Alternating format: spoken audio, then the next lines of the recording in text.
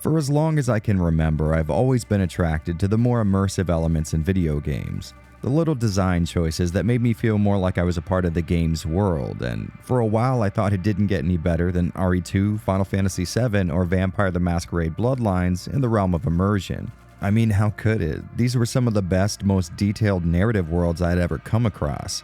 Well, allow me to introduce you guys to Stalker, a series that holds an incredibly important place in my heart. A franchise that would forever change the way I look at video games, but more importantly, it was a gateway through which I experienced one of the richest and most fully realized fictional worlds ever created. So if it's cool with you guys, I would like very much to lead you through the anomaly-laden area surrounding Pripyat with the goal of uncovering just a portion of this unexplored landscape. And hey, if we end up coming across some rare artifacts, I'm sure none of you would say no to a lifetime of wealth and fame. So if you're keen on joining in on this little expedition, make sure to check your weapons and ready your head, because you never really know what to expect once you've crossed that threshold into what may as well be a whole new world. And hey, speaking of which, it looks like we're here. Stalkers, welcome to the zone.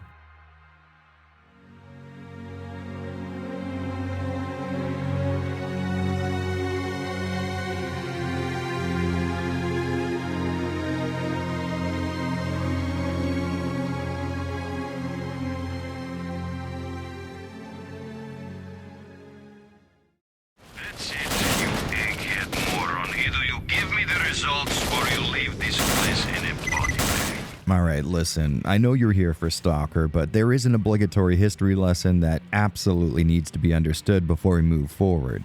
Stalker Shadow of Chernobyl is the narrative product of two pieces of media most of you have likely never even heard of before. And I think it's fitting we start with the catalyst for all of this, the excellent Roadside Picnic, a sci-fi novel written by the Strugatsky brothers in the early 70s, the title being a reference to one scientist's description of a world-changing event in the book where aliens visit Earth. The visit appearing to this scientist to resemble a group getting together and driving to some remote area so they can enjoy a picnic. All the signs they were there being compared to tire tracks being left in the dirt and the reality-bending artifacts left behind basically equating to trash left after such a normal excursion. A Roadside Picnic was an incredible look into a very grounded, realistic world despite the sci-fi nature of the story.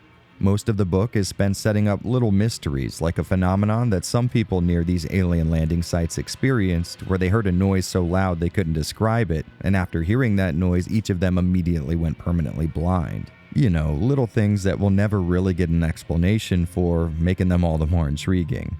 I would wholeheartedly recommend checking this book out, as it is easily one of my favorite pieces of fiction, but we're not exactly finished here.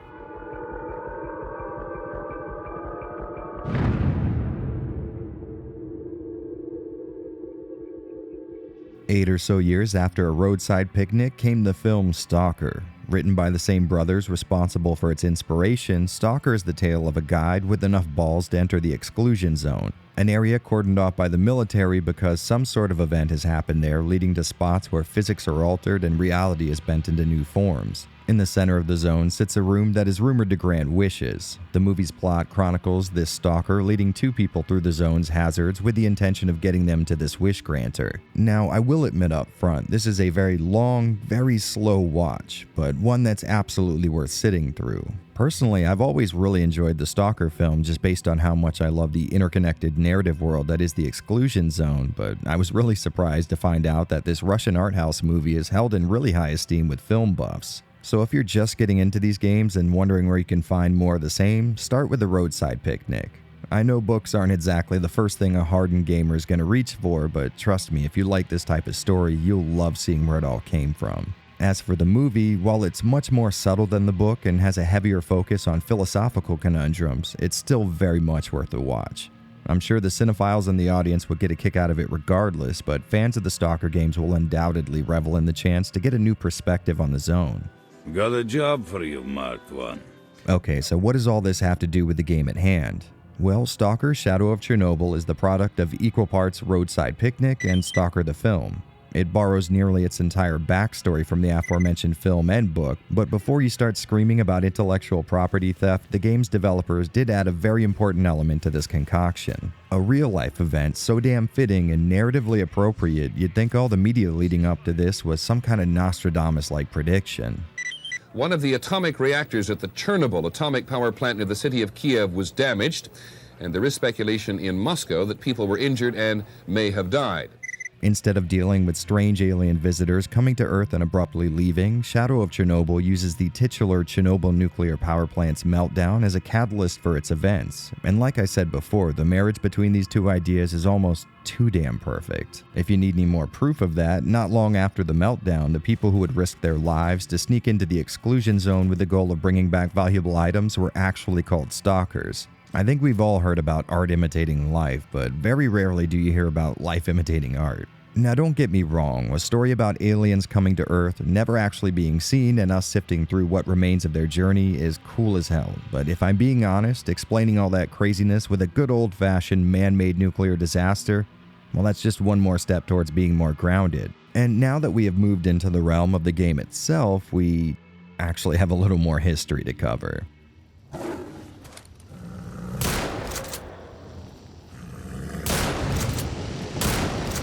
While Stalker Shadow of Chernobyl did eventually adopt the CNPP's meltdown into their mix of Stalker meets Roadside Picnic, the game actually started out as a futuristic affair called Oblivion Lost. Not a whole lot's known about this build other than what's been shown in leaks and trailers, but it seems to share the same obsession with giving the player a massive, detailed world to play in. After Oblivion Lost made the change over to Shadow of Chernobyl, it started to gain a bit of steam, and in 2001, it was announced with a slated release date of 2003, a date they would end up blowing past by a good 4 years, by the way.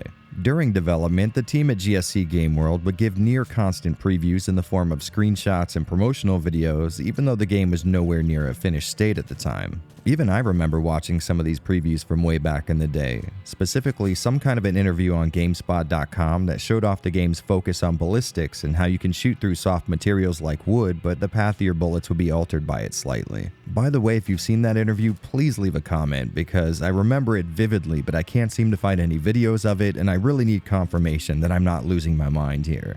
After seeing a few low bitrate trailers, I was pretty damn interested, despite the fact that I was rocking a compact Presario pre-built that could never dream of running it. Long swaths of time would go by, and most of us would assume Stalker was just another piece of vaporware, but eventually THQ would take an interest in the project. And after even more missed release dates, we would finally get our hands on Stalker Shadow of Chernobyl. Alright, so I think we're just about current as far as prerequisites go, so maybe now's a good time to start talking about what kind of story this homunculus made up of other pieces of media has to tell. Oh, and by the way, I know a lot of you who are familiar with the game have already noticed or will notice this, but I did use a few mods in this playthrough, and yes, I will address that eventually. First things first though, let's find out what the hell we're doing in the zone in the first place. This one seems to be alive. What a lucky guy. Shadow of Chernobyl starts off with a cutscene of a guy driving a truck full of, let's call it mixed cargo, and as if living in constant fear of the radioactive hellscape you find yourself in isn't worrying enough, you've also got to be on the lookout for rogue lightning bolts.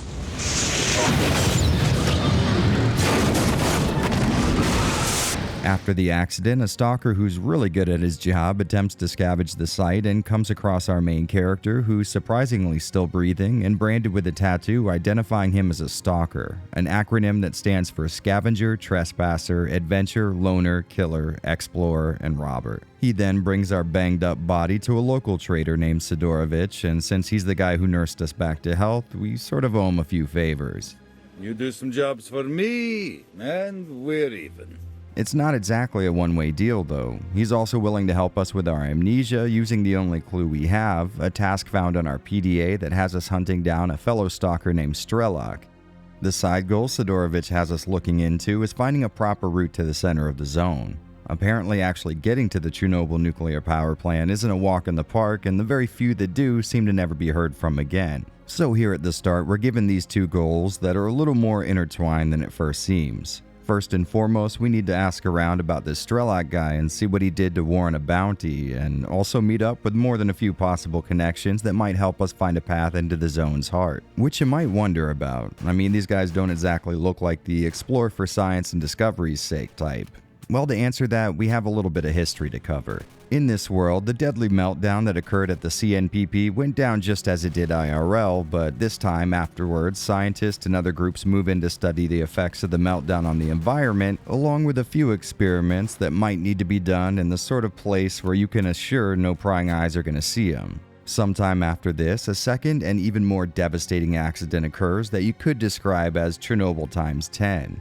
This second disaster floods the area surrounding the plant with massive amounts of radiation, causing some quote-unquote alterations to the natural environment and the people that were unlucky enough to be inside the exclusion zone when it all went down. And now the zone acts as some kind of alien world here on Earth, with elements of the landscape, gravity, physics, and the people in it being altered by the effects of this accident. The humans and animals that used to inhabit the zone are now twisted creatures formed from the radiation and some other stuff into brand new species of dangerous threats. But most interesting to me, some areas have spots where physics stop working in a way we can even comprehend, and these are referred to as anomalies.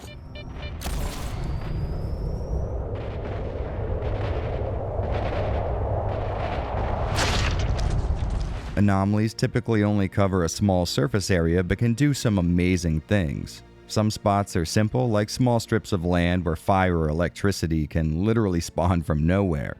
Sections of ground where gravity is cranked up to 11, and localized Category 5 hurricanes just waiting to suck up an unsuspecting victim into some kind of unnatural vortex. Alright, so why the rundown of all these threats you're gonna face? I thought we were covering the story, right? Well, anomalies play a huge role in why we all came here in the first place. With these things being so deadly, you'd think they'd be something you'd want to steer clear of, but it's actually quite the opposite. If you only knew where I've just been and what I saw. See, these random patches of absolute chaos have the side effect of producing something called an artifact by combining mundane stuff like concrete and metal with extreme heat or moisture, incredible amounts of gravitational pressure, and sometimes just good old-fashioned radiation. The result being a small trinket that houses some kind of unnatural property. Some of these things can have positive effects, like ones that protect anyone holding it from other anomalies or high levels of radiation, but the real draw for artifact collecting isn't the personal benefits, but instead the high price they could be sold for. As you can imagine, the scientific community is more than a little interested in rocks that can serve as perpetual energy sources or the discovery of brand new elements. So we're all basically here to profit from the absolute buggering these two events did to the planet Earth, and if we're able to open up a route to the center of the zone, a massive cache of undiscovered artifacts will be ours, along with the draw of a bit of a folktale that stalkers have come to call the Wish Granter, an unnatural monolith sitting at the heart of the nuclear power plant that supposedly is able to grant any one wish someone might have. So now that we're a little more caught up, we can get back to the present. In the process of trying to get to the center of the zone, we acquire the cool-ass nickname of the Marked One and meet up with all kinds of stalkers who might have a few clues as to where we can find this Strelok guy, and in my opinion, this is one of the most interesting parts of the story. For the entire game, we keep coming across these small chunks of evidence that Strelok ran with a pretty tough crew, and each of them were trying to accomplish the same goal we are, and depending on who you talk to, some say he actually did. So here we are, working our way through all these disparate secondhand accounts of what Strelok was up to, like following a trail of radioactive breadcrumbs. First, we come across a stalker named Fox who had dealings with Strelok, but after helping him with a little canine issue, he's only able to point us in the direction of a guy who can lead us to Mole, a stalker who's looking for a little help pushing back a military raid on his turf. As a reward, he points us in the direction of Strelok's underground hideout, where we find information that leads us to some of Strelok's group. In the process of that, we retrieve a few documents from the military for our buddy Sidorovich that leads us to some secret underground labs where we can disable devices that send out psi emissions so strong they essentially melt your brain, leaving behind a soulless zombie.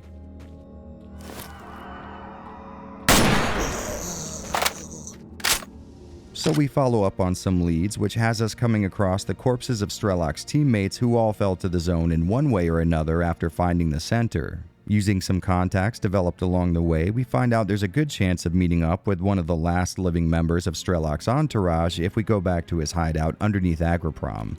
and he may help me find Doc. And if Strelok's still alive, Doc will know for sure where to find him. And sadly, I won't be able to talk about much more without majorly spoiling the plot here. So if you've never played this game and think you might want to, skip to the timestamp on screen, follow the link in the description, or skip past the chapter named Spoilers. Okay? Alright, let's get to spoiling. So in the process of meeting up with Strelok's last companion, we sort of fall prey to one of his booby traps, causing us to lose consciousness. Once we wake up, it's the same companion helping us to our feet, only he's got some pretty insane news for us. It turns out this whole time the guy we've been wanting to kill has been in every room with us. He's at every outpost and ran every mile we did, and that's because we are Strelok. You were the one who suggested that we take this precaution. At least you're still alive. Now, neither of us is too sure why Strelok lost his memories and woke up with an order to essentially kill himself, but Doc's also got a hot tip about the center of the zone. According to this guy, the Wish Granter isn't exactly what everyone thinks it is. Instead of rewarding stalkers by granting their wishes, it's used as a distraction to keep them from finding the truth at the heart of the zone. So we head off on our way to investigate, only now that we've turned off the zone's self-defense system, as it were, the military, duty, freedom, and a hell of a lot of free stalkers all have come to Pripyat at once. So we're not only going to have to dodge the dangers of the zone, but also a faction war over who gets to enter the sarcophagus first. Oh, and by the way, we are going to cover the zone's factions in a bit, so don't feel too bad if you're a little lost by some of the terminology here. After battling through a never-ending supply of brainwashed monolith fighters, we eventually make our way to the very center of the CNPP, and we've got two paths ahead of us. Had we have not heeded our buddy's words and not checked a certain area in Pripyat containing a decoder that would allow us to get deeper into the power plant, our only option would be taking our chances with the Wish Granter. But like he said, it's not what it seems. It's more of a monkey's paw sort of situation where you think you're getting what you want, but it ends up being some kind of twisted version of that wish. In reality, the Wish Granter is a ploy set up by the people behind the zone, and its purpose is to brainwash anyone who makes it this far. Most of the time, these brainwashed stalkers either return as zombies, members of Monolith, or sometimes it's something else we'll talk about later. But no matter how they end up, the zone itself expands a little every time someone gets to the Wish Granter. However, if you did happen to come across the aforementioned decoder, you can see the game's real ending, which has Strelok coming across the real reason behind the zone's existence. Alright, so strap in, this is gonna get a little weird. Unfortunately, we made a mistake, and our interference spawned the zone. We're told by a hologram calling itself C Consciousness that the zone is not the result of any nuclear meltdown, at least not directly. After the CNPP went critical in the 80s, a bunch of Soviet scientists saw the resulting exclusion zone as a great spot to conduct what some might call ethically questionable research. In the process of trying to find the human mind's untapped potential, they discover what they like to call the noosphere, a sort of energy grid that surrounds the Earth and acts as a metaphysical and psychological connection between every mind on Earth. At the time, the scientists really didn't know a lot about it, but they hypothesized that it could be tampered with. And since it somehow connects everyone together, their original goal was to combine some of the smartest minds on Earth into this collective consciousness with the goal of removing negative emotions from the noosphere like hatred or anger. Sadly, their little humanitarian aid idea went horribly wrong, and their tampering is actually what formed the zone. So it's not nuclear reactions causing these mutations and horrible conditions, but instead a crack or tear that is formed in what is essentially our fabric of reality. After finding out about the zone's true origins, we're told that stalkers who make it this far are typically brainwashed and used as sort of sleeper agents, a process that has them being wiped clean, mentally speaking, and secretly reinserted into communities all around the zone. Once they're activated, they'll start immediately working towards whatever goal they've been given by C Consciousness as if it was their own idea. Most of the time, this has to do with keeping other stalkers from getting to the center, but sometimes they're given orders to find and kill the ones that have already made it through. Only for some reason, there was a bit of a clerical error, and Strelok was assigned the task of finding and killing himself. After these two giant bombs are dropped on us, we have two choices. Either join C Consciousness and aid in their fight to not only keep the zone's real origin a secret, but also perpetuate its existence, or you could go a little caveman and put hot lead through everything that started this messed up situation in the first place. In the end, if you choose the more gun-centric route, we see a Strelok who's finally able to rest, wondering if what he's done has made things better or worse. Oh, and by the way, I love this homage to the Stalker film. Very well done. Alright, so there's definitely a lot to unpack here, but I'm going to try to keep things related to the spoiler stuff for now.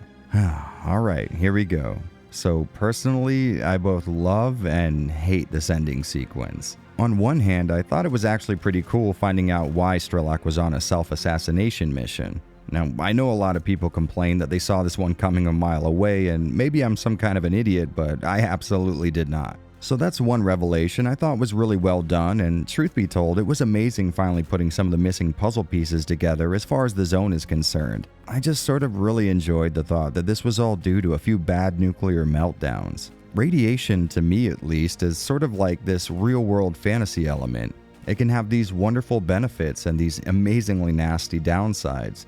I don't know, I just really like thinking that these mutations and anomalies were caused by radiation interacting with elements like Earth, weather, biology, and energy in ways we've never seen before. The existence of this noosphere isn't terrible as a plotline in my opinion, but it just feels a little more mystical than I would like and something that has so far been relatively grounded. The keyword there being relatively. Now, I still enjoy this ending, and I have since grown to really be interested in the whole noosphere thing, but at first I will say I was a little disappointed. What I was looking for was maybe an explanation that saw scientists or the Soviet government conspiring to conceal the fact that they sort of purposely did this irrevocable damage to the Earth. Even though I would have personally gone in a different direction, I still find this ending to be incredibly cathartic. It answered a lot of the questions I had, but posed brand new ones and then just sort of left me on a cliffhanger of, well, I guess we'll find out one day whether or not you did the right thing. And I'd like to get into that a little bit more, but I think we should meet up with the others first. After all, you can't leave a bunch of newbies in the zone alone for too long. Thanks, bro. You really helped me. Alright, so without spoiling the events to the ending, I'll say that things do take a turn for the more strange, and while I don't like it very much, it's still a really good ending. Now, a lot of people tend to criticize Shadow of Chernobyl for how sparsely the story's doled out during the campaign, and while they're not wrong, I mean, this is a slow burn of a story, that never bothered me for two reasons. Number one, I'm very much used to small pieces of story being given out between long swaths of gameplay, so I never had an issue with that, but more than anything, you're not here to complete a storyline. Sure, it is awesome finding out who Strelok is and how the zone got to be how it is, but the real draw should just be the zone itself. Stalker SOC is a case study in environmental storytelling, and since you often won't get answers to why a helicopter went down where it did or how the hell a bloodsucker was able to use a single wounded human as bait to draw on more stalkers, you sort of have to fill in a lot of these blanks with your own imagination. As I stroll through this irradiated no man's land, my brain keeps struggling to unravel these tiny little mysteries I come across, and for me that's what makes up most of Stalker's story. It's not what the game tells you outright in plain English, or Russian for that matter. It's those thousands and thousands of tiny little unanswered questions like, I wonder what this building was used for before the meltdown, or why do some mutants fight each other but others don't? The zone serves as a canvas for this great tale, but your mind's going to be running most of that show, and I think that's what makes the game so special to me. Normally, I tend to steer towards your more linear narratives, you know, the ones that have a cool story to tell and get you to the ending with very little variation or branching. And to be fair, if you stay on the beaten path, that is what Shadow of Chernobyl does, and if that's what you're more interested in, that's what you can focus on. But for those of you who, like me, enjoy being thrown into a foreign world and trying to jump to your own conclusions as to where and what you are, well, this is likely going to be the very best video game you've ever laid hands on. And to be very clear, it's not like the included story isn't good. I really do like it a lot. Sure, there isn't a whole lot of it, but that's a good thing. The more the zone gets explained, the more it loses its main appeal. There's a small but really awesome story here having to do with your main character, his actions before he lost his memory, and the origins of this hostile patch of land, but it does pale in comparison to the myriad of larger stories being told all around you. For example, finding out why we're looking to murk Strelok is very fun, but maybe take a few minutes and start researching the zone's many factions. Talk to a few people at a camp or members of these warring clans, and I assure you, you will find a nearly bottomless well of narrative. You've got Duty, the strict military outfit that sees the zone as a dangerous foe that needs to be destroyed, and then there's Freedom, a diametrically opposed group that sees the zone not only as a miracle for scientific research, but also as a place where they can be truly free. Then of course you've got Monolith, a religious cult that believes the Wish Granter at the center of the zone is an alien artifact worthy of their worship. These guys can whip themselves into a trance and tend to feel no pain or fear nothing when it comes to protecting the center of the zone from mankind. You see what I'm talking about? You could pick any one of these groups and find hours worth of lore just in the game itself, and way more, God forbid, if you get interested enough to start reading through wikis.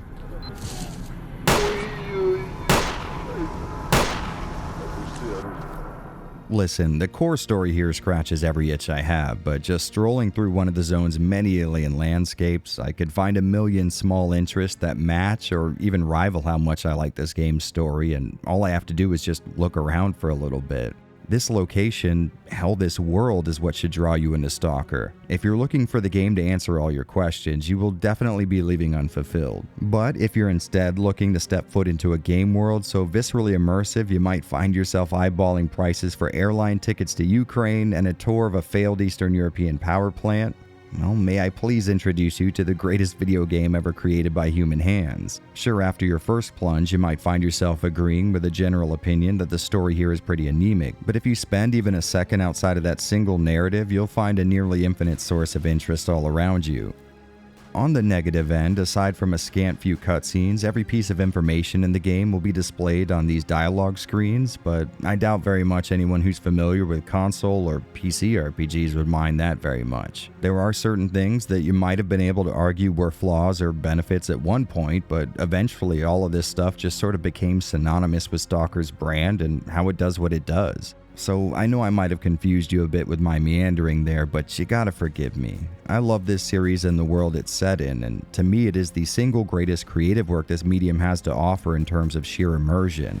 In making these videos, one of my biggest issues is not making a 10-hour long rant per entry in the series. So my thoughts are going to be a little scattered. On one end, I want to spill my guts on everything I love here, but on the other, I'm worried that my experience with these works of art will be so deeply personal that I could never really translate it to you guys in a way that's not only informative, but easy to consume. It's sort of like a mad dash to figure out what is and is not important enough to put into this script. As an example, is it crucial for this video to include that you can use bolts to find anomalies just like the main character in the Stalker film? These are the things I'm wrestling with, and it's a little hard to figure out what is and is not something you guys need to know or something I just want to gush about. So let's take a second and simplify things. Stalker Shadow of Chernobyl has a great story that will do an awesome job of leading you through the zone with purpose. Some people do complain that there's not enough of it, but for me, it's perfect. However, if you are worried that a few cutscenes aren't going to cut it for you, trust me, there is a never-ending flow of story oozing out of every anomaly and temporary Stalker base.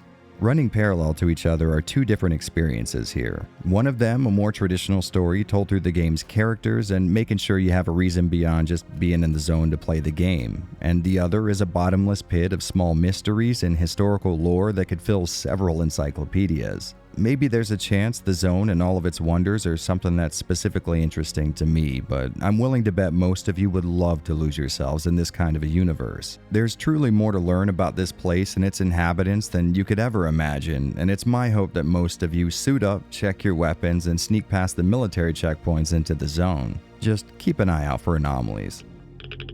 Don't shoot! Please! Stalker is a very odd duck as far as gameplay is concerned. It's one of those games you sort of have to learn how to play properly, which might be a bit of a surprise since it does look like your typical first-person shooter. Looks, however, can be incredibly deceiving, and trust me when I say that if you come into Stalker with the mindset that you'll be playing a round of Doom Eternal, you will find yourself wiped by the first pack of feral dogs you come across. But before we get too far into the weeds, let's lay down a bit of a baseline. Stalker can be a hard series to nail down as far as genres go, but I think if I had to, I would call it a first-person survival game with a focus on realism, or at least realistic mechanics. What that equals out to in actual gameplay terms is that you won't just be centering your screen on a target and hitting the left mouse button.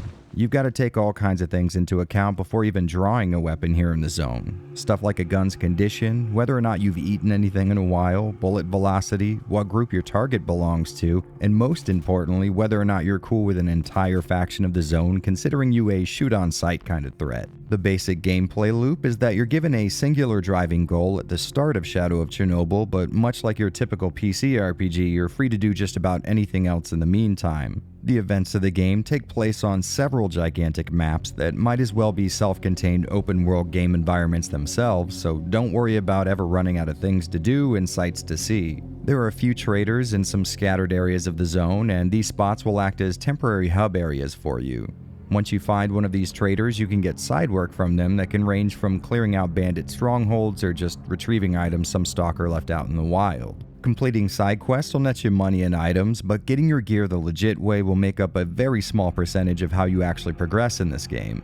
See, Stalker runs like an RPG on the surface. There's lots of written dialogue being thrown at you in the form of static boxes, an emphasis on the whole quest-side quest dichotomy, and your gear and artifacts have their own stats that might help or hinder you. And while shops will carry some good stuff from time to time, a huge portion of what you'll be doing in this game is looting corpses, which I think really plays into the more grounded, realistic, survival-based approach the developers were going for. Even if you go into a mission packing serious heat, there are all kinds of factors that'll have you checking every single body you put down. On one end, you'll probably be using at least a few healing items when engaging in combat, and there's a chance some stalkers you've downed can help refill your supply. But most importantly, if you start running low on ammo, your only choice might be to pick up a weapon your enemy was carrying and finish the fight with something you'll be more likely to find ammo for as you move on. Every once in a great while, a dead stalker may have something really valuable like an artifact on them, but basically, corpse looting will be how you come across 75% of the gear you end up using. The rest is made up of hidden stashes. Stalkers, not being the most trusting types, often hide their plunder in unassuming locations in the hopes of coming back and cashing in on their hard work when they're not under fire or being chased by mutants. You can get these coordinates by checking downed bodies and getting their info off of PDAs.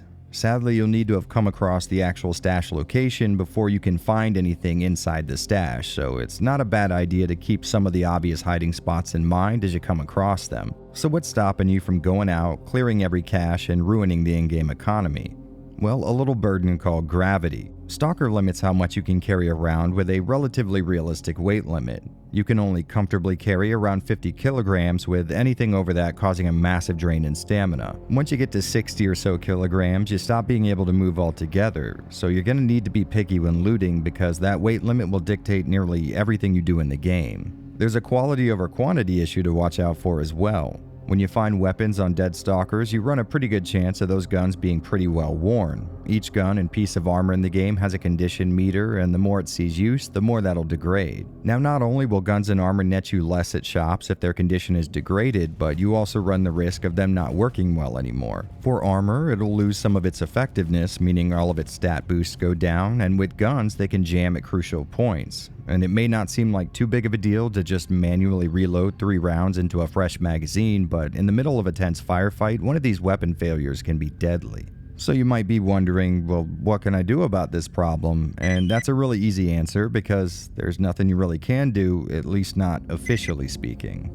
The developers did intend to include a repair dialogue option for some NPCs, but never got around to fully implementing it. Most of the code is in place, but they just didn't have time to finish it. So with guns, you'll need to constantly be looking for a newer model, and with armor, well, outside of an interesting glitch that'll repair armor if you're wearing certain artifacts while being damaged by certain anomalies, well, you're just going to have to buy a replacement at some point. This can sort of be an issue on a vanilla run of SOC, but it's a feature that's easily modded back into the game, and trust me, we will talk mods in a bit, but just know that if you plan on playing the game totally stock, this whole thing will be annoying, but totally doable. But I think the most important thing to mention is that Stalker Shadow of Chernobyl is a game that takes a little bit of time to really feel good. When you start a new game, you'll be packing some of the least intimidating heat imaginable.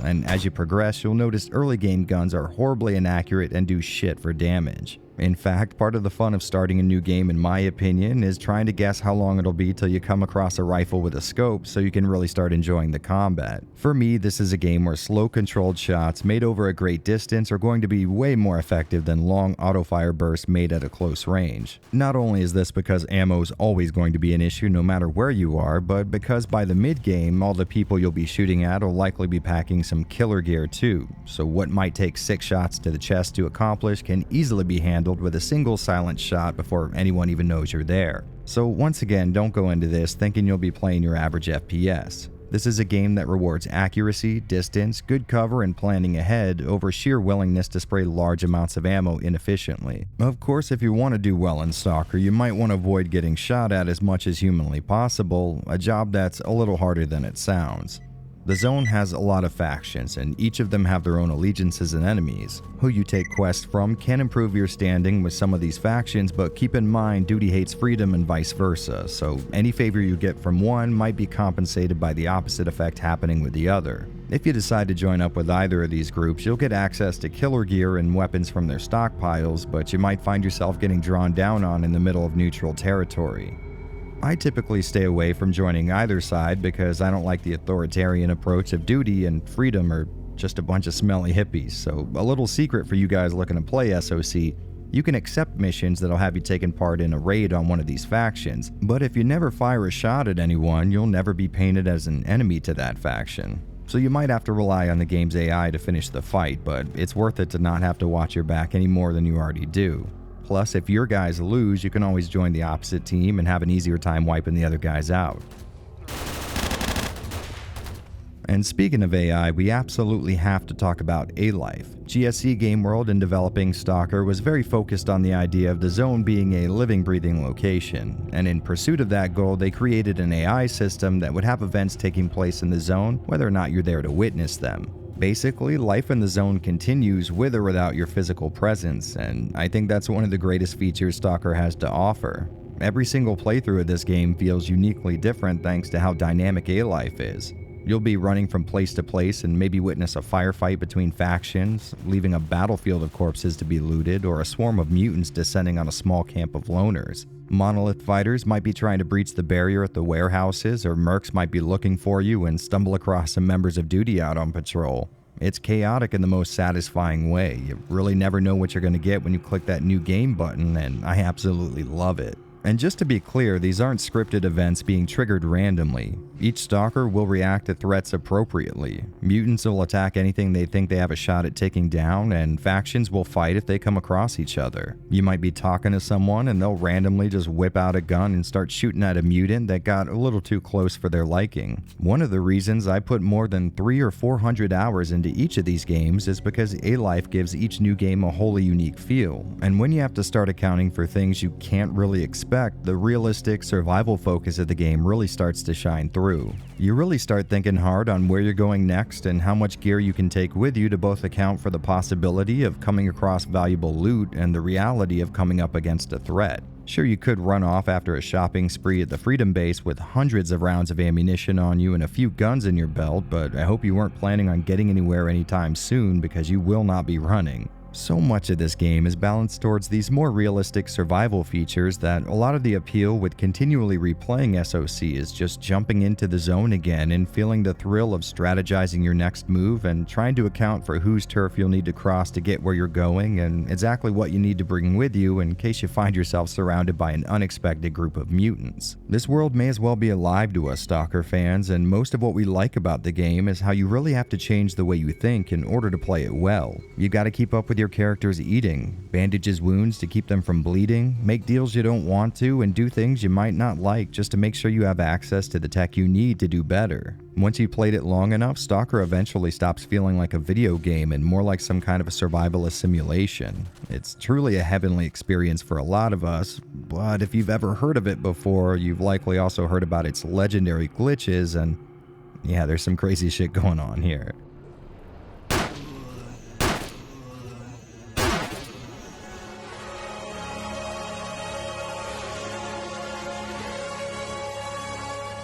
to the degree where part of learning how to play Stalker is just getting familiar with the ass backwards and sometimes broken ways a lot of common game systems work here in the zone. I mean, sure, it is nice having near-random NPC actions keeping things fresh, but when those random actions lead a crucial quest giver to be sniped out of existence before I'm able to turn in his quest, well, we might have some issues here. Sometimes a quick load can revert enemy AI to a previous state, so they may go from mercilessly kicking your ass to not really caring about your presence, and of course there are the absolutely crazy glitches you can come across. Now, I will admit this was way more of an issue back when the game launched, as most major game-ending glitches have either been officially or unofficially patched out by this point.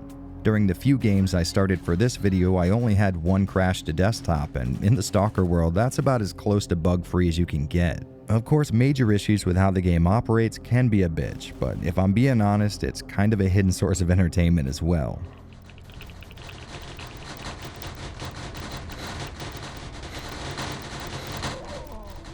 Sometimes you'll shoot a bandit and see him literally break into particles and get stuck in a wall, or maybe a stalker will drop a weapon that'll hover above the ground like it was a pickup from some 90s FPS. If you're playing a modern build of the game, a lot of the fatal issues that might cause the game to be unbeatable have been dealt with mostly, so you might have been justified in worrying about those kind of things at one point, but nowadays I'd say it runs a little better than most brand new PC releases. In fact, this most recent playthrough was so glitch-free that I was a little disappointed I didn't really have anything to show you guys. But getting back to that whole learning how to play Stalker issue, a lot of people tend to stack the deck against themselves before they've even started a new game. See, in the world of Stalker, much like the reality warping anomalies in the zone, difficulty just does not work the way you think it does. What you really want to do is set the game to master difficulty. Now, I know how this sounds at first, like some kind of elitist asshole trying to get everyone to play at the difficulty level he's comfortable with, but I swear that's not what's going on here. In Stalker, the difficulty doesn't just apply to you. If you increase how much damage you can take, you're doing it for every NPC in the game. So counterintuitively, if you make yourself harder to kill by dropping the difficulty, expect firefights to be way more frustrating and challenging, as the bandits you're shooting at will be equally hard to kill. Setting the game to master means you can reliably take threats down with a single headshot, and trust me, this is the way you want to play Stalker. At first, it may seem like it sucks that foes have just as much of an advantage over you, but I think it plays into one of Stalker's strengths. Like I've said 100 times before, this isn't the kind of first-person shooter where you're going to want to go into any situation guns blazing. The fact that a random bandit from a beginning area can one-shot you even in the strongest gear in the game just sort of adds to that tactical nature of it all. That high-risk, high-reward sort of system just really plays well into what Stalker's all about, so please make sure not to cripple yourself right from the start. And since we're talking about new players, I think it's about time we touch on Stalker's strongest quality, its massive modding scene. Which brings up a bit of a tough pill to swallow, one that hardened Stalker vets are not going to want me to say, even though a lot of us in the fandom came up around vanilla SOC and loved every second of it. The hard truth is a stock playthrough of this game in the modern era is likely to act as more of a deterrent for someone looking to get into Stalker for the first time than anything else. Yes, there are a lot of aspects of this game that cause you to treat it differently than other first-person shooters, but a lot of those features are things that we specifically learned to love about the game. In my opinion, it's unreasonable to ask a new player to risk not enjoying the game so that we can continue some kind of Stalker purity mindset. So if you're watching this and thinking you might be interested in picking Shadow of Chernobyl up, I would very much recommend you do so with the help of a mod. Now that isn't going to be much help as far as advice goes, because for this game alone there might be thousands of mods to pick from, so I would say try to stick with the big packs that combine several game fixes into one. The complete mod is kind of an okay option for that, but a lot of people complain it lowers the difficulty to an unsatisfying degree and overspawns artifacts. Both pretty true statements. So the mod I would personally recommend, and the one I used to play a majority of this game for this playthrough, is the Starter Pack. It includes a lot of quality of life improvements, along with some nice touches that'll help the game feel a little more modern as far as presentation goes. It does tend to take things too far by replacing all of the NPC skins, but if it's your first playthrough, I doubt very much you would even notice that. It also seems to be doing something funky with the game's gamma levels, so your flashlight might end up blinding you when looking at anything up close, and certain types of night vision is almost out of the question, but that didn't hinder me too much at all. If you happen to be looking for a closer to vanilla experience, you could try out the Zone Reclamation project, which is essentially a few bug fixes, some minor presentation improvements, and not a whole lot else. Of course, no one's saying you can't start an unmodded game of SOC right now, but the goal here is to get more people playing this series, and I think it's a little unrealistic to expect someone who's not already in love with these games to put up with all of their little issues, even if I personally think most of those issues are actually features. Plus, there are more reasons than just gameplay improvements to consider here. Personally, I play a modded game for every new playthrough, mostly because I just can't stand the stock sound effects for guns in Shadow of Chernobyl. And when you've listened to something for hundreds of hours, you sort of want to like it. I'll include a list of top mods for the game in the description, and if you're going to start a new game, just know modding Stalker is as easy as moving a folder over and changing a single line of text using Notepad, so no barrier to entry to worry about there. But no matter how you experience it, vanilla, modded, or whatever, it all leads to one of the most unique and challenging gameplay experiences you're likely to ever have with a video game. Without being hyperbolic, I can honestly say this is one of the greatest games I've ever played in my entire life, and the whole point of this retrospective is to share some of that with you guys. I mean, there's a really good reason this series has such a hardcore following more than a decade since its last entry. It's truly something special. Before Stalker, there was nothing like it, and even now I would struggle to find maybe 1 or 2 games that come close to matching it in sheer depth and attention to detail. It most certainly has its flaws, some of them pretty serious, but I would still recommend it with every ounce of support I could possibly give. This is one of the most immersive experiences you can possibly have with a video game, and I severely hope that all of this blabbering has made that clear. I know it can be a little intimidating getting into something brand new with this hardcore of an underground following, but trust me when I say this game is worth braving all that. Shadow of Chernobyl was a revolution for the industry, but its underground status means that very few titles would ever try to draw inspiration from it, meaning it's still a gameplay experience you can really only get here. Even with the scant few imitators that can definitely be found on Steam, the original still stands unchallenged in terms of quality and realism. Oh, and if you do decide to take the plunge into this amazing first entry of a great franchise, just do yourself a favor. Climb your way up the ladder next to Wolf here in the starting town, then work your way up to the roof, jump to the next house, and grab yourself this suit that would normally take a few hours of gameplay to be able to afford. Now that may sound a little bit like cheating, but in a game where you can be wearing badass gear and still be one-shotted by a boar while checking your map, trust me, you're gonna need all the help you can get. Stalker has always had a distinctively recognizable look, and to be very honest, as a fan of these games, it can be a mixed bag. When you're running around the zone looking at stunning vistas of irradiated vegetation growing over rolling hills of mutants and military conflict, it can be a marvel to look at. All of the big picture stuff is so well done it's insane, and the attention to detail is seriously impressive. These guys traveled to the area surrounding Pripyat and often used actual locations as inspiration for landmarks. Every dilapidated building and rusted out car looks true to life, and the underground labs really do give off a heavy 70s Soviet tech sort of vibe. As far as your environment goes, I don't think you could find much wrong with it visually. The only real problems come in when you start focusing on the more up-close stuff. For example, skin in a Stalker game for some reason has always looked like saggy leather pulled over several sausage links, and the animations of NPCs will always make sure you remember you're playing Slavjank from the early 2000s. To be totally honest, there are all kinds of issues with this first Stalker game as far as presentation is concerned, but for the life of me, I just cannot fault it. It excels way too much at way too many other things for me to get upset when skin looks leathery or bump mapping doesn't have the right depth applied to it. On the opposite end of that coin, a lot of time and effort obviously went into modeling a lot of real-world weaponry, and that effort definitely paid off.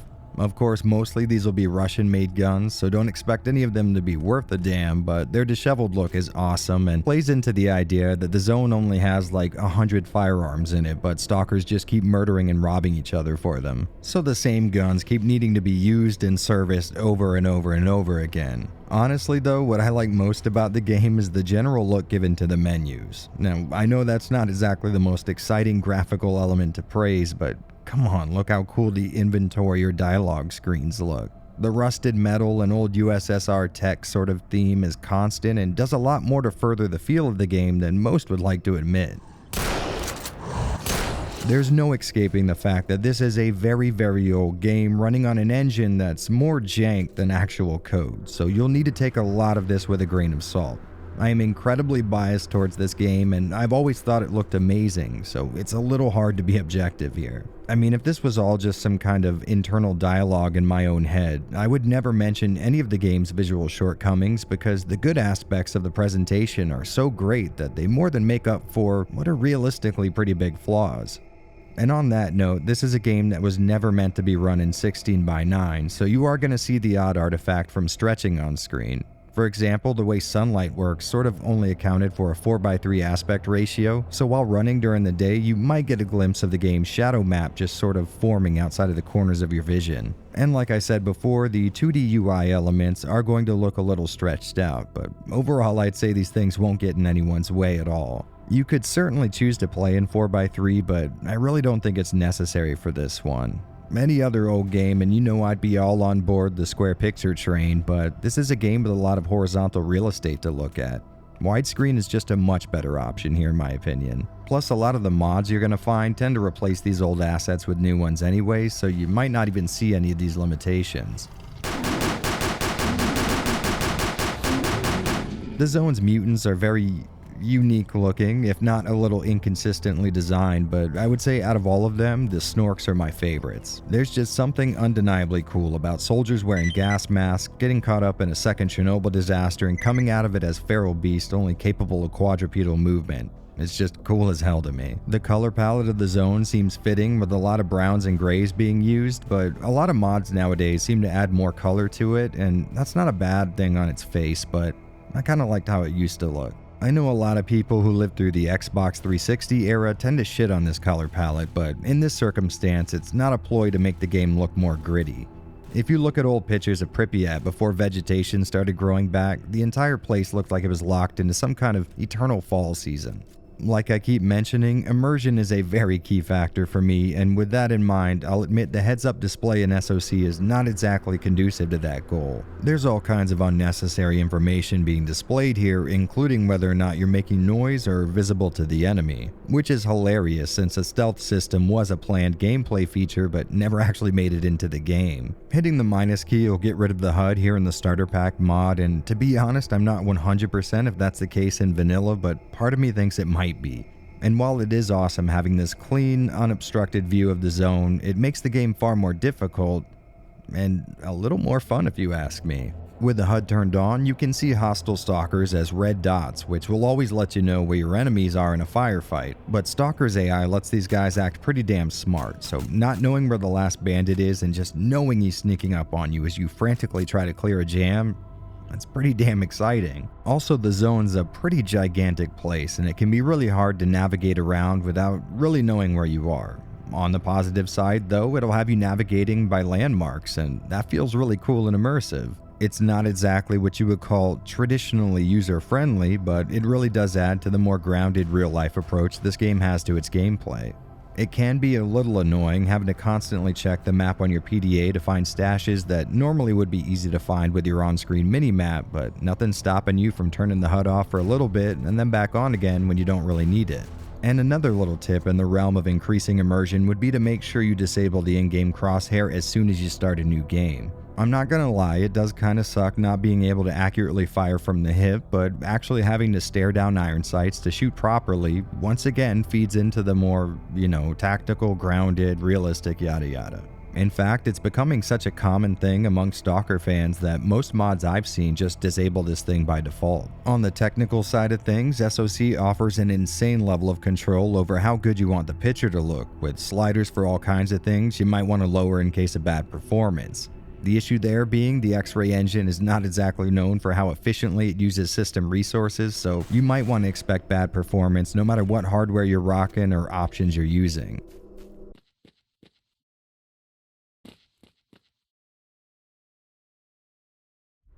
I captured footage for this playthrough on a system running a Ryzen 3900 and a 3080 Ti, and dips in frame rate were still an issue every once in a while.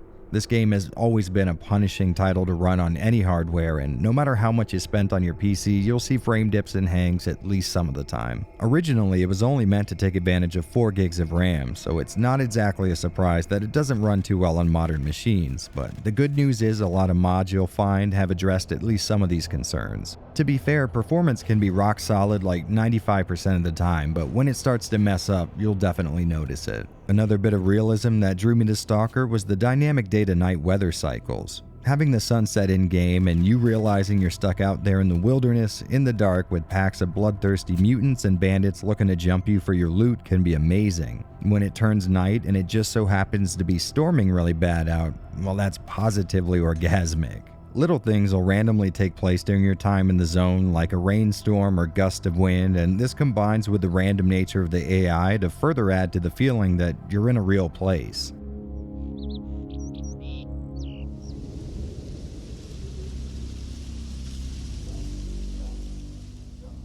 Honestly, a lot of what I love about Stalker stems from its presentation, but it would be pretty dishonest to tell you it's flawless. There's a lot you're going to have to forgive right out of the gate, mostly because this is such an old game, but also because it runs on an engine even Stalker modders have yet to fully figure out. You will not get through a whole playthrough without seeing glitches and odd occurrences, but to be honest, they're really funny when they happen, so you should sort of look forward to them. There will be massive performance dips every so often, and there might be a bit of an adjustment period for you, but through all that, you'll be looking at one of the best looking games I've ever laid my eyes on. Yes, that statement comes with an amount of asterisks so great you can't even imagine, but I stand firm. Stalker Shadow of Chernobyl still amazes me to this day, and the fact that the maps are so massive and so little of it is closed off to the player, I just know there are buildings in the zone I've never entered, spots I've never explored, despite the fact I've easily put more than 500 hours into this entry alone. I mean, hell, I spent a good 140 hours messing around with the Steam version recently,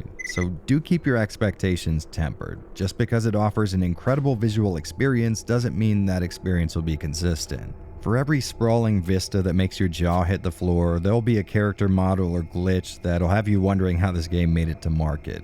It's the textbook definition of a mixed bag, but the aspects of the game that excel are more than worth braving the downsides for. Even if the gameplay doesn't interest you, I would still implore you to find a sale and pick up SOC for a $5 just to see how amazingly stunning the zone can look. It's truly a work of art. The way it's able to mix the standard and mundane look of the real world with this alien fantasy appeal is beyond impressive and more than worth getting an eyeful of. Sure, you might get mauled by a pack of dogs in the starting area after 3 minutes of gameplay, but hey, such is life in the zone.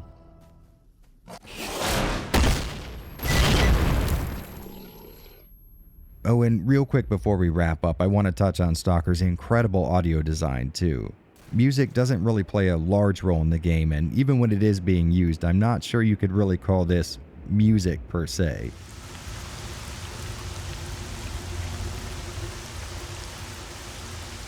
Maybe it's more of an ambient soundscape, which might not work in other games but is masterfully pulled off here. On top of the more subdued soundtrack is an incredible focus on ambient environmental noises. Little things like mutants off in the distance making noise, the random crack of far-off gunfire, and more natural stuff like a short breeze or the creepy sounds that seem to emanate from nowhere in the zone. It's all so well done that I still struggle to think of any game since that tops Stalker in that regard. It's a first-class showing in audio design, and I'm not even scraping the surface of this auditory iceberg. Trust me, once you spend any amount of time in an old abandoned Russian lab underneath Chernobyl with only the sound of incoming threats and a constantly turning emergency light to keep you company, you'll come around.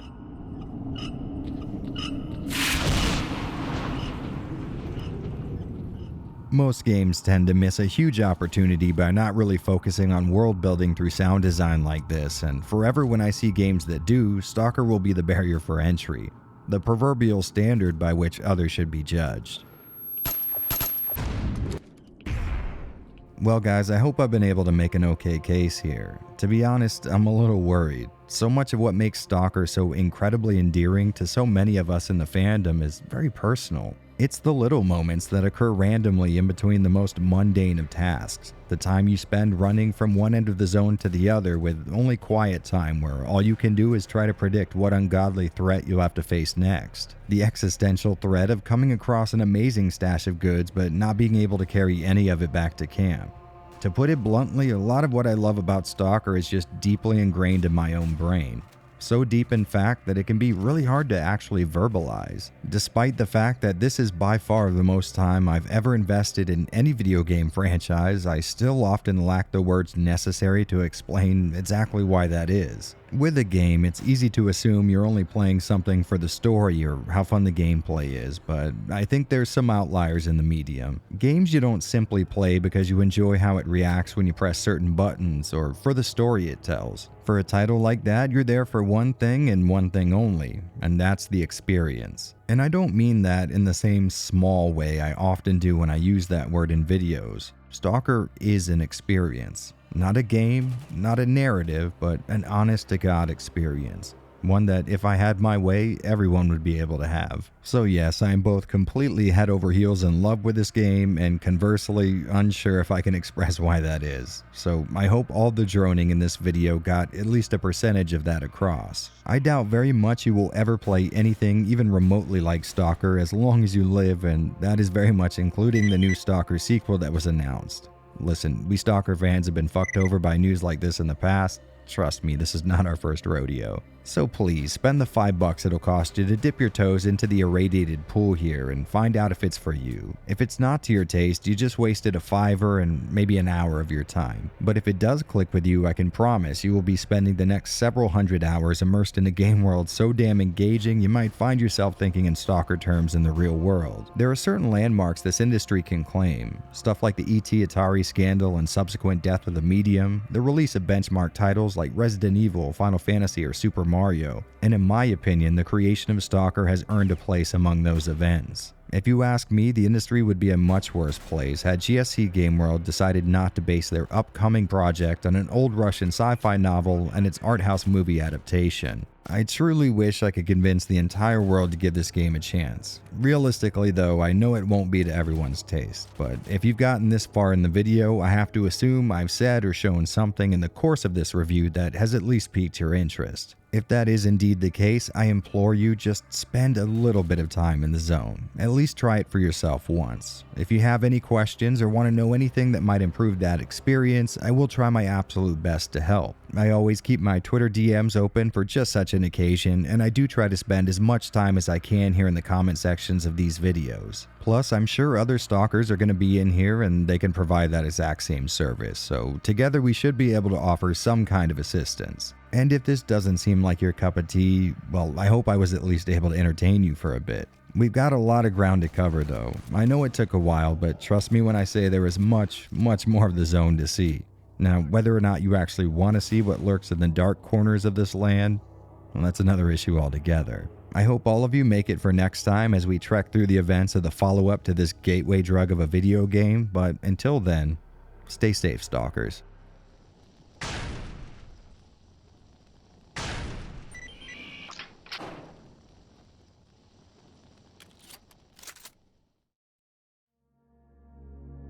Welcome back, Stalkers. In our last little excursion, we familiarized ourselves with the zone and its inhabitants, which is going to seem like a wasted effort, since the only thing about this place that's even remotely consistent is the fact that it's always changing. If you've been around long enough, you might remember hearing rumblings of a stalker named Strelok making his way to the center of the zone, and that there were a lot of forces conspiring to see to it that that doesn't happen again. Well, this time around we get to take part in one of those efforts. So collect your gear, check your Geiger counters, and service your weapons, because we are headed back into that nightmare of a place to see the events of our last visit from a bit of a different perspective. I hope you guys are ready for what's to come. Stalkers, welcome back to the zone. The ambush is really close. Here, let me mark it on your PDA. You may live, but don't let me catch sight of you ever again. Stalker Shadow of Chernobyl, for all intents and purposes, was a total success. Sure, it wasn't raking in that big budget AAA games industry level of cash, but for a Slav jank PC only release, it really did numbers. And if you'll remember, there's essentially several games worth of scrapped content included in that final release, so when it came time to follow up on their success with another Stalker game, the team at GSC Game World had tons of nearly finished work to build around. The development process for the last game was an incredibly long experience, all things considered, but even with a full 5 or 6 years under their belt, these guys just weren't able to implement even half the content they intended. Their chosen game engine being held together with the digital equivalent of sticks and electrical tape, most of the effort at the time went into making sure that the first Stalker game didn't set gaming PCs on fire at launch. So with the bulk of the work done for them already, GSC got right into implementing a lot of the elements they actually wanted for that first release. That means huge strides forward in performance, presentation, and mechanics, but don't go getting your hopes up expecting those improvements to have come with zero downsides. I mean, this is the X-ray engine we're talking about here. But enough with all the technical stuff. Let's dive in and see what kind of story the Stalker follow-up is trying to tell.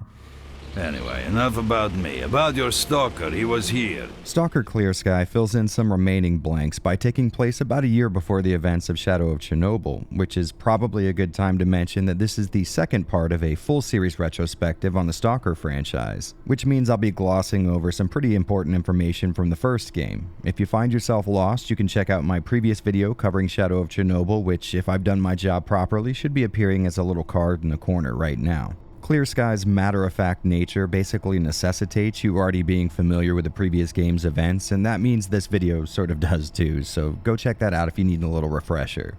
Alright, so at the start of Clear Sky, we see our main character Scar leading a group of scientists through one of the more dangerous parts of the zone when a huge emission takes place, which is basically a massive explosion of radioactive and psychic energy emanating from the dead center of the zone like a nuclear detonation's blast wave. Now, we're not exactly clear on the details, but from what we hear after the fact, we somehow lived through this event, a phenomenon not yet seen in the zone. After losing consciousness, Scar's body was eventually come across by a faction in the zone called Clear Sky, and their leader lets him in on a real emotional roller coaster of exposition. On one hand, Scar is the first person anyone ever saw walk out of an emission without immediately having their brains melt in their own skull, so that's kinda cool. But don't go getting your hopes up. He goes on to explain that they haven't killed him yet. Naturally, this represents a terrible danger. The same process that affects everyone is still taking place inside of Scar, but it's just taking a lot longer than usual. Basically, Scar can only survive a few more of these emissions before his nervous system fries itself, which is where Scar and Clear Sky's goals symbiotically intertwine. It's in Scar's best interest here to look into why these emissions are now becoming so frequent and somehow put a stop to them. Clear Sky similarly sees the emissions as a danger to everything in the zone and is looking to accomplish that same goal. It's their belief that the rise in explosive waves of energy in the zone has something to do with rumors about some upstart stalker named Strelok and his crew getting to the Chernobyl nuclear power plant, a feat once thought impossible. Our new friends in Clear Sky reason that the emissions are like an immune reaction to the center being penetrated, and they'll continue as long as Strelok lives. So Scar's sort of forced into a position where he has to work for Clear Sky or die a horrible death. An easy enough proposition to consider. So Scar sets off and basically follows in our footsteps from Shadow of Chernobyl. Just like us, he has to follow the breadcrumb trail left by Strelok's actions in the zone, and just to clear things up because I sort of struggled with this at first, we're not here trying to prevent the events of the first Stalker game, but instead the events that preceded them. See, Strelok's made it to the center of the zone about 3 times now, and in Clear Sky our goal is to prevent that second trip.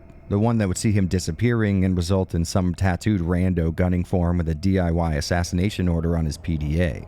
Clear Sky, being a group that exists inside the zone, isn't incredibly charitable, so if he's going to get any information out of them, Scar's going to have to help them with their territorial issues. Apparently, everything in the zone was at a sort of equilibrium before Strelok first breached the center, but now the zone's been plagued by these blowouts that have the side effect of rearranging anomalies, shifting around the mutant population, and moving pockets of extreme radiation. So paths that were once thought completely safe have been overrun with bloodsuckers and dangerous anomalies. Some factions have lost their bases of operation, meaning once fruitful peace agreements have gone out the door and previous strongholds have changed hands a few times. There are new trading posts now, and bandits have become way more of an issue now that the factions are fighting with themselves more than they're policing their own territory. And in the middle of all this conflict sits Scar, a lone mercenary forced into doing a massively important job essentially for free. As Scar, we have to follow up on leads, heading to places Strelok or his team are rumored to have once passed through. Like I said before, the zone is in chaos with all the major factions either at war, displaced, or both, so while chasing Strelok down, Scar's gonna have to take part in some of these skirmishes in order to get the information he's looking for. The first stop being our old friend Sidorovich, who supposedly had dealings with our target in the past. In very Sidorovich fashion, though, he's gonna want our help clearing up an issue before he'll give us the goods. It seems like one missed delivery is all it took to rile up the free Stalkers at Cordon enough to butt heads with the military, so Scar needs to one way or the other restore the uneasy equilibrium it once had. After that gets sorted, Sidorovich lets us know that one of Strelok's boys, named Fang, did pay him a visit looking for complex machine parts, and since he didn't have what they wanted, he pointed him towards the garbage, which means that's exactly where we want to be. At Garbage, we were able to trace back a few of Fang's business deals, and it seems like he was working with the group of diggers to get his hands on the parts he needs, but when they weren't able to completely fulfill his order, he ran off without paying for any of their work. Apparently, they sent one digger to find him, but in the process of following Fang, he got jumped by a pack of blind dogs, so after we help him off the rock he's been stuck on, he lets us know Fang is headed for the Dark Valley, and away we go. After getting into the valley, a freedom checkpoint lets us in on a bunch of attacks that have been happening right under their noses. He's probably dead already, and I suggest you don't hang around here too long, unless you want to join him. It seems like whole platoons are being wiped out while on patrol, so basically if you're not inside the freedom camp, you're likely to get taken out. So after a little interesting investigation, we wrap up this little massacre problem by getting to the bottom of a pretty complex web of betrayal. Then Freedom's leader lets us know that Fang actually fucked off back to Garbage after his time in the Dark Valley, so Scar does too, and after tracing his PDA to a basement below a temporary loner base at Flea Market, he falls into a bandit trap apparently laid out for Fang himself. This place is pretty damn good. Look at all these stalkers charging in here like flies to honey. I wonder what they're after. After waking up from a wild case of armed robbery, Fang's PDA clues us into the fact that Strelok had created his own small faction.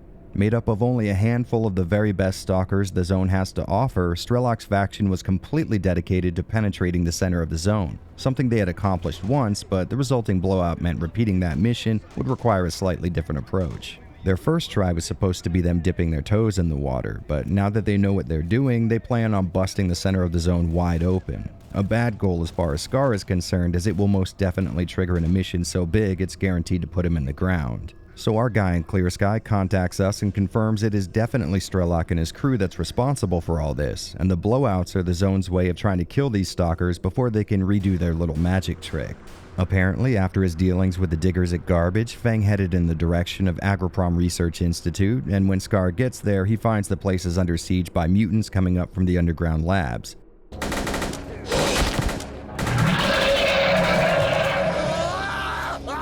So Scar agrees to help the Duty faction clear up their little mutual issue, and in return they give us access to the underground labs, which, if you'll remember, is where Strelok kept his secret meeting area. From there, we find out this group plans to bypass the Brain Scorcher, and we know the only people who could even conceivably help with that goal would be the scientist at the outpost in Yantar. Once we leg it there, their lead egghead lets us in on his hypothesis that the Brain Scorcher is a man-made antenna that broadcasts psychic energy so strong it fries stalkers' brains, turning them into mindless zombies. Apparently, Strelok had been through here and tested a prototype piece of equipment that was supposed to protect against the Brain Scorcher, but now that he's gone, the scientist can't exactly whip one up in a jiffy. So instead, we do some digging and find out the Brain Scorcher is indeed a man-made device, and the only reason it sends out strong psi fields intermittently is because its cooling solution is failing. So if Scar can solve that issue for him, the researchers should be able to provide him with just enough protection to ensure he can make it into the Brain Scorcher's reach without coming out the other side with a 1,000-yard stare and a sudden urge to eat brains. After opening a path to Strelok, Scar gets sidelined into a scuffle between bandits and Clear Sky in the Red Forest, which serves as the perfect distraction to mask Strelok getting away and blowing up the only route that we know of to get to him. So we then have to track down a stalker named Forrester, who is rumored to know how to get anywhere and everywhere inside the zone. This guy lets us know a group did find a possible route, but was then trapped in a spatial anomaly that kept them from ever getting out of it. After a little research in the field, we find their radio transmissions, and Forrester lets us know about an artifact that should help him navigate the zone better, which means he could give the stalkers verbal instructions on how to get out of that rip in time and space. This requires a lot of running around and some side tasks, but eventually the deed ends up getting done, and the once lost Stalkers help Scar get to Limansk, which all of their efforts have turned into a war zone. The military, monolith fighters, and bandits are all at war for this new contested territory, and we're just trying to get to the other side of it. Monolith, of course, isn't going to let anyone closer to the center of the zone than they have to, so they set up a few surprises and an actual electric fence to keep Stalkers from getting out of Limansk. We do our part in getting rid of these roadblocks and, well, from there things get a little spoilery, so do me a favor and either skip to the timestamp on screen, click past the chapter marked spoilers in your timeline, or try the link in the description to make sure I don't ruin this awesome story for you. Go on my signal! Go, Merc, go! Okay, so this whole time, Scar and Clear Sky have fought tooth and nail to get to the CNPP, and they've finally made it. There may be a war going on around them, but the mission is clear. No matter what happens, Scar has to stop Strelok, or else he and everyone else there will die. Scar being the most battle-hardened fighter they've got, Clear Sky leadership gives him a prototype EMP gun meant to disable Strelok's protection from the zone's side effects, basically a death sentence, and yeah, that goes just about as planned. However, what does not go to plan is the fact that Sea Consciousness has had about enough of all this ruckus at their doorstep and initiates a massive emission that either kills or wounds every single person near the power plant during this event, the last scene showing surviving members of the breach being indoctrinated into Sea Consciousness. That means that not only did Scar play a direct role in Strelok not being successful in his second attempt to get to the Wish Granter, but also his subsequent brainwashing. And if you ask me, this was a great way to tie Clear Sky into the events of the first game, which was really damn cool to see, because before, all we really had were these disparate secondhand accounts of what Strelok and his team were up to at this time, and now we get to not only see exactly how he got in the predicament that started the first game, but we sort of caused it all too. Plus, I really like that Scar only served as a small player in the overall game that is the zone and its politics. Sure, he had a backstory and motivation, but let's face it, the guy was just out to save his own life, and it's sort of fitting that he just be killed off in the end, since the real main character here is still the zone. When you think about it, there are only a handful of important actors in this whole place, and the rest are just caught up in something beyond their comprehension. I really like that. This idea that our main characters might not even be the focus of a Stalker story, but instead just a pair of eyes that we can use to view important events in the exclusion zone. I think this did a great job of filling in some of the blanks left by the first game's much smaller story. It really made that first story feel more robust and complete, finally being able to jump in and see exactly what happened beforehand from a ground level perspective. Which is exactly why I think Clear Sky is sort of like a second attempt at finishing Shadow of Chernobyl's narrative. But that's all I really have to say that would spoil anything, so what do you say we meet back up with the others?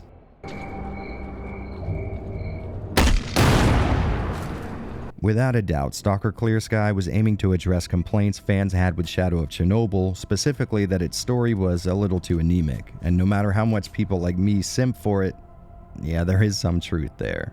The story here is much more hands-on and straightforward this time around, with what I would estimate to be 2 or 3 times the voice dialogue. In the first entry, a lot of the background lore of the zone and its factions could be found among random stalkers. Sure, you had to hunt around for it, but there was a massive story waiting to be discovered if the player was keen on putting in the work. Here in Clear Sky, the main story's path has you being led through all the side information simultaneously, and while I did love having to actively look for all this stuff before, being told everything I would want to know by the same main characters who are giving me my storyline quest works fine too. There's still a lot of side lore to be found in CS, but it seems to me the bulk of it is focused on personal stories of random stalkers and what drove them to come to the zone in the first place. And sure, that's awesome to dig into, but it doesn't do much to further flesh out the zone itself. It does, however, paint a much clearer picture of what's going on outside the zone and the kind of people who seem to be drawn here. I really couldn't care less. You can kill each other all you like. No matter how you look at it, this is a much more wordy approach to storytelling than you might be used to if you're coming straight from SOC, but I truly can't pick which style I like more. The lazy jerk in me loves not having to dig up plot details myself, but at the same time, going out and actively finding answers to my internal questions was fun as hell too.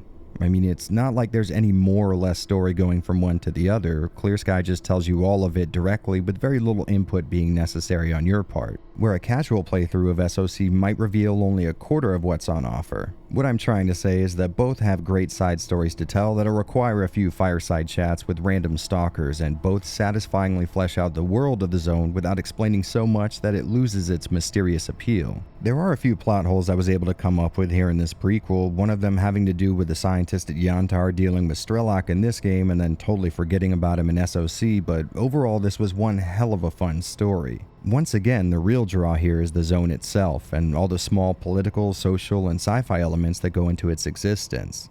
It doesn't expand on much of anything established at the end of SOC, but instead covers all the stuff the game didn't tell you at the start, and that really felt like a good move to me. The developers knew we were already well familiar with this world and its major players by this point, so it didn't really need to waste any time setting much of anything up, which might act as a detriment to people who mistakenly played this game first. So much of that initial lore dump was done in Shadow of Chernobyl, and GSC Game World knew they had a hardcore following on their hands, so Clear Sky jumps right into the deep end from the start. A first-time player booting up CS will have literally zero idea what the zone is, how it started, and who anyone inside of it is, and I really mean that. There is no catch me up on the events so far type of exposition here. It's all just a continuation from what was established before, so this should definitely be your second Stalker game. That being said, I can't help but feel like it might be kind of cool starting with this one. Sort of like how people playing Silent Hill 2 first would likely have no idea what was going on outside of James Sunderland's personal drama. Which is sort of fitting since, let's admit it, most SH2 fans are oblivious to the fact that there are actually other Silent Hill games. One thing I really liked here is how they were able to build on SOC's setup, but they did so in a way where it could be explained why these things weren't present in that initial game. For example, you'd think we would have at some point seen or heard of this Clear Sky faction on our initial hunt for Strelok, but this game explains that Clear Sky endeavors to keep themselves hidden from other stalkers as their goal was only to study the zone for the betterment of everyone outside of it. These guys genuinely want no part in the internal politics of the zone and its complex web of short alliances and long-standing conflict. Plus, the ending takes care of a few extra questions you might have. So yes, the approach here is certainly what fans were asking for, and it is very satisfying to finally have the game telling you most of its story passively instead of actively making you work for it. Besides, the zone had already been established. We already knew just enough about it to make sure we stayed on this thin line between knowing it all and keeping some things a mystery. So instead of expanding on a bunch of other stuff and risk ruining the allure the zone has, they told us just a little more of what was happening inside the boundaries of the previously given information. They further contextualized events you lived through in the first game and took the raw materials from that first entry to create the Stalker equivalent of fan service. This is without a doubt a game for Stalker enthusiasts. It'll tell you nothing the last entry already covered, so do make sure to start with Shadow of Chernobyl if you're looking to get into Clear Sky, or maybe use this as a fun mystery type of narrative, and then play SOC to further flesh out all the stuff you weren't told before. Either way, this is a top recommendation based on story alone. As you know, I was one of the few people who felt like the first Stalker game had more than enough story to be engaging, but I won't lie, it's really nice having so much more this time around. Of course, making a game more intuitive and trying to make sure it's more, let's say, in line with the common mainstream approach to storytelling can often feel like a step in the direction of selling out or dumbing things down for a wider audience, but I think it's safe to say that's not what's going on here. The fact of the matter is that people wanted more story in their Stalker games, and the developers were more than happy to deliver. It may not have the same scope of what could be found in that previous entry, but that's because it doesn't waste any time catching you up. Basically, CS hits the ground running and expects you to keep pace, and it doesn't hurt that it ends in a way that jumps straight into the events of SOC. In a word, Clear Sky's story is perfect. Not in the sense that it's without flaws, but in a very different way. See, it's not only exactly what the devs set out to create, but exactly what we the fans wanted it to be. Now, that's not something you see too often in this industry, and the few handful of times you do, well, it should be celebrated.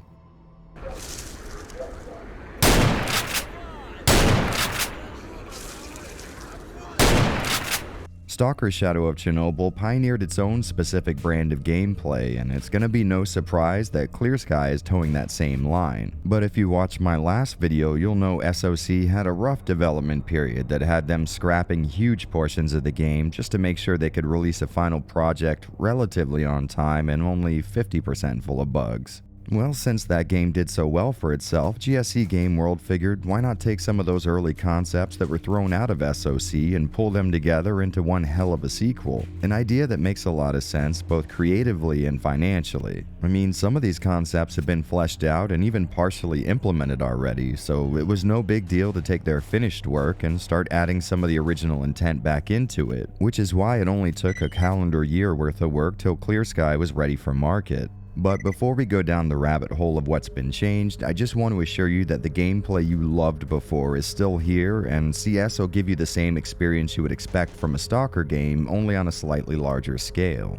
You're still going to have to approach this title as more of a survival simulator and less of a dual-wielding, fast-paced, circle-strafing FPS. The goal, of course, is going to be to complete the main story, but you'll spend most of your time with side activities that will keep you very busy. Most of your playtime will be spent navigating the zone, so don't be surprised when you end up only using your guns for maybe 35% of the time in this first-person shooter. Although I will say the genius move of adding guides who can fast travel you to a previously visited location for some cash both makes things way more convenient and fits in with the general world of Chernobyl's exclusion zone. You'll still be looking for artifacts to finance your trek through this localized apocalypse, only this time around they won't be laying on the floor waiting for you. Instead, you'll need to equip an artifact detector, which is a little device that'll lead you in the direction of nearby artifacts, and only once you've pinpointed exactly where they are will they appear to you. This process is made infinitely more hard by the fact that artifacts can only be found in the center of anomalies, like some kind of irradiated pearl in a clam.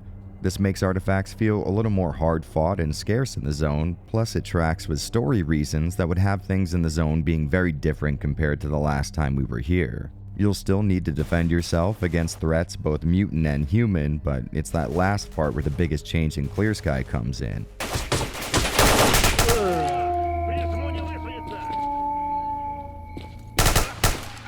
The faction war system was something planned for the first Stalker title, and here what it comes down to is a massive overhaul of the zone's factions and how you interact with them. And I think the swamp you start off in is a perfect little microcosm of this system at work. As you come into new areas, there'll be at least 2 factions vying for control over strategic points, either leading into other areas or major outposts. Whoever you decide to join up with will want your help when they're in a pinch, and since this is Stalker, they might as well tie that into the A-Life system. So randomly, while you're running from place to place, you'll get distress calls over the radio asking for your help and pushing back either a rival faction or a swarm of mutants. Realistically, it does get a little annoying having to constantly stop what you're doing and spend ammo on 3 bandits with Makarovs running up against duty's exoskeleton-clad soldiers, but there is a tangible effect it can have on your playthrough depending on how you want to do it. Just like before, you can expect residents of the zone to act relatively realistically. They'll wander around interacting with other stalkers, fighting mutants, and overall just completing their own goals. That means you stand a good chance of running into an enemy patrol at some point, and the easier you make it for your faction to occupy important locations, the less likely you'll be to see rivals on their turf. You'll essentially have carved a path for yourself through that specific territory, and as long as you're not near any mutant dens, you won't really have to worry about a lot of resistance if you've already put the work in. Freeze! And don't even think of touching that shooter! Thanks to this new system, you'll find yourself getting into firefights alongside other factions pretty often, and being part of an 8-on-8 skirmish is actually really fun. It gives off some kind of a war movie vibe and just gives the combat in CS a more dynamic and kind of strategic feel. To accommodate this pretty beefy gameplay upgrade, the map now tracks all friendly and not so friendly units in the same territory as you. So on one hand, yes, it does make it easier always having your target's location displayed on screen, but it also makes it a lot easier to see conflicts before they happen. Trust me, running through an area with a specific goal in mind and then having to deviate from that goal because you accidentally wandered into a herd of snorks while checking your inventory is a big pain in the ass. And if you're looking at this through a modern game design lens, I guess you could interpret some of these changes as an attempt at making the game more accessible, but I think these guys knew what they were making and they knew there wasn't much of a chance for mainstream appeal. I'd guess this whole map thing was just a move made to make implementing the faction war system a little easier and maybe more intuitive. Besides, if it bothers you, you could always get a mod that disables the on-screen map or one that gets rid of the indicators on that map. And speaking of mods, it's time to cover Clear Sky's largest stumbling block. The thing a majority of you have likely been wondering how long it's going to take me to mention. Shoot only on my command! Looks all quiet to me. Clear Sky, for some reason I can't seem to find, made some serious tweaks to weapon accuracy and ballistics compared to Shadow of Chernobyl, and while I'd like to say those changes were for the better, I think the entire internet would agree they most definitely were not. It seems like nearly every weapon in the game has been made intentionally worse than its SOC counterpart, making combat much harder. Now, Stalker as a series already has a pretty extreme bend to its difficulty as it is, but this is something else. In a vanilla run of CS, at least at the start of the game, you will miss a majority of the shots that you take that aren't point blank, and just in case you haven't been keeping up, in a Stalker game, if you're point blank distance from an enemy, you've likely already lost that fight. And despite what I said before, I might have a possible reason for this pretty noticeable change. See, the devs implemented another feature that didn't make it into the first game, and that's a weapon upgrade system. Not only can you officially get your gear tuned up without a mod here in CS, but you can also incrementally improve it. That is, if you have enough money and have found modification plans for that type of weapon. So it seems to me the developers were wanting the guns to have very noticeable differences between their base form and the fully upgraded version, and since a lot of weapons in the last game were already pretty useful, they likely didn't want to make those guns compete with firearms way outside their league. So they basically dropped all gun stats across the board so that you would need to really invest some time and money into a gun before it became satisfying to use, and I get that idea.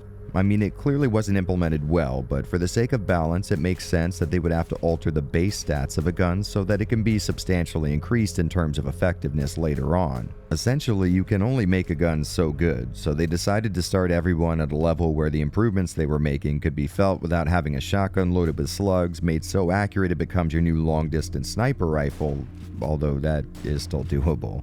Regardless of why they did it though, this is often over-exaggerated among Stalker fans in my opinion.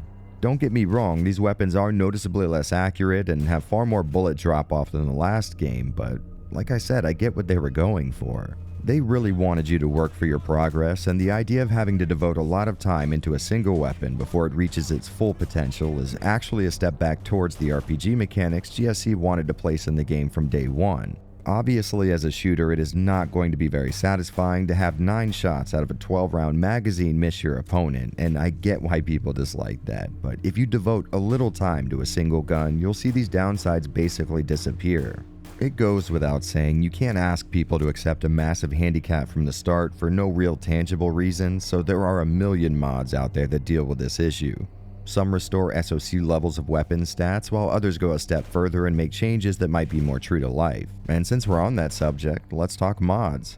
I'm using the Arsenal Overhaul mod, which, among a massive list of other things, improves weapon accuracy, damage output, and ballistics. It's possible there are better mods out there for this purpose, but I've used this specific one for the last few CS playthroughs, and I've really grown to love the changes it makes. Right off the bat, you'll notice scoring a kill with a starting pistol is actually possible now, which is always nice, and on top of that, the damage increase really makes combat in this game a butt-tightening experience. Most enemies, especially starting ones, will die in just 1 to 3 shots, and this gives the game an even further simulation feel.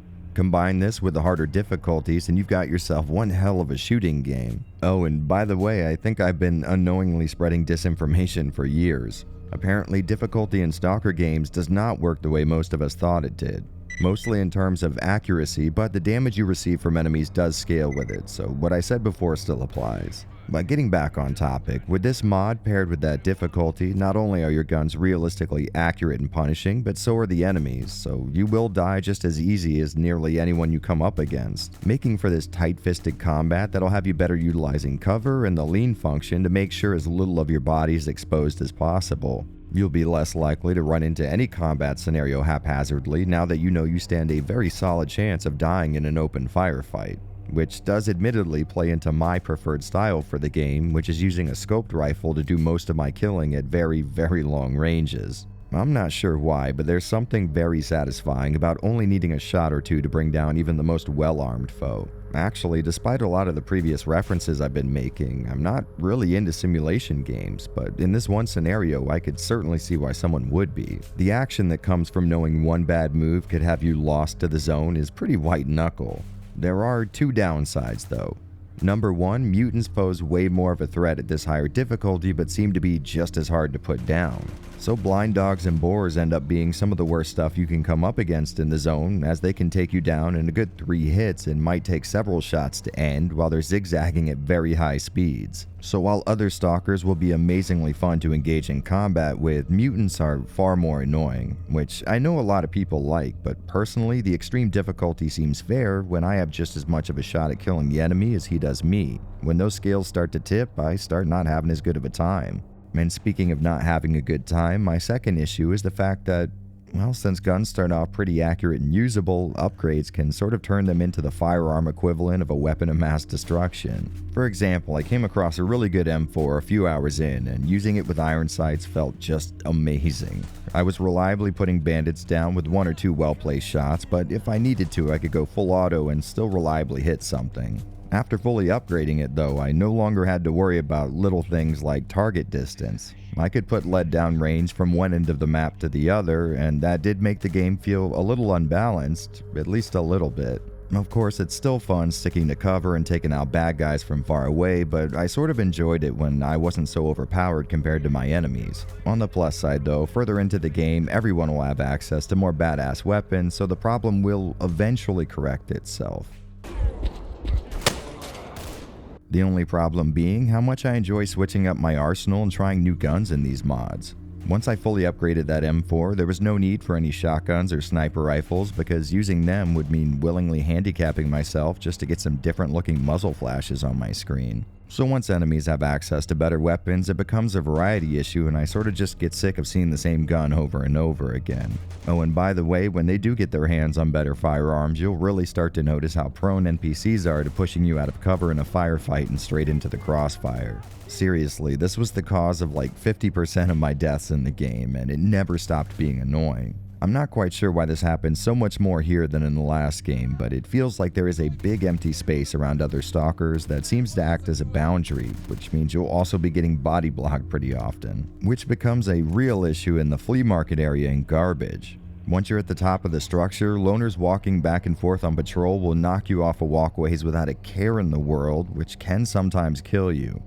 Another big gameplay inclusion this time around are the blowouts that can randomly take place as you're stalking out there in the zone. Just like the one depicted in the intro cutscene, you might be minding your business and looting corpses when all of a sudden a flash of light appears in the sky and the sound of an earthquake mixed with the tornado starts to rumble off in the distance. When this happens, you'll have a pretty short amount of time to find shelter before the emission's on top of you, and luckily the game will replace whatever mission you're tracking at the time with the get to cover objective and point you towards the nearest safe haven. I loved this aspect of the game. It just gives you one more unpredictable thing about the zone that you have to stay prepared for, and hiding out in some decrepit building made of sheet metal with holes in it while a radioactive storm takes place outside is really damn cool.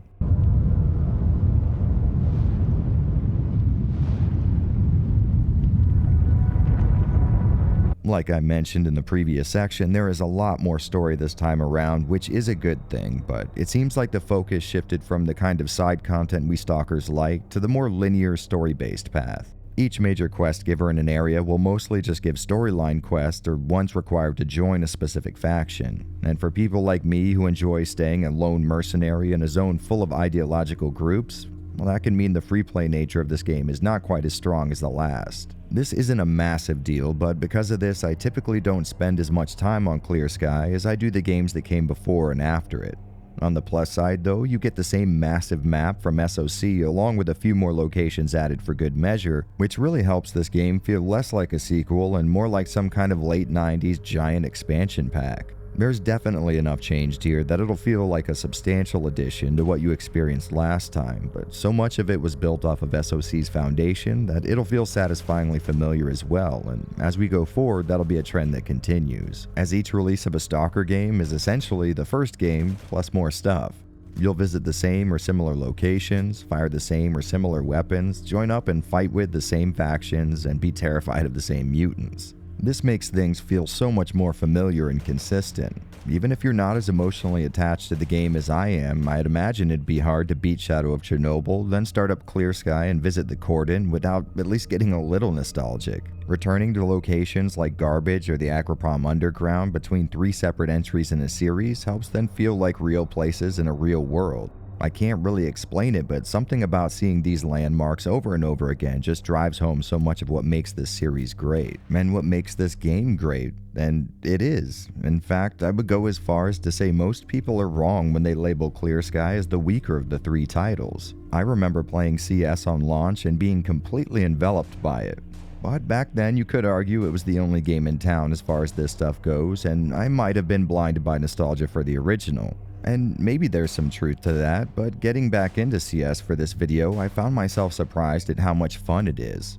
Of course, it does help massively that I don't have to worry about the pretty bad accuracy of the vanilla version, and the changes this mod made to damage output certainly helps things, but more than anything, I just sort of realized this is Shadow of Chernobyl, but more. And if that's what you're looking for, modded or not, that is exactly what you'll find here. It is a more substantial experience than SOC, with its faction war system, more locations, new weapon modding, and the ever-present threat of emissions, so if you played the hell out of the last game, you won't need to worry about getting bored anytime soon. Plus, the Arsenal Overhaul mod makes the game infinitely more enjoyable in my opinion. I wouldn't necessarily say Vanilla Clear Sky requires a mod to play today, especially for people who already cleared its predecessor, but it is going to make things a lot more fun and a lot easier for a first-timer. In my opinion, my chosen favorite, Arsenal Overhaul, is the go-to for people not familiar with the series, but some might argue it changes a lot of the intent the developers had for this game, and there's definitely some truth there. It's hard for me to say which is going to be right for your first time, because on one hand, I didn't have such a hard time adapting to the accuracy in the base game, but I also absolutely fell in love with the challenge this mod brings. So I guess it's your call as far as that goes, but just know that both vanilla and modded are great choices and offer different but equally satisfying gameplay experiences. And I could go on and on about how true to life the gameplay tries to be, or I could just point out that I was in a firefight at one point and shot a bandit. As that bandit fell to the ground, the dead man's Pripyat on his weapon caused him to fill his fellow bandit full of holes. If that doesn't get the point across for you, I'm not sure I could say anything that would.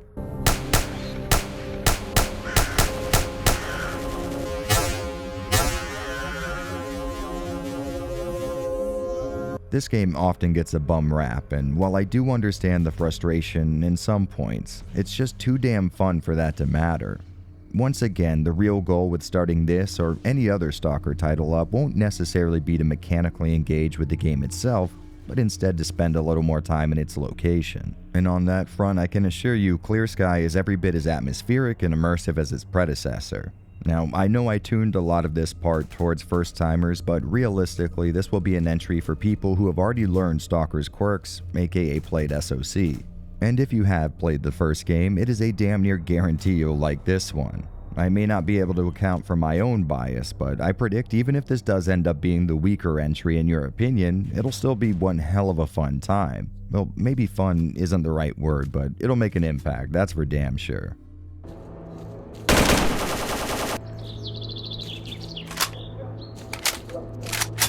A lot of what I've said so far could be boiled down to Stalker Clear Sky is everything the devs wish they could have implemented in Shadow of Chernobyl, and nowhere is that more true than the game's presentation. The last Stalker game had a look all of its own, but some aspects of it felt pretty far from what you could call a AAA production. Of course, some parts of it could be described as amazing, especially by me, but still, there was a lot of jank to look past to get to that stuff. Now, Clear Sky definitely reuses 95% of its on-screen assets from the last game, so don't go hoping they finally improved how dumb NPCs look when turning around in place. They did, however, completely revamp Stalker's dynamic lighting system, and it is a total transformation as far as the presentation goes. This time around, GSC took advantage of the DirectX 10 API to serve up some incredibly convincing effects, and I think the first thing anyone's likely to notice when going straight from SOC to CS are the God rays. And for those of you who never heard that term before, it basically means the light from the sun can be broken up into several small volumetric light beams by trees, buildings, or really anything else.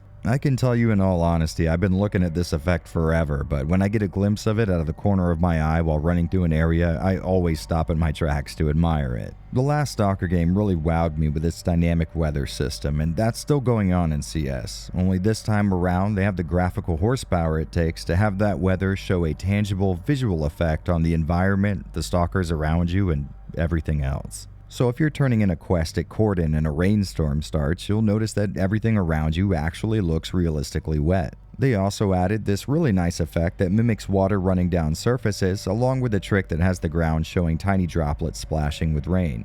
Once you really kneel down and get a close look at this effect, some of the magic does get lost, but while you're creeping through some abandoned camp, not really paying specific attention to these tricks and just letting them immerse you, it's really wonderful. And if it's a particularly bad storm, you might get a look at some pretty wicked looking lightning that'll brighten up the whole area you're in a convincing way. These new DirectX 10 effects really turn this into a whole new experience, and I am absolutely in love with how transformative it is to just throw some really convincing lighting into an already great looking Stalker game. On top of that, there are new features like a depth of field effect while reloading, something that does sort of look cool but can really get in the way when tracking targets in a firefight. Luckily, there is an option to disable this effect, and after you've seen it a few times, I'd recommend you do just that. There's also a new heads-up display, and while you know I typically get rid of these things right from the start, come on, this one looks really cool. The Arsenal Overhaul mod lessens most of the on-screen nonsense, but you will still have the minimap on screen, something that's great for tracking enemies and friendly strongholds coming under attack, but I felt like I was navigating with my eyes on the lower left-hand corner of the screen the whole time instead of looking where I was actually going. I don't know, maybe it's just me, but if a game gives me an on-screen minimap, I just can't help but use it a majority of the time, and at that point I feel like I could have just been playing a top-down twin-stick shooter. So overall, I would say the new inclusions to Clear Sky deserve 2 big thumbs up. That being said, there are some pretty big downsides that go with this new tech. First off, and least of an issue, is that scenes without a lot of dynamic light sources can sort of seem flat by comparison. It seems to me all the fancy new stuff only apply to certain lighting sources, and sadly the moon is not one of them. Now, it's not like these areas look bad or anything, it's still an impressive visual experience, but you're gonna get spoiled by all the cool looking effects and you will notice their absence. And the next issue is that these new tricks really do add to the game's unpredictable nature. All kinds of new bugs were present at launch, and a lot of them seem to be caused by the new API. Nowadays though, I would say you're pretty safe starting it up. I haven't personally played a full game on vanilla in a while, but the last time I did, it was stable as hell. Like I said before, I'm using the Arsenal Overhaul mod for this playthrough, and it seems to borrow a lot of its features from the Sky Reclamation project, which makes it crazy stable. I was able to get to the end of the game without experiencing even one crash, which is not so common in this series, let me assure you. So the horror stories you've always heard about these games and bugginess is true to an extent, but thanks to modern patches and mods, it is nowhere near how it used to be. Sadly though, there is one last downside, and it is a doozy. These new lighting effects can absolutely inhale system resources. In the last video I complained about Shadow of Chernobyl being pretty taxing to run for what you were getting, but in Clear Sky it is on a whole different level. In fact, at first I thought there was some kind of a memory leak problem that had performance degrading the longer the game stayed running, but in reality there's just a time of day when you can expect frame rate dips. In the early afternoon and morning, the sun's light will have performance tanking, and while the game does give you immense control over what you do and don't want to see, the effect of the God rays on the environment is just too damn good to give up in my opinion. I typically set the God rays and volumetric lights to their lowest setting, and that does help a bit, but I still end up sacrificing precious frames. So yes, this is a problem, but it is sort of a problem of my own creation because I do have the ability to stop it, but I just choose not to.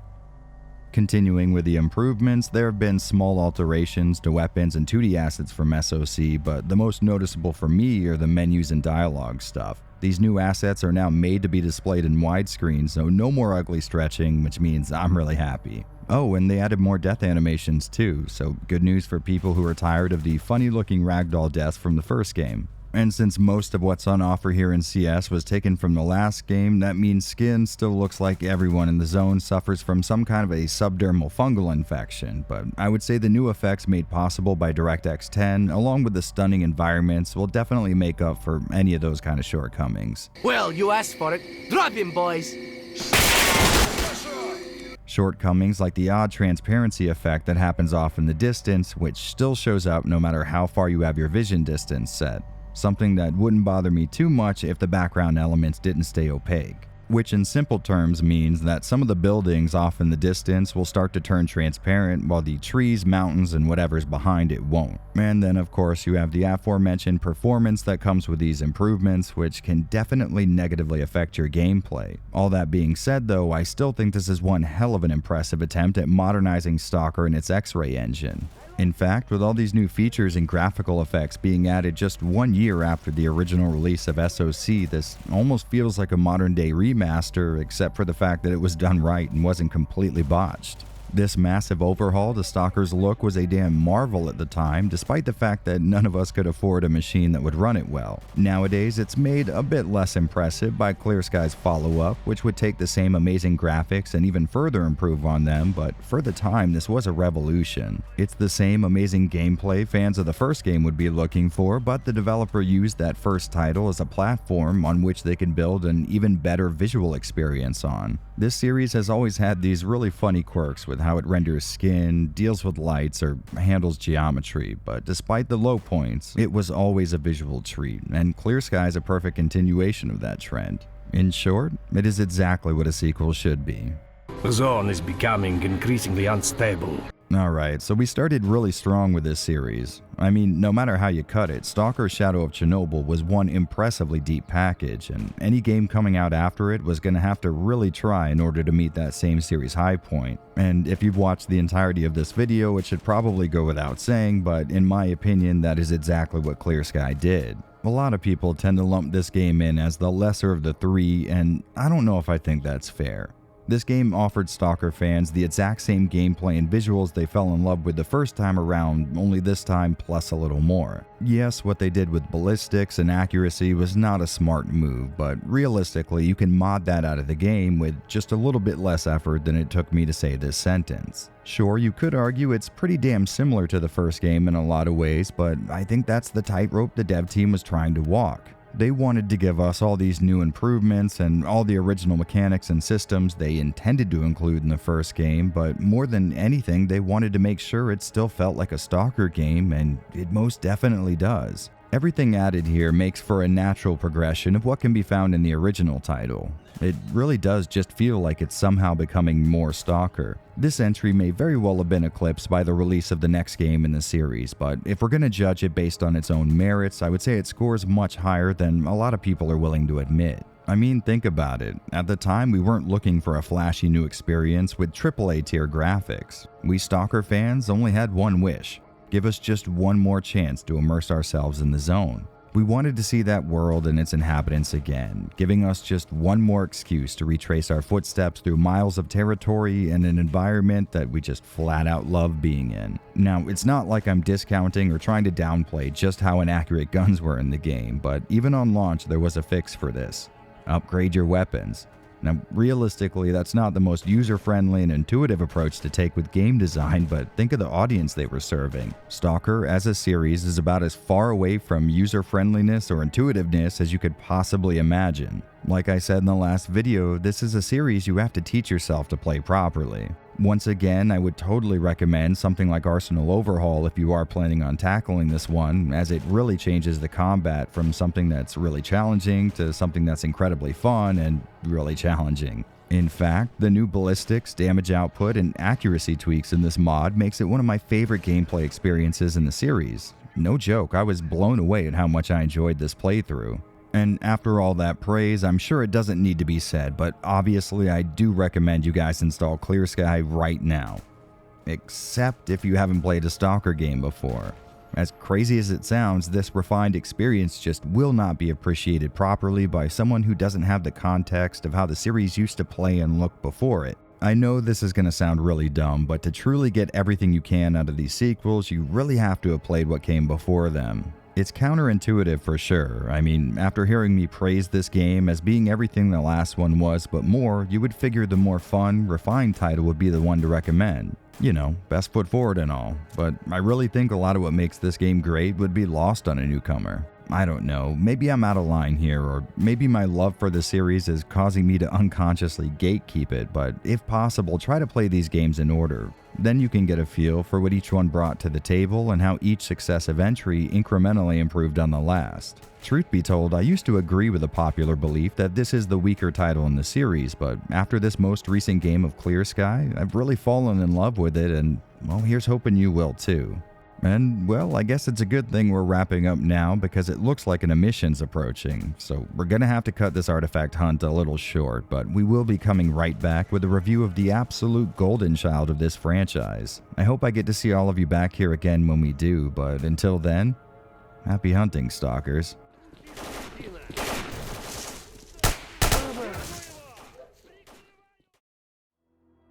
Good news, Stalkers. I got a hot tip on a massive stash of artifacts. Now, I know we've already made 2 trips into the heart of the zone already, but trust me, this one's gonna be worth it. You know, I can't really say why for sure, but for some reason I get the feeling that this might be the last time we brave the Anomaly fields and mutants that make up this harsh landscape. So I hope you've readied yourself for yet another walk on that tightrope that is the Chernobyl exclusion zone, because as most of you know by now, once you're in, there is no turning back. Stalkers, welcome to the zone.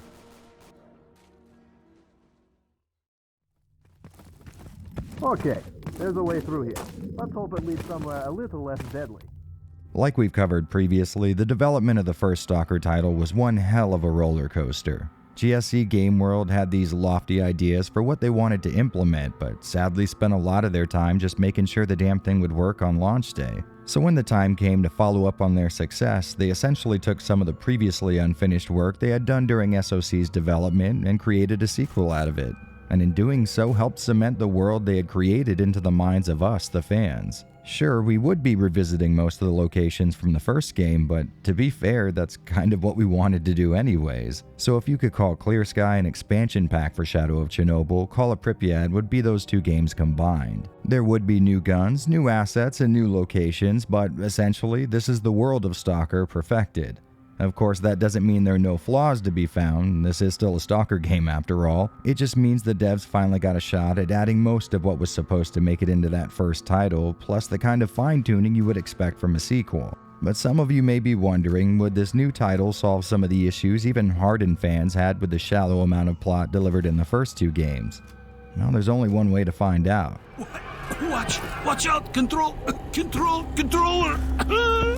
Okay, so remember how Shadow of Chernobyl was light on narrative but heavy on environmental storytelling, and how Clear Sky tried to remedy that? Well, I think for this last entry, the developers said, well, an impossibly thin story worked for us once, maybe it'll work again. Call of Pripyat starts off with a recap of not only the events of the last 2 games, but the zone itself. Oh yeah, and I should probably mention the mod I'm using for this playthrough sort of acts as this intro from the game. So if you plan on using the Arsenal Overhaul mod and you've never played the game before, maybe start up a new game in vanilla first just so you can see this cutscene. I know it's not the most important thing in the world and it'll likely be information you already know anyways, but it helps contextualize things and I kinda like it. And getting back to that intro, like I said before, it tells us about the zone's origins. First, we have the Chernobyl nuclear power plant meltdown, causing the government to cordon off the area around the disaster, dubbing it the exclusion zone. And now that they have themselves 30 kilometers of real estate where the public isn't allowed to go, and even if they were, no one would want to be there anyways, they begin filling the place with research labs and bunkers where all the things governments aren't supposed to do can be conducted in secret.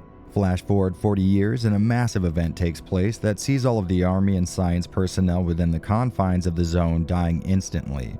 After this second disaster, scientific expeditions into the zone begin to witness inhuman monsters roaming the landscape, likely those who were unlucky enough to be in the zone when it blew. There's also reports of the environment being twisted and warped. Small pockets of space contain anomalies that can conjure flames or electricity out of nowhere or can crush a person with severely magnified gravity. Which is good enough reason to stay away forever if you ask me, but there is a human component going on here that basically ensures no one ever will.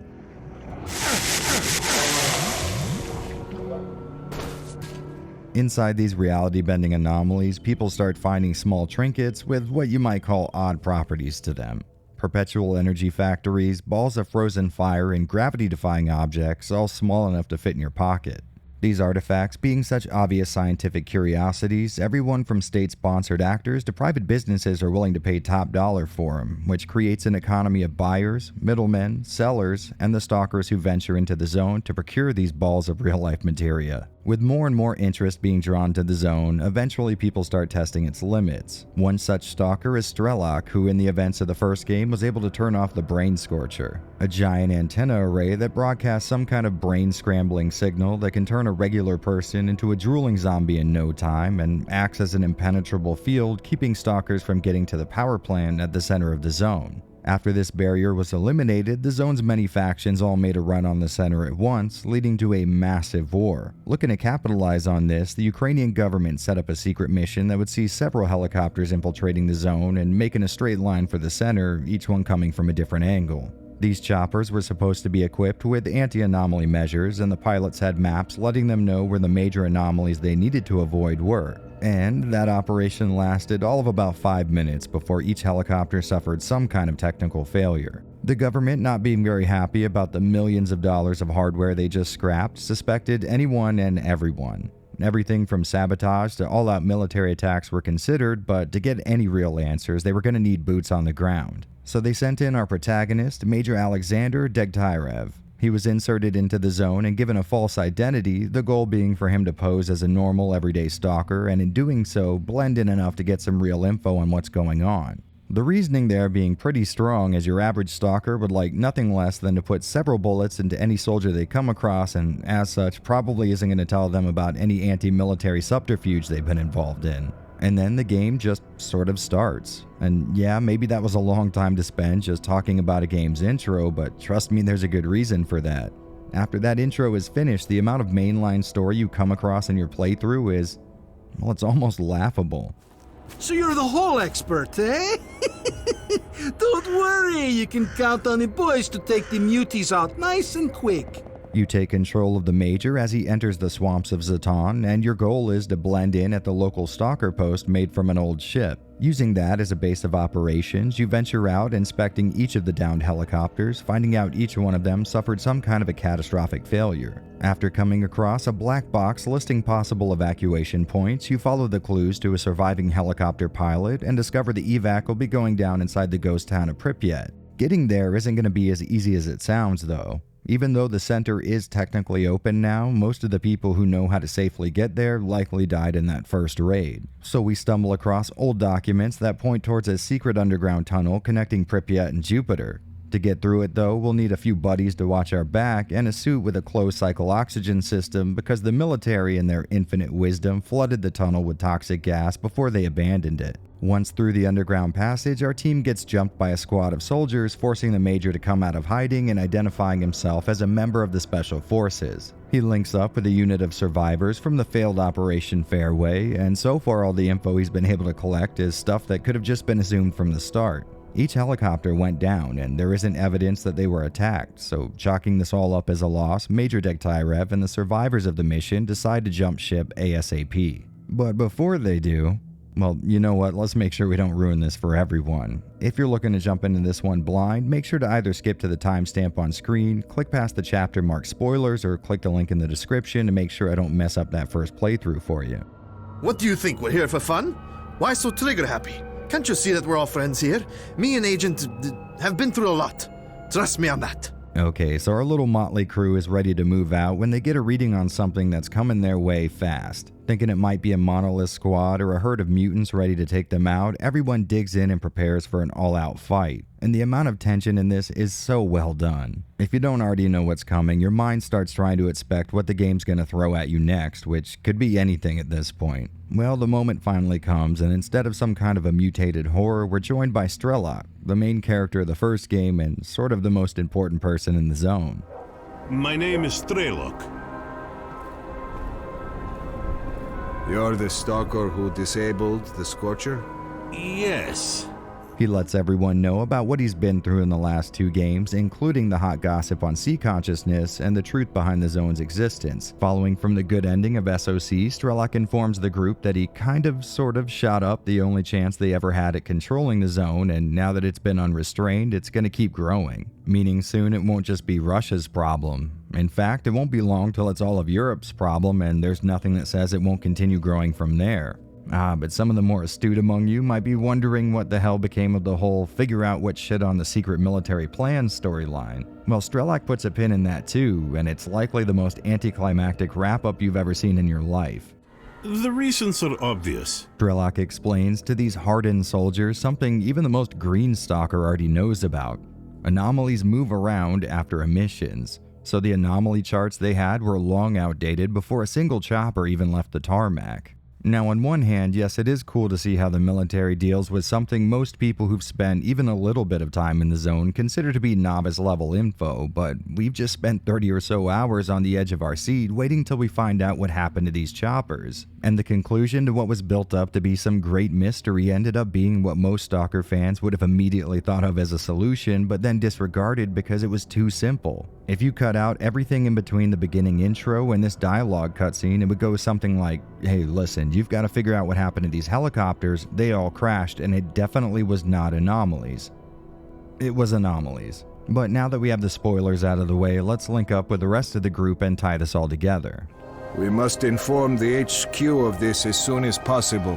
I'll contact my commanders right after the emission. Alright, without spoiling anything, I'll just say the conclusion to the Operation Fairway catastrophe is far from satisfying. On the plus side, there is a very late game revelation that will dull the sting a bit, but it's totally unrelated to the story's main thread. That being said, there is a lot about this ending I really liked. My issue is more how they strung me along for the entire runtime of the game, only to wrap up the one and only story we've had so far in a single dialogue box. Then the remaining 20 minutes or so of the game is devoted to a new plot thread introduced so close to the end that you don't have more than 2 conversations about it till you've seen the credits. It seems to me this was yet another aspect of the Stalker series that was meant to be much bigger and more detailed, but had to be trimmed down due to either budget issues, engine issues, or maybe both. So you might assume me shitting on the one and only driving narrative is a negative, and it definitely is, but just like before, you'll be given a lot of smaller side stories to work your way through, and again like before, a lot of these could have served as an even better main storyline if given a little more love and care. Don't get me wrong, I like the idea of a mystery revolving around finding out what happened to the military choppers that crashed, but investigating missing stalkers only to find out a hemoglobin addict is to blame, well, it's much more interesting.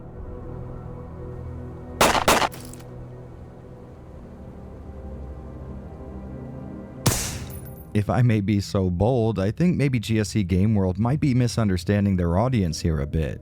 They did a brilliant job of setting up the zone in the first game, and we love being here, but I think the best way to move forward is to not focus so much on the zone as the driving plot, but instead use it as a backdrop for really interesting stuff to take place in. This is a place where criminals on the run from the law, drug addicts, and pioneering explorers all congregate, and there is likely to be much more human drama here than the zone could ever produce. And if you ask me, much of the appeal here is how little we know about the exclusion zone, and I do get the desire to further flesh it out, but I think each time you do, you risk stripping away a little bit of what makes it so interesting and unique.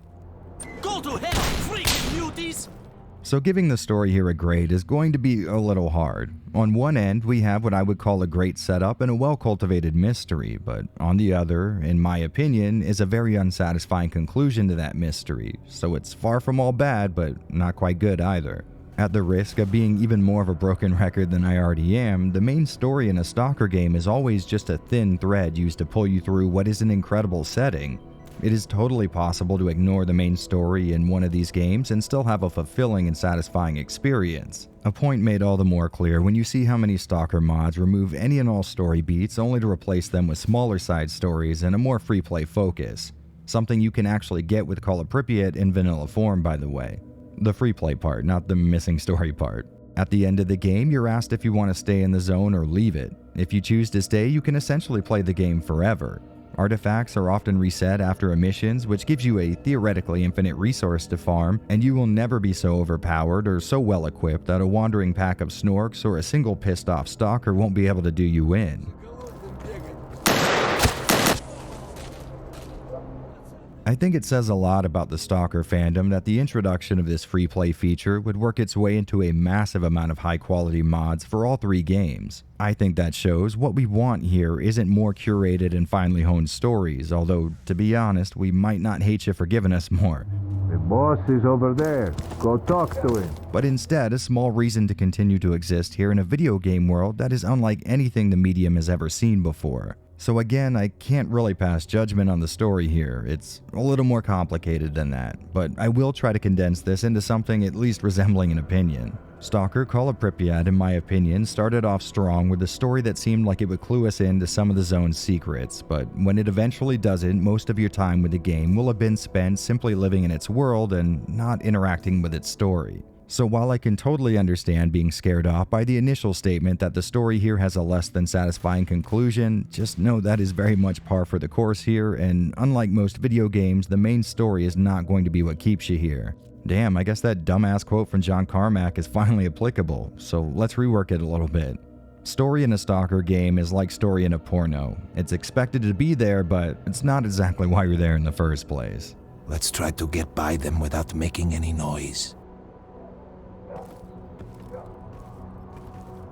They're waking up!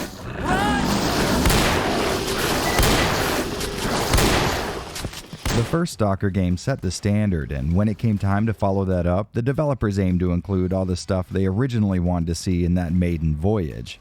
Sadly, Stalker fans weren't quite so accepting when Clear Sky came out, and to be fair, it's understandable why. Much of what Clear Sky did at launch, despite being taken from actual work done on the first title, felt very half-baked.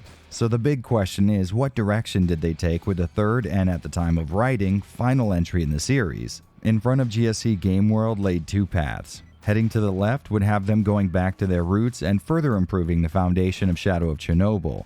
The right would see them fleshing out some of the more innovative ideas seen in Clear Sky. So which one did they choose? Well, they just sort of ran straight forward in between the two. So, you managed to drag your ass over here? Bravo!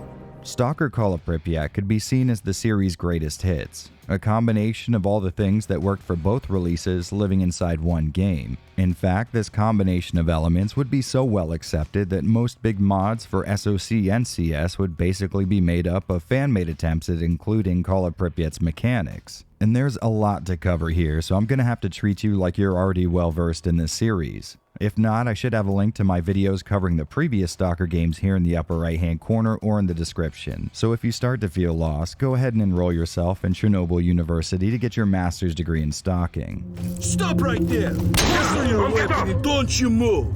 One thing that won't be so clear from the start but will eventually show itself is the fact that COP is a much more confined game as far as the setting goes.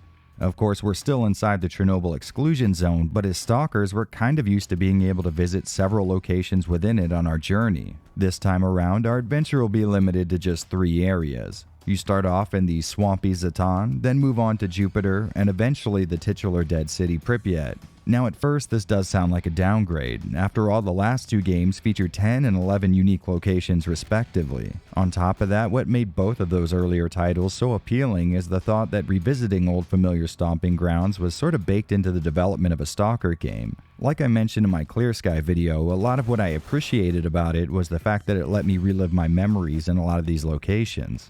I mean, honestly, how many of you guys watched the Stalker 2 trailer and audibly screamed to yourselves when they showed footage of Cordon or what looked like the Great Swamps? At least for me, this was always one of the most unique and interesting parts of the franchise. Taking that into consideration, it would be easy to see this as a big downside, and maybe it is at least partly, but on the plus side, these 3 new locations are absolutely massive in scale. It's kind of hard to say for sure, but I would imagine 3 of the smaller spots in previous games, like say Cordon, Garbage, and Rostock, could easily fit inside of Zatan alone, so you'll get that same Stalker experience visiting all kinds of abandoned villages and Anomaly fields, only you won't have to sit through any loading screens to get to most of them.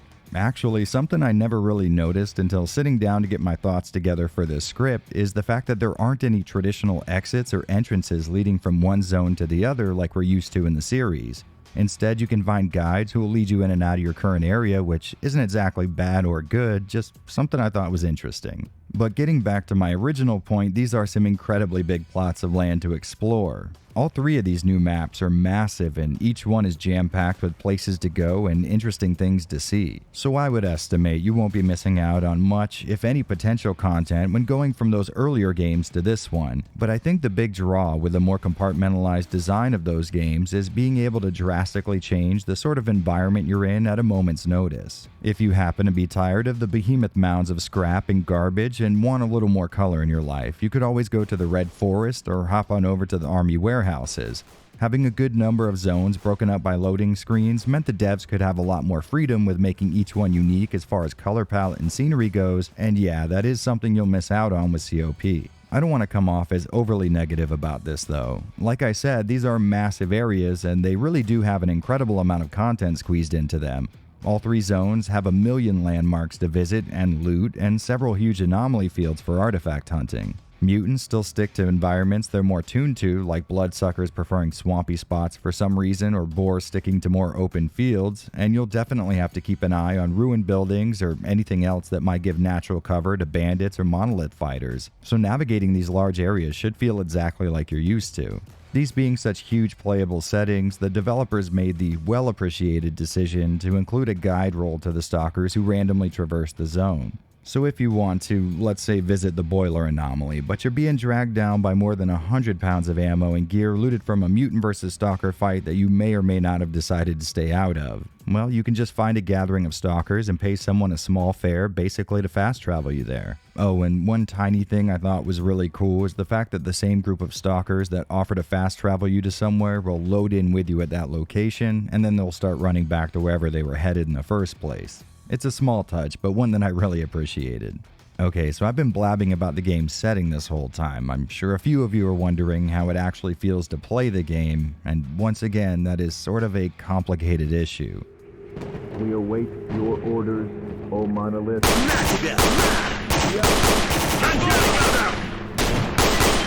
On the plus side, the upgrade system from Clear Sky is back, which is awesome for 2 reasons. Not only is it really fun tuning a gun towards your playstyle, but that gives you even more incentive to explore, since the tools required for more advanced upgrades will need to be found before a technician can perform them. I'm also incredibly happy to say that these guys learned from their last release and made sure guns were still usable before you put thousands of dollars into their upgrades, which translates into you're not going to have to worry about spending a good 30 rounds of 5.56 at point blank range before you actually hit something in front of you. This time around, they seem to have included a nice balance to things by making sure really powerful weapons also came with some kind of a downside, like much more kick or lowered magazine capacity. And if you'll remember, one of my complaints in the last video was that some mods, in trying to combat that problem by making guns pretty accurate from the start, well, they ended up making the upgraded forms of those guns pretty damn overpowered, and at the risk of sounding like a total hypocrite, I kind of missed that. Which leads into a bit of criticism. See, the gunplay in Call of Pripyat, while still being fun and very satisfying, just didn't hit those same highs that Clear Sky did.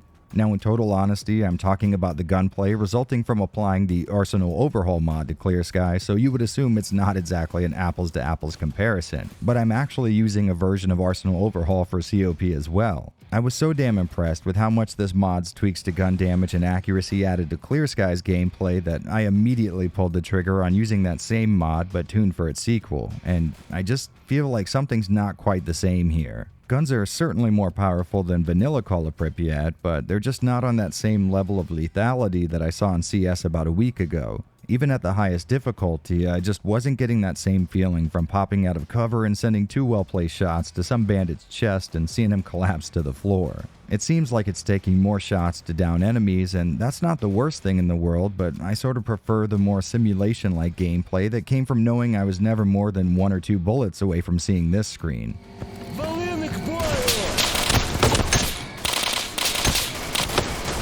I was able to get my hands on a pump-action shotgun that gave me that one-shot, one-kill sort of feeling, which was nice, but man, I would have loved to have seen that in the rest of my arsenal.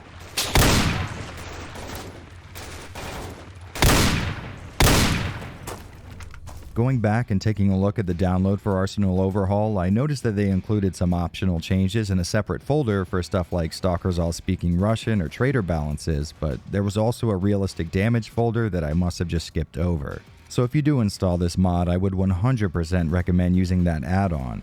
Also, as a fun little aside, AO mod on COP replaces the main menu music with a theme song from one of my all-time favorite horror movies, The Thing, which is just a nice bonus for a mod I was going to recommend anyways. And since I'm obviously unable to stop comparing this game to Clear Sky, hopefully you guys remember that title's approach to gameplay, including a pretty robust faction war system that would have you taking part in a whole lot of big firefights with more than 10 stalkers on each side. Something I thought went absolutely perfectly with Arsenal Overhaul's reworked damage and accuracy models. And sadly, Call of Pripyat ditches the multi-person skirmishes along with a focus on interacting with the zone's factions, something I would flat out call a downside. Now, I know it was a bit annoying being called to some small outpost to help them deal with like 2 blind dogs, but I really enjoyed having clear-cut territories for each faction to inhabit and sort of being able to control who was where. Really though, it's those massive 20-man shootouts that did it for me. Feeling like you're just a small contributor in a larger battle was really cool, and I feel like the wide open areas in COP were just itching to have a few of those taking place in them. You will come across groups of maybe 3 stalkers shooting it out with rivals or mutants, and sure, that is still awesome to see, but it really just does not compare. The emissions from Clear Sky are back and somehow even more terrifying. Not because they're more frequent or because the bigger landscape might mean you're further from cover a lot of the time, although both of those things are still true, but because the AI system, A-Life, seems to be set to maximum randomness in this game. Some of these things may be explainable by mods or me just hitting a weird string of luck with A-Life, but I had a lot of odd stuff happen in this playthrough. At one point, I walked into the Stalker outpost in Zatan to see a man's body just floating through the air, and once I loaded into Yanov Station, and for some reason 2 bandits and a snork had developed some sort of friendship and were just hanging out with each other. Now that is funny because bandits and mutants are not allowed anywhere near the station, but also when the 2 bandits saw me, they ran outside and developed some sort of an infatuation with me and would shoot at me through the walls every time I was visible. I also had mutants attack me and some NPCs during a scripted cutscene on more than one occasion, so factoring random blowouts into the mix makes things real damn interesting. At one point, an mission hit right as I was taking part in a side quest that had me and a group of other stalkers pitted against a controller inside of a tunnel. So not only was my team being brainwashed into seeing me as an enemy, but I couldn't move around to avoid their gunfire or the controller's long-range attacks because leaving the small room I was in would mean instant death via supernatural radiation tornado. And if it wasn't clear by the tone of my voice, these were not complaints here. I have always enjoyed the zone's random nature, and while in any other game stuff like this would rightly be called a downside, in this series it's at least a part of the reason why we love it so much. Continuing with the compliments, I really liked being able to explore Pripyat here. The whole area has this amazingly creepy feeling to it with all kinds of mysteries everywhere you look, and the addition of seeing a city left abandoned for decades really adds to that. The side missions outside of the main story path in COP might be some of the most interesting in the series, but it feels like there's less of them. And on that note, I cleared COP in less time than I typically spend on these games. I'd wager that's due to there being a little less story to get through here, but the lessened number of areas probably plays a role as well. Of course, when I mention a shorter runtime, it's more in terms of a first playthrough. Most of us series vets typically rush through the stories of these games so that we can unlock every location, and at that point the real game starts. Which translates into a potentially infinite series of runs for artifacts so that you can sell them for ammo, which will be spent of course on the next artifact run, fending off fellow stalkers and mutants. Now it's been a while since I free played COP like that, but I don't remember it being noticeably less long than the other entries in the series. How I judge that is I keep a game going for as long as I can until I get disinterested, which usually hits the 100-hour mark no matter which game I'm playing. So I guess take that for what it is, a totally subjective measurement of content that only an idiot or a Stalker fan would use. One of my favorite aspects about any Stalker game is how you end up playing it so differently than you would any other FPS. You don't rush into danger in these games. You find yourself very carefully approaching possible threats here, and out of instinct, you'll likely be making most of that approach while moving from cover to cover. You'll start being able to tell when an enemy's packing real long-range heat based solely on the sound of their gunfire, and you definitely won't be running out of that cover without leaning around to make sure the coast is clear. Or if you do, it'll be a mistake you won't make again. Well, I have really good news for you. All of that is most definitely back, and it is just as much fun as it's ever been. So at least GSC seems to really understand the core of what players want out of these games. Of course, shooting in a Stalker game can sort of be overemphasized when you watch reviews like this on YouTube. In attempting to make a video that's entertaining to watch, we content creators will probably end up using a lot of footage of us engaging in really fun gunfights or blowing snorks away, but realistically, you'll probably spend more than half of the game with your gun holstered. Which is great, by the way. Getting from one area to another and spending tens of minutes just enjoying the scenery, or even longer than that in your inventory trying to keep things organized, is amazing. It just doesn't make for the best video watching experience. I'd say Clear Sky definitely has the biggest action focus as far as firefights are concerned out of the three, but even then, it's not even a majority of what you'll be doing. I say that for two reasons. First off, to assure you that that is still part of this entry, and second, as a warning. I really don't want to set someone up for disappointment if they install one of these games on my recommendation and find themselves playing something a lot more slow-paced and methodical than what they saw in my video. Like I keep saying, these are games that demand you learn how to play them, and just running around like you would in an FPS blindly shooting just does not cut it here, or in the rare occasion it does, trust me, it will not work for very long. I don't think a lot of first-person shooters out there require the player to scout fights beforehand, manually select fire modes for their guns depending on how far away the enemy is, or take care of a bleeding wound to keep from losing more health. This is a very unique experience, and I doubt very much many titles would even come close to replicating it outside of this series itself and the game specifically trying to emulate this series. But I think this little anecdote will do a much better job describing this game's depth than I ever could. At one point in Call of Pripyat, you'll find one of the down choppers you're looking for, only it crashed in an area surrounded by a minefield. Now, you could certainly just save scum your way to the other side by quick saving every time you move an inch without being blown sky high. Trust me, I've done it. But you could also pull out the bolts you throw to track the boundaries of anomalies and toss them to see where each mine is based on the sound it makes when it hits the ground.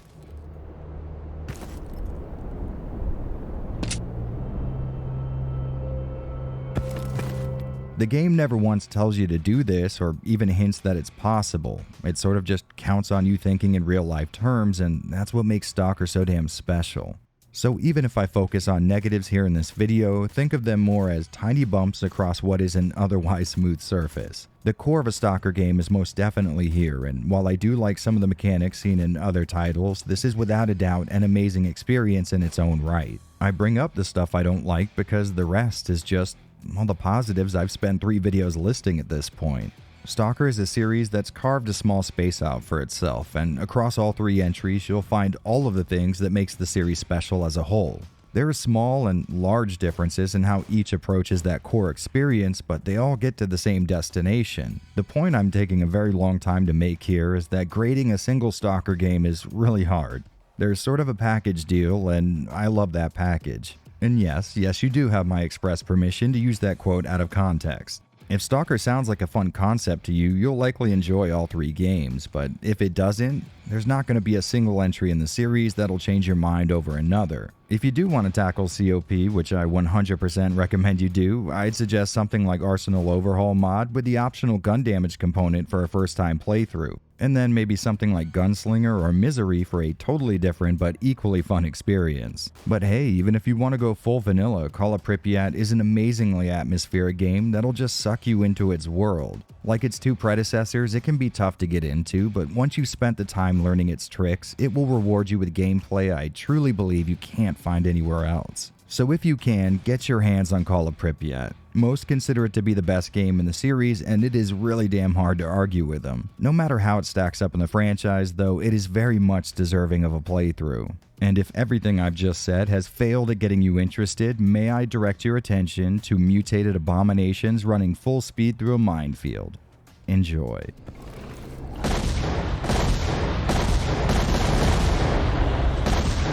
If you've been watching this series from the beginning, you might have noticed a trend. Each Stalker sequel basically rearranges all the previous game's assets and adds to them just enough to straddle that thin line that separates full-blown sequel and early 2000s expansion pack.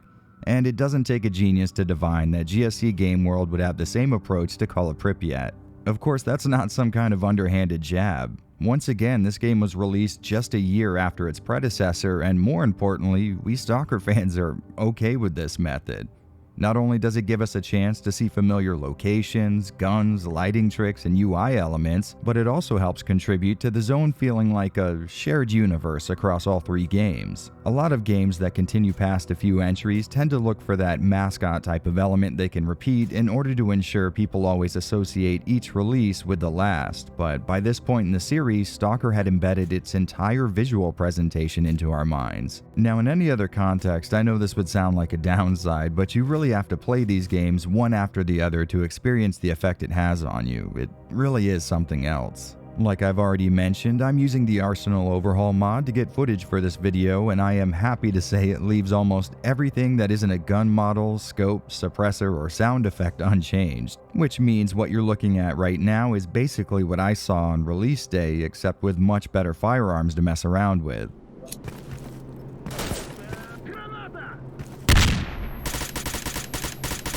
More returning motifs include the typical look for the more recognizable factions in the zone. They may have added some new armor types, or maybe not, really I can't tell, but regardless you will always know whether or not it's duty authoritarians or hippie-ass freedomers coming at you from across the map.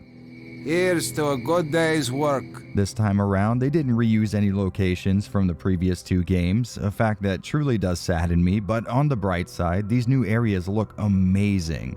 Well, I guess Pripyat does sort of count as a reused location, but this is a completely different part of the city than we saw in either of the last games, so technically I'm still correct, which means I can go to sleep tonight not hating myself. Each of these new areas are pretty jam-packed with content like villages, warped landscapes, or abandoned factories, but there's enough empty space in between them to make sure it doesn't feel like a video game level, but instead a real place you might get a look at when pointing Google Earth at some disheveled abandoned town in Eastern Europe.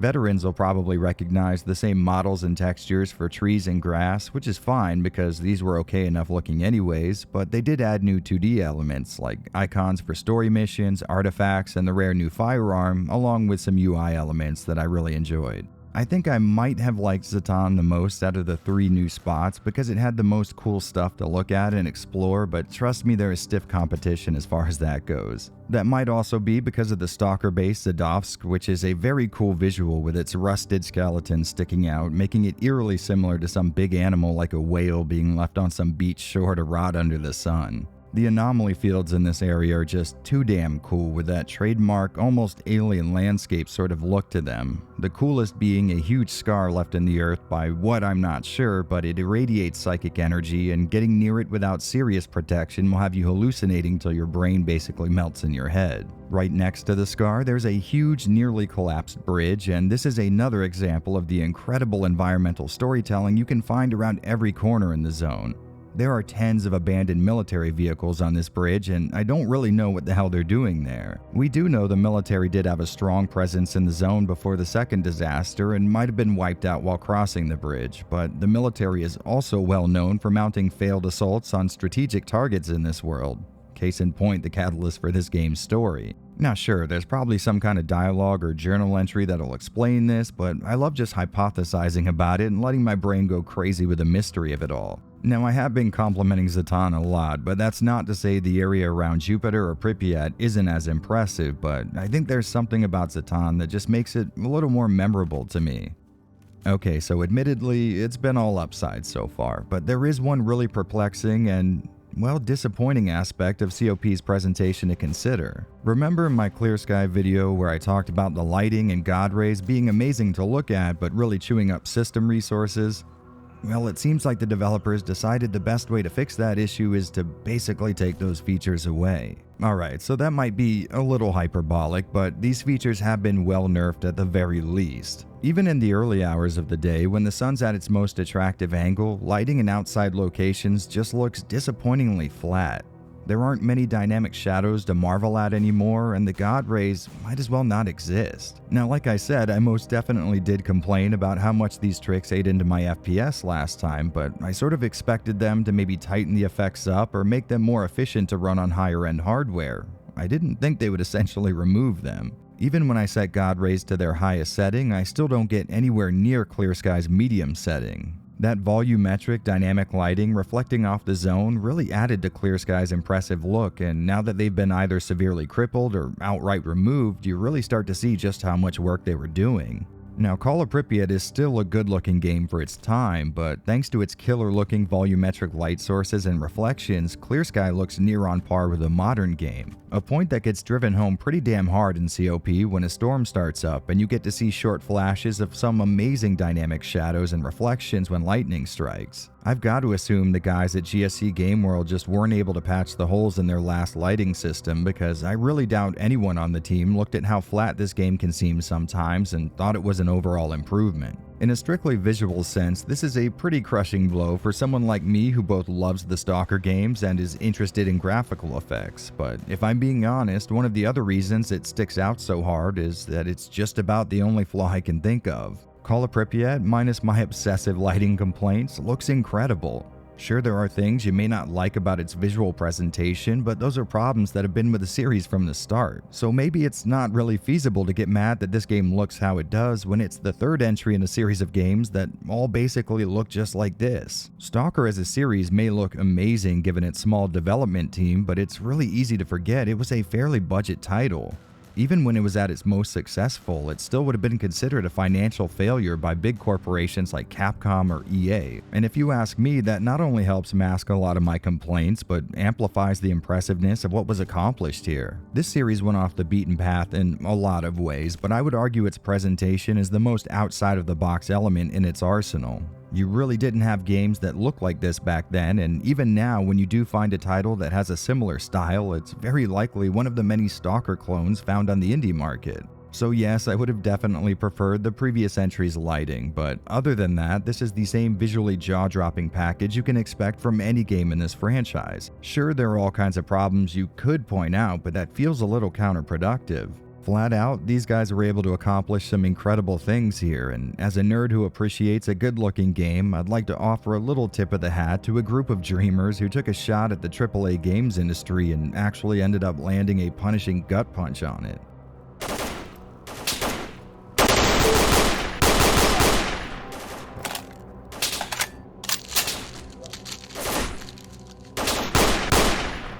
Well, fellow Stalkers, I hope you had fun on this deadly little field trip to the zone. This series very well may be one of the most influential game franchises that never had a chance to see mainstream success. Stalker as an intellectual property somehow managed to elevate itself far above mere video game status by inspiring a loyal following of fans who don't just play its games. Stalkers all over the world get together in abandoned factories or empty fields to relive the adventures they had in the zone out here in the real world. And yeah, maybe that's just LARPing, but doesn't it seem way more cool when everyone wears a gas mask and carries a Russian assault rifle? These people also researched the Chernobyl nuclear disaster, and many of them have visited the site themselves based solely on a lower budget video game series released in the early 2000s. Thanks to its inspiration, coming from an already immensely interesting narrative world, Stalker manages to build a complete experience that is far more than just the sum of all of its disparate parts. What you just witnessed over the course of the last 3 videos is a landmark event in the game's medium. I'm sure a good deal of you may have never even heard of these games before coming here, but I can almost guarantee you that something you played today was influenced by them. If you ask me, this right here is something you flat out cannot get outside of these games. A level of immersion and ambiance that is without question unrivaled still to this day. And yes, I know that sounds like fanboy talk, and sure, I most definitely blindly worship at the altar of the Stalker fandom, but I am also someone who actively looks for gaming experiences that pull me into fictional worlds. With every game I put my hands on outside of a select few genres, my end goal is to fall face first into the very setting my character inhabits. I aim to lose myself in some fantasy landscape using the sights, sounds, and atmosphere coming through my screen and speakers as a guide to further get me there. And in following that very ambition, I never, and I mean never, have gotten closer to a game world than I have right here in the zone. When you play these games and start to lose yourself in them, I swear you could squint your eyes just a bit and find yourself there. These games are truly something else, and I severely hope that I've turned at least a few of you into new additions to this cult. There's something there. Cover me.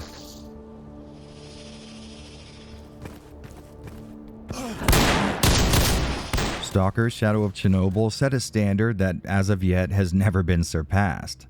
Clear Sky took that foundation and built onto it several more experimental expansions, and then Call of Pripyat took the most successful elements from the two and married them into one incredible package. If you get just one message from this retrospective, make it this. You owe it to yourself to experience one of, if not the most atmospheric, immersive, engaging, and flat-out jaw-dropping pieces of media ever created. And trust me, I know that sounds crazy to say. I mean, think about the ridiculousness of some odd little Ukrainian video game being the best of anything, but I can assure you with 100% certainty that is still very much true. So please, go find one of these games on sale for $5 to $10 on some key reseller, or hell, just hop on over to your favorite BitTorrent tracker and start downloading some disk images. Some of you might not be able to look past the sometimes dated visuals or actively combative mechanics, but for those of you who break through that barrier, you're gonna find yourself in a whole new world. And from that point on, believe me when I say no one will be able to stop you from consuming every single piece of Stalker-related media in existence. Thanks so much for following me down this irradiated path, guys. It's been a real adventure. Sadly though, that adventure has come to an end, but who knows, we may very well cross paths again. Perhaps sooner than you think, and if we do, I think you'll find that it'll be in some eerily similar circumstances. Good hunting, Stalkers. Take off.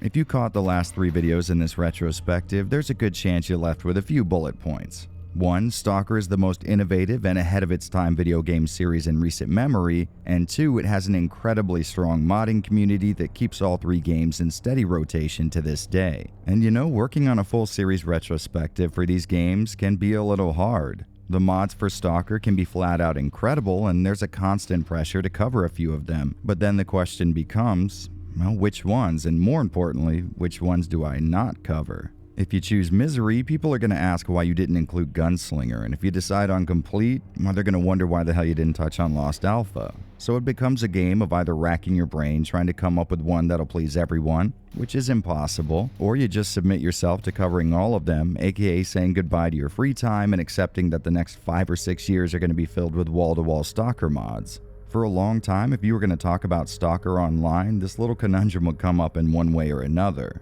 But then Call of Chernobyl came out, the Stalker mod to end all Stalker mods. This landmark project included all of the content from all 3 releases and stuffed it inside a single package. Truly an impressive feat of craftsmanship if there ever was one. And for a long time, ZOC was the gold standard in this little scene. That is, until the release of something that would take a perfect concept and somehow further perfect it. Oh, and it's free too. Interested yet? If not, trust me, you will be. Stalkers, welcome to the zone.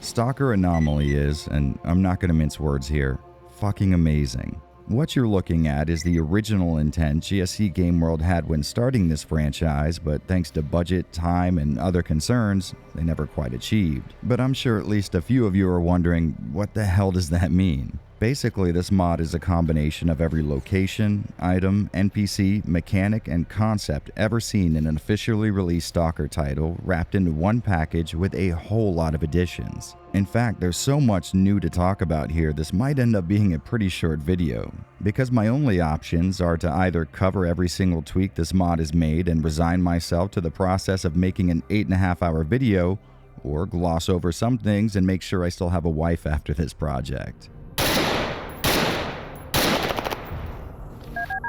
Anomaly is set just a little bit after the official events in the Stalker timeline in roundabout 2018, so that means Strelok has already made his way to the center 3 times, and as a result, we have a very different zone from a veteran's perspective. You take on the role of, well, whatever you want, really.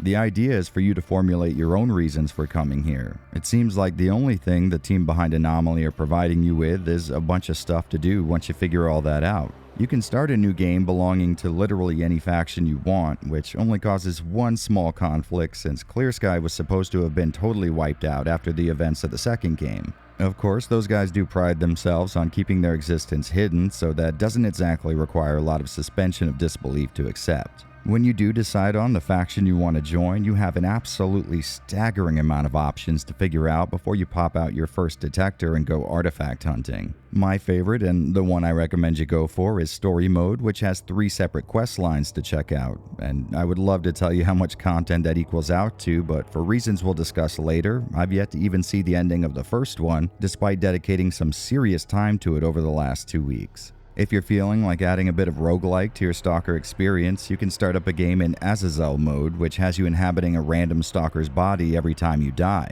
The cool part being that this will be an actual Stalker that exists in your game. So there's a non-zero chance you might have already come across this person and now you have to pick your progress back up with all of their gear. I would only recommend this game mode for absolute psychopaths, which basically means anyone who's put more than 100 hours into a Stalker game. There's a survival mode, which will have zombies spawning in at increasing intervals, the goal being to see how long you can make it until the zombie horde eventually takes out everything and everyone. There's also an option that applies to all of those modes that has parts of the zone only opening up once you've physically found a route there or talked to someone who has. Then there's the warfare option that'll have the zone's factions acting a little more dynamically and with a bit more freedom than usual. That means strongholds can be taken over at any point, and you can play a role in who owns what if you want to. This mode makes the hectic randomness of the zone even more insane, a feat I used to think was impossible. And speaking of sanity, if you have little to no value for your own, you can enable Iron Man mode, which will delete all of your saves upon death. Honestly, I get irrationally pissed off just thinking about the idea of checking this box. There's also a campfire mode, which is a mechanic fresh out of the Souls titles. In this mode, you won't be able to save your game unless you come across an area where a campfire can be lit. You know those people who like to dress up in leather, whip each other, and stick hooks in their back? Well, this is the Stalker equivalent of that. Then there's the aptly titled Agony mode, which only lets you save your game when you're not injured, irradiated, in combat, and most importantly, not in the middle of an mission. So there's no doubt you've got a lot to consider here when starting a new game, but personally I would recommend, if this is your first time, don't mess with any of these minus the story mode. Trust me on that. Before you start, you can select a portrait and your starting area. Obviously, that's going to be decided by your chosen faction, and you guys know me, I'm a loner through and through, so I always choose Cordon because I am a slave to nostalgia. Here in the middle of the screen, you'll see what the game begrudgingly gives you for free as far as your inventory goes, and next to it are the items you can add to that inventory. Each gun, box of ammo, and med pack has a point value assigned to it, and you have a very finite pool of points to spend, so choose wisely.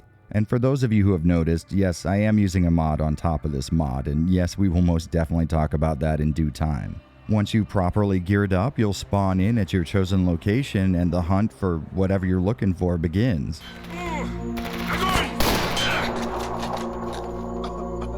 If you chose to start at Cordon like I did, there's a sort of newbie initiation quest line, and it's something I would recommend you go through even if you're already well versed in the Stalker series, because it'll give you some tips on the new mechanics. Plus, and most importantly, the quest giver will hand over a good amount of ammo for your chosen weapons and an artifact container. An item that fits so well into these games, I'm almost positive it was a planned feature in the originals. As most of us already know, artifacts created in the zone tend to retain varying levels of radiation, but for whatever reason, that radiation only ever affected you when that artifact was equipped. Well, this game takes that idea just a little bit further into realism by having those artifacts irradiate you while they're just sitting in your inventory. So you get one of these lead-lined boxes, which will keep them from burning a hole through your pack, or more importantly, you. There's also smaller versions of these boxes that'll let you negate a single artifact's radiation while still equipping it to your belt, and I think that's a great little microcosm of what you can expect to find in this game. Everything that was just given to you in the series proper now has to be fought for tooth and nail. Thought it was kind of hard dealing with all the dangers of the zone on top of needing to eat in the originals? Well, now you need to make sure you get enough sleep and drink enough water as well. Was finding artifacts fun before? Well, now you need to make sure your detector has an up-to-date database of artifacts in it, otherwise you could be standing on top of one and you would never know. Anomalies are now 1 or 2 hit instant kills unless you've got some amazing resistance built into your gear, and the firefights. Jesus, don't even get me started on these firefights.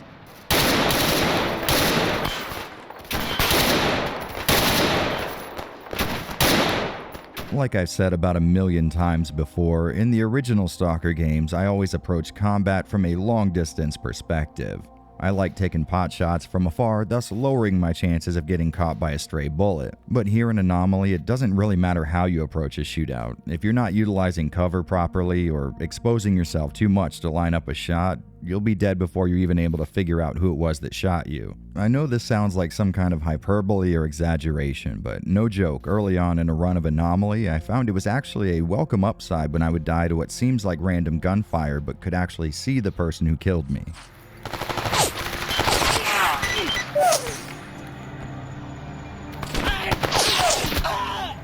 And I think this is a good time to mention why this might look so different for people used to vanilla Anomaly. I'm practicing a little modception by using Provac's weapon overhaul, something that I feel really elevates the gunplay in this game to something that's mostly fun but sometimes totally unfair. On top of that, it changes the game's look by adding new environmental effects, character models, and a nearly infinite list of alterations. In some ways, these can be downsides for purists, like the 3D models look very different and they increased the overall contrast of the game and added some odd shading around those 3D models, but the second you start hearing the crackle of far-off gunfire,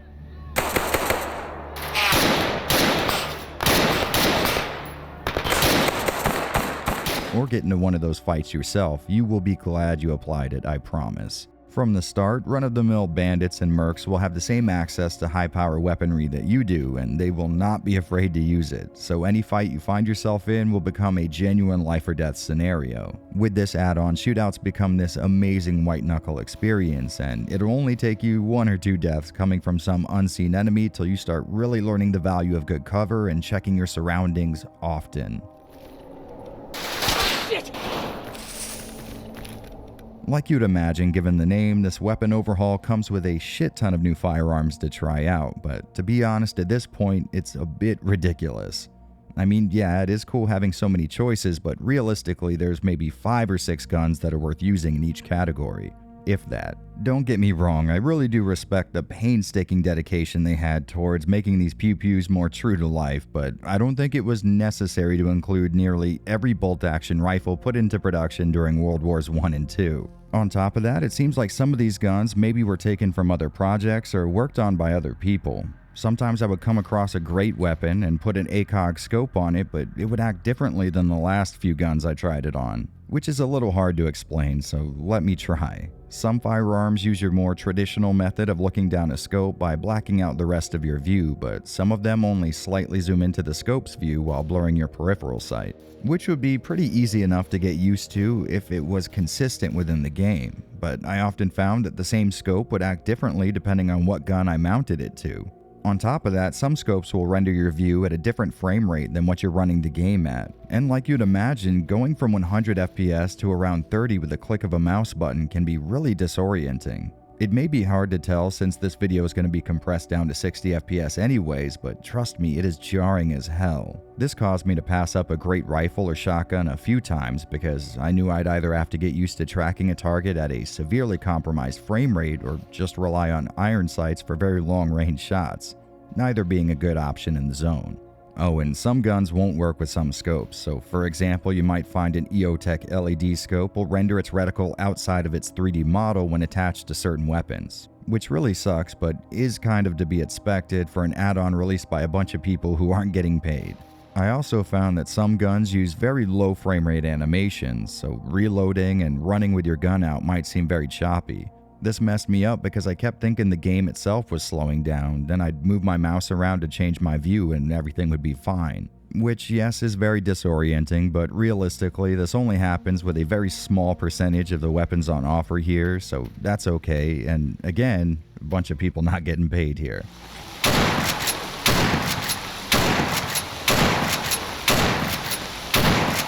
Continuing with the downsides, mutants in this mod are an absolute force of nature. The boars in Cordon can kill you in 1 or 2 hits, which wouldn't be so much of a big deal if that wasn't the starting point most people will find themselves in the very beginning of the game. Even when you tweak the trader economy and the options, it's gonna be a good long while till you can afford armor that'll stand up to that kind of abuse, and even when you do, it's gonna cost you a majority of your cash every time you take a hit from these assholes, since you're gonna need to find a technician to service your tattered armor. I mean, don't get me wrong, a round of 5.56 flying through the air will have a similar effect, but at least bandits aren't out here breaking the land speed record and jumping at me from 20 feet away. Thanks to this, I had to tweak the game to almost never spawn mutants, which is a real shame because dealing with mutants is sort of a key part of this series. To be honest though, it seems to me the real focus with most Stalker mods is to further emphasize the human-on-human violence and let the mutants act as mobile anomalies, just hazards you'll need to avoid most of the time. If possible, I'd love to try out an add-on one day that balanced the mutants so that fighting them would be just as satisfying as shooting it out with NPCs. And speaking of NPCs, I loved how they took the radio callouts from Clear Sky and made them into the Stalker equivalent of Twitter. Every little thing that goes down in the area you're in will likely be noticed by someone, and they'll radio everyone else on an open channel if it's worth talking about. So if you're in the middle of a shootout, you might see other Stalkers saying they heard rifle fire near the cement factory or something like that. They always include a location, and sometimes they'll even accurately identify what kind of weapon you're using just from the sound it makes. The cool thing is they do this for everyone, not just you, which can come in real handy before you get your hands on an upgraded PDA that tracks groups of Stalkers. So in the early game, if you hear about monolith fighters shooting it out with a squad of duty members, you can either steer clear of that area or just wait a bit and try to loot the corpses. That is, of course, if someone hasn't already beat you to the punch. But I imagine some of you guys caught that last part where I said I tweaked the game in the options, and yes, that is one of the absolute best features Anomaly has to offer. You know, other than the whole it being free thing. If you go into the options menu, you'll find some kind of modifier for just about any system or mechanic you could think of. Everything from how much money your loot sells for to how tall the grass is. Hell, you could even control the moon cycles or how often you see cloudy weather. Almost every part of the game can be messed with here, and if I were you, I'd start a new game, fiddle with the options till you find a sweet spot that works for you, then start over for a serious run. And I say that because that's exactly what I had to do.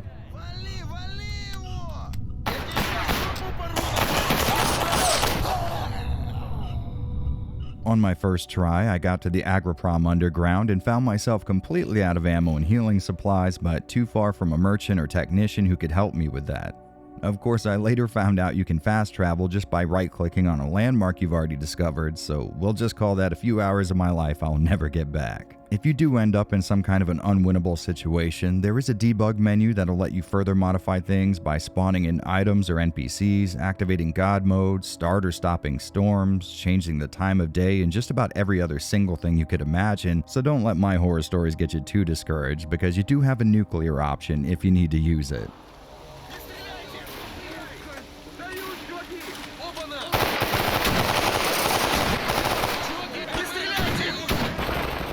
I say that because, well, there's no getting around it. This is a massively difficult game, even on the easiest setting, but the devs seem to have put a lot of effort into letting you control just how hard it hits you, and I think that's an important point. This mod was specifically made to be incredibly challenging. Remember how I told you need to learn how to play the Stalker series? Well, if this was a school setting, Stalker would be 4th grade science, and Anomaly would be some kind of college-level microbiology course. Knowing how Stalker works will certainly help you, but in the end, you'll need to learn Anomaly's ins and outs before it really opens up to you.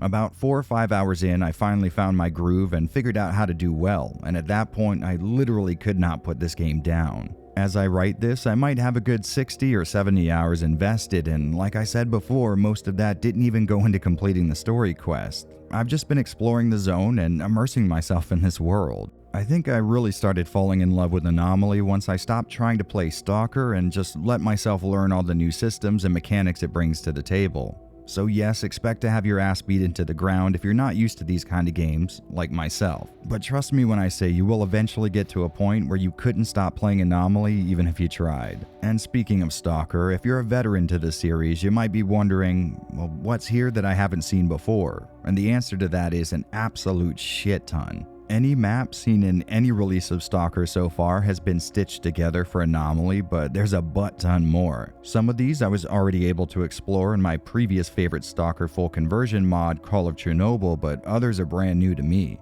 These new areas are killer to check out, and the level of detail-driven design feels about on par with what was officially released, but if I'm being honest, I was actually more of a fan of the alterations made to the maps I was already familiar with.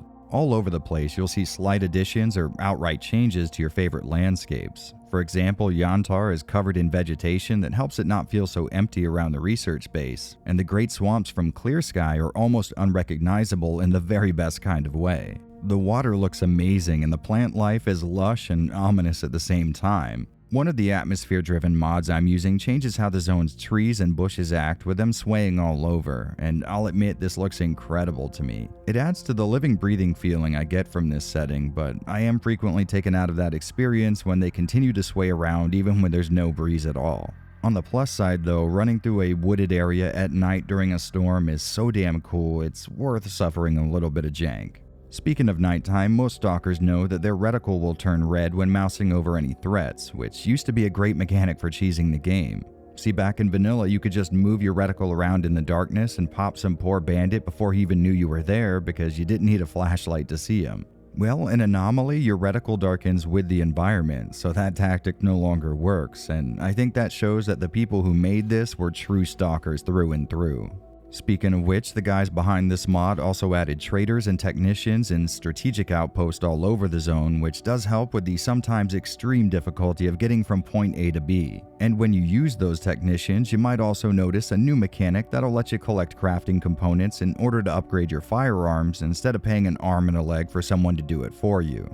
I didn't mess with this too much myself, but this feels like it fits right in with the stalker mindset, so I am a fan. The same thing goes for repairing gear, which means you'll come across a lot of junk items on a run if you're like me and don't engage with these new additions so much. On the plus side though, all of these items sell for enough of a price that it's worth carting them around, so problem solved. Truth be told though, I'm a little hesitant to keep talking about new tweaks added to Anomaly because I really don't know much about them in general. Everything I've told you so far has been learned through exploration and intuition, and I sort of want to keep it that way. There are 1,000,001 new mechanics and elements to mess with, and me not knowing much about them sort of mirrors that feeling that got me interested in this series in the first place. I truly loved not knowing where the hell I was, what I was doing, or how the hell I would go about doing it, and I think I might have ruined a bit of that for myself by obsessively seeking out information on everything even remotely related to Stalker. As it is now, Anomaly gives me that same mysterious feeling, and I really don't want to speed up that feeling wearing off. I'm sure eventually I'll wrap my head around most of these things, but when I do, it'll be because I figured it out myself and not because I spent a few nights looking through wiki pages. Although if I'm being honest, it's really hard to fight the urge not to do that. For example, every once in a while there's this crazy loud crash and the area lights up like some kind of a localized lightning storm. In the dead center, whether that be 80 feet in the air or on the ground right in front of you, a sphere of light appears, and I'll be damned if I even have a clue as to what that is or what it does. This being a Stalker game, I just sort of assumed it would lead to a violent death, so anytime one of these things show up, I book it in the opposite direction. And speaking of getting the hell out of there, there's also a new type of emission in the form of a psi storm. I have no idea what it is or where it comes from, but I'm sure we can all assume the origin is some sort of cosmic horror beyond our comprehension, or maybe some busted experimental Soviet tech, either or. Alright, look guys, like I told you at the start, I'm either going to have to cut this one short or spend the next few years of my life producing this one video, and in the spirit of giving you a first experience similar to mine, I'll stop explaining things here. So instead, let's move on to my recommendation, and that's a complicated matter. First off, on the simple side of things, if you are a Stalker fan, you owe it to yourself to get this thing right now. More than likely, you're already going to have Anomaly installed, but if not, trust me, you want to get that way real quick. This is what I would like to call the true Stalker experience, not necessarily because it's any better than the originals, but because it stays so true to them. The spirit and intent behind these games remains unaltered even when such wide changes are applied, so if you've ever picked up a Stalker game and thought to yourself, damn, I wish I could get more of that, well, this mod right here is what you were wishing for. As for the newcomers in the audience, which I sort of expect to be a majority of you, I would still recommend jumping in, but do so knowing full well that this game will fight you nearly every step of the way until you figure it out. This game is unintuitive, punishingly difficult, and almost malicious with how it treats you, but when you get over that initial learning curve, you'll find one of the most rewarding and immersive gaming experiences you can possibly have. I know it's kinda dumb saying something like that when none of us can really predict how much the medium will improve with time, but I truly can't imagine a scenario where something delivers this much content in such a massively satisfying way. I know I've said this before in this retrospective, but this is really something special. Sure, Anomaly itself is a marvel of programming genius, and I couldn't even imagine the tons of digital duct tape it took to get the X-ray engine acting this stably. But it wouldn't exist if there weren't 3 amazing video games for it to use as a foundation. If Stalker is the most immersive game in existence, and I very much think it is, Stalker Anomaly is the most immersive game in existence +1. It's everything you like about Stalker, along with anything you might have ever wished for while playing it. Of course, there are some serious downsides to consider as well. Like I keep bitching about, this game will knock your teeth out if you let it. Progress in the zone is slow to make, and you're always just a single report of gunfire away from losing that progress.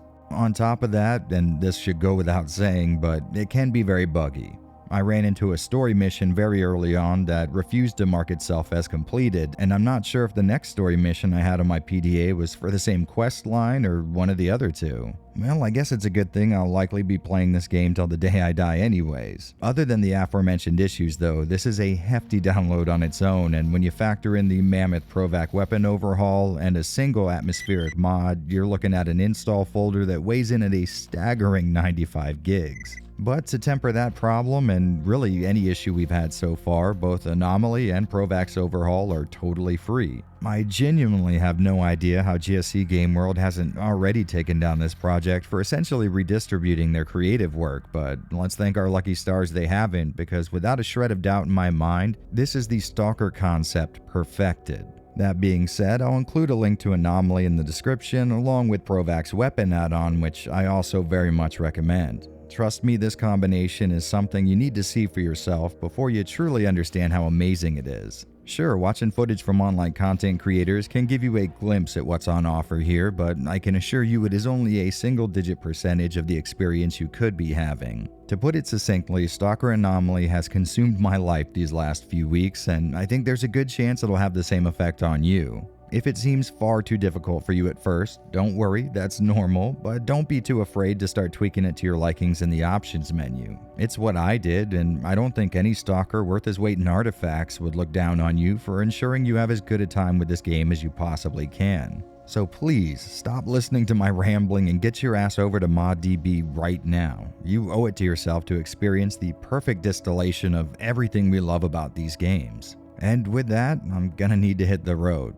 We're headed to Moscow next. I just hope nothing crazy like, I don't know, a global nuclear war happens by the time we get there. So here's hoping I see all of you safely make it to the other side of the exclusion zone. Good hunting, Stalkers.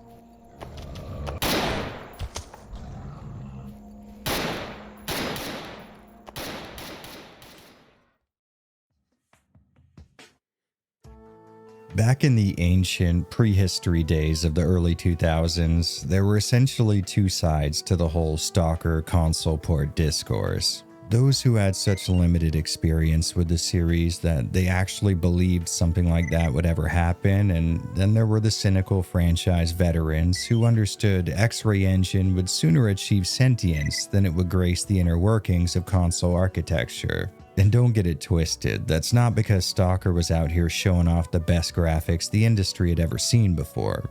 I mean, they got Crysis on the PS3 and 360. I'm sure Call of Pripyat's comparatively primitive visual effects could have been achievable too. Now the real problem was the method of delivery for those effects, and everything else in the games. You see, Stalker was created with an engine that was held together with more hopes and dreams than actual computer code, and once someone came face to face with it, the idea that these games would ever be playable on console became a bit of an in-joke, something we'd throw around sarcastically for the sheer ridiculousness of it.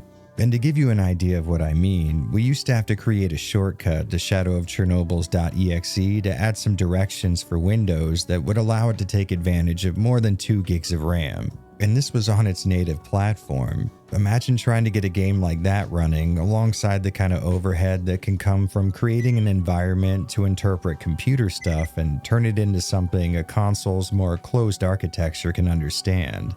Which is precisely why something like that is never, ever gonna happen. 2,000 years later. Marked one. Follow your instincts. Good luck to you.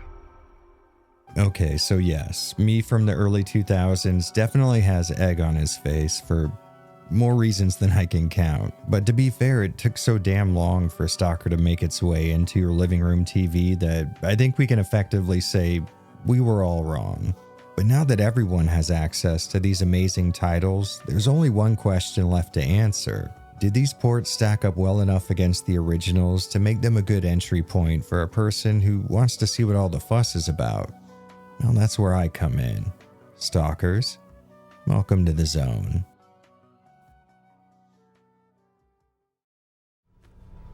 Did you hear? Stalker's finally getting ported. Bullshit. You're lying. Alright, so before we dive into things proper, there were a few items worth getting out of the way. First off, we're going to be looking almost exclusively at the Xbox Series X version of all three Stalker games. And that's because when I started capturing footage for this video, which was admittedly a long time ago, I was playing the PS5 release of Call of Pripyat and noticed an absurdly long delay in the game's audio.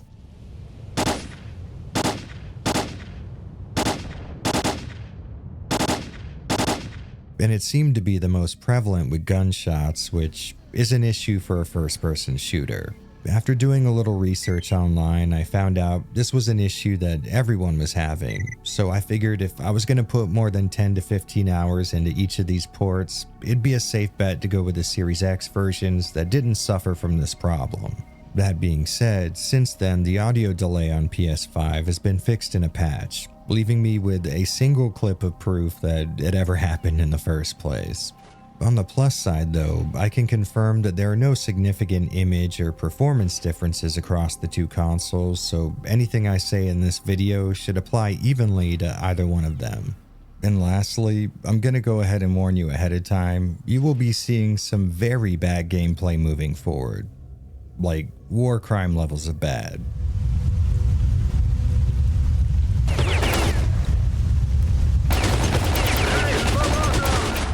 Now, like I've said more times than I can actually count, when it comes to accurate shooting, whether it's first person or third, analog sticks in my hand may as well be a pair of Rubik's Cubes. And given Stalker's specific brand of FPS gameplay, I'm looking even worse than usual. The only reason I bring this up is so you guys don't see this awful footage and think it's due to some kind of a flaw with the port job here. We are going to dive deeper into how the collection controls later, but rest assured, my disabled thumbs aren't some kind of an indication of a problem with the games in it.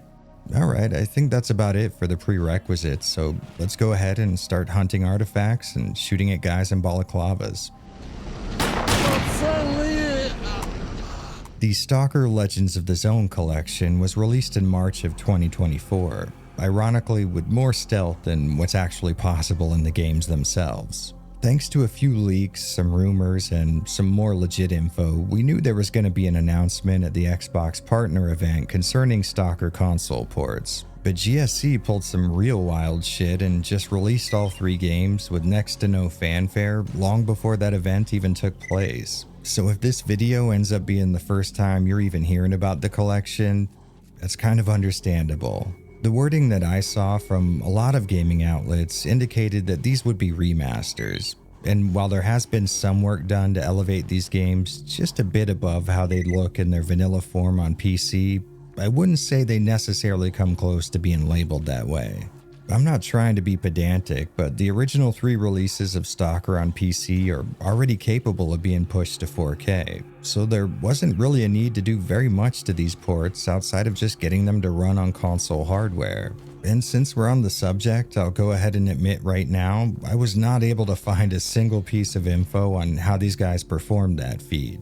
And I really did try to dig in deep during the research phase of writing this script, but if someone knows how the porting company Matabu did all of this, they're not talking about it online, or at least they weren't doing it anywhere where I was looking. So moving forward, I'm going to be doing a lot of educated guessing, or as I like to call it, business as usual. But let's go ahead and start off with something I do know.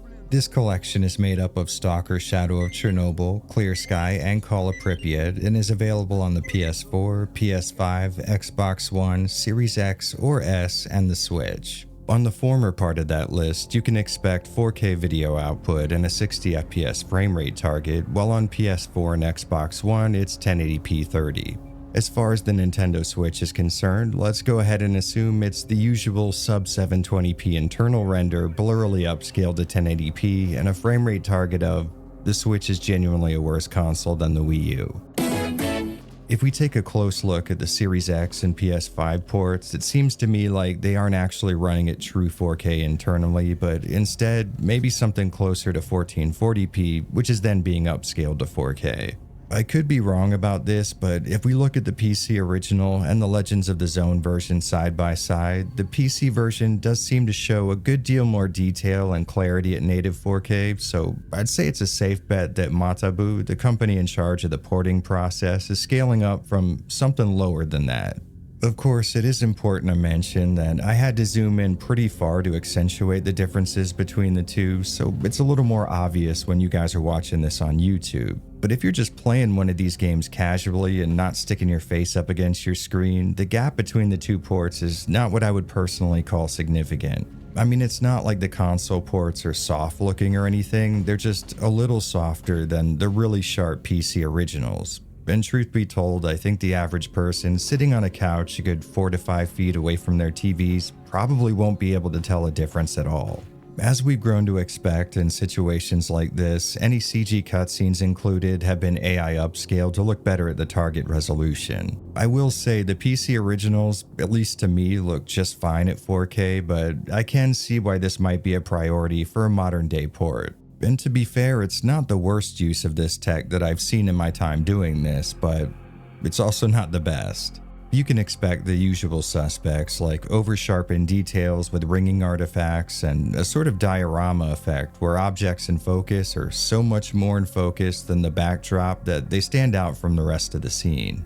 In some high-contrast screens, pretty noticeable haloing is present on edges. And there's also this weird white bar at the bottom of the screen that I can't quite explain.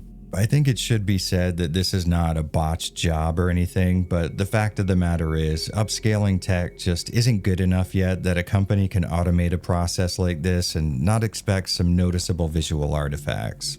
On the plus side though, in terms of frame rate, I found the story to be much more impressive. The 60 FPS target on both Series X and PS5 seems to be well locked in, with only a few small drops below 60 occurring every so often. As I captured my footage and put in more than 15 hours across all 3 Stalker games, I really wasn't able to feel any of those dips outside of a few isolated incidents, and for most of them, I only found out they existed later while running my footage through frame rate analysis software. And with how crazy I am about this stuff, I'd say it's totally possible that a good deal of people watching right now won't notice them either. Which, and yes, I realize I'm about to spit some heresy, but this is one area where the Legends of the Zone collection might actually pull ahead of the OG Stalker titles.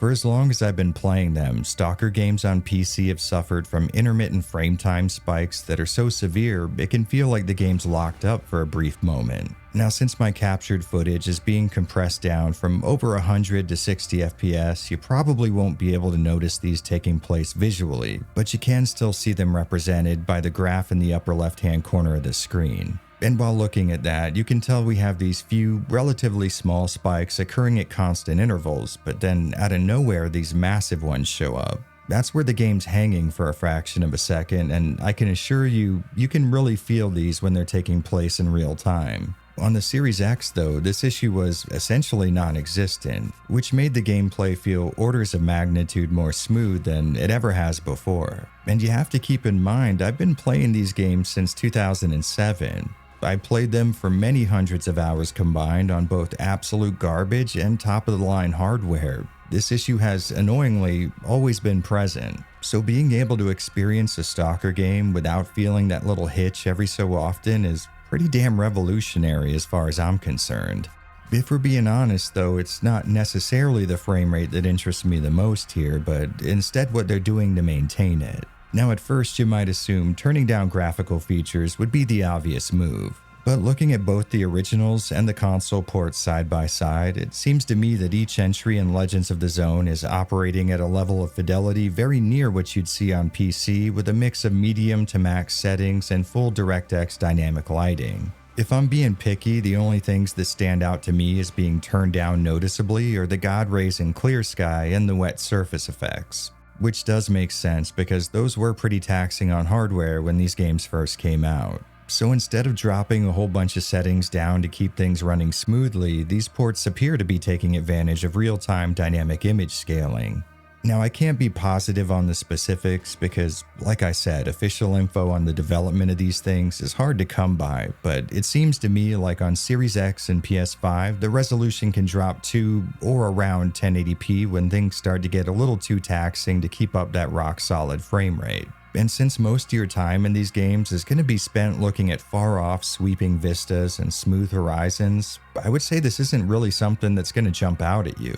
To be totally honest, it even took me a good while to notice it because a solid portion of my time capturing footage was spent on my couch. I only started being able to see these drops in internal render resolution when switching over to my computer monitor, which is way closer to my face and arguably sort of defeats the purpose of these ports in the first place.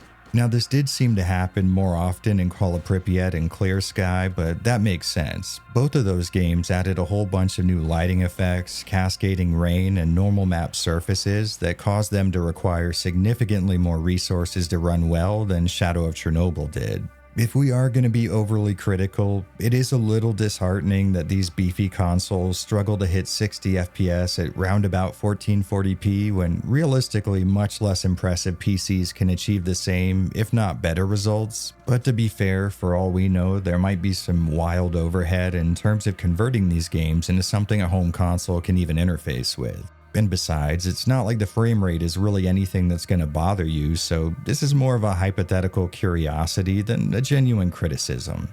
While trying to dig up info on the porting process used in Legends of the Zone, I found a post on Reddit that points out what I would call a fairly obvious use of generative AI to fill in the sides of the 4x3 loading screens in these games. And I would say this is a kind of gray area issue, because on one end, it definitely would be nice if this company would have paid a real artist to have drawn some assets to fill this area in, but on the other, I mean, it is a very, very minute portion of the job they did, like not even 1% of the total. I mean, I do agree that it would be ideal if the games industry would adopt as little AI-produced imagery as humanly possible to avoid that slippery slope where we fast forward 10 years and we're all playing games that have never been touched by a real person. But at the same time, I think very small, non-essential tasks like this probably aren't going to move the needle too far in either direction. So taking into consideration the potential of Skynet seizing control of game ports, I would say that the visual experience you're going to get from playing any of the Legends of the Zone titles is either right at or microscopically close to what you would get with the original releases on PC. Now we are of course going to talk about other aspects a little further on, but in terms of presentation, this is not just close enough to pass the bar, but probably close enough to fool a hardened veteran of the series that they were looking at these games running on their native platform. At least in terms of the 4K capable consoles. There are of course tons and tons of people out there who might want to try Stalker out but don't own a PS5 or a Series X. Which is exactly why I was dumb enough to purchase a copy of Shadow of Chernobyl on the PS4 for a segment in this video that likely won't even hit 2 minutes of runtime. Because at this point I'm so lost in my process, I feel the need to get real meta and compare a port of a port. I owe you, brother. I could never thank you enough. Alright, so on PS4, the Legends of the Zone collection is locked at 30 frames per second and outputs a 1080p picture. Getting in real close, I couldn't see any blurry details or smeary edges that leads me to believe it's internally hitting too far below that resolution target, but I could be wrong about that. If it is though, I would imagine it's something really close to 1080p, like maybe 900p. I wasn't able to see some of the dynamic image scaling going on here that you could find in the next-gen versions of these games, which makes sense. That's a hardware-level feature that came into mainstream prominence long after the tech in the PS4 was considered old school. Now, the very first thing on your mind right now might be Stalker at 30 FPS? That must feel awful. Which is what I thought, but I'm gonna level with you. The game feels a lot smoother than what I was expecting, and not just in terms of the performance. I mean, that definitely does help. Taking a look at the frame rate info, it does look like the game will dip into 26 or the 27 FPS region every so often, which is perfectly fine, but more than that, the frame pacing just felt surprisingly consistent overall. I came into this port expecting to get absolutely wrecked by SOC's already notorious bullet spongy enemies and inaccurate weapons, but I ended up doing pretty well. Of course, I was still aiming like absolute smelly ass, but putting down bandits and mutants felt no worse to me than it did in the 60 FPS versions of the game. I was really thrown for a loop with how good Shadow of Chernobyl felt at a noticeably lower resolution and half the frames per second. So if you are in the large camp of potential Stalker players that can't or don't want to get your hands on the 4K ready game consoles, I don't think you're going to be leaving as much on the table as you might initially expect. So by all means, don't be wary of a 30 FPS Stalker playthrough. It can deliver just about the same experience you'd be getting elsewhere.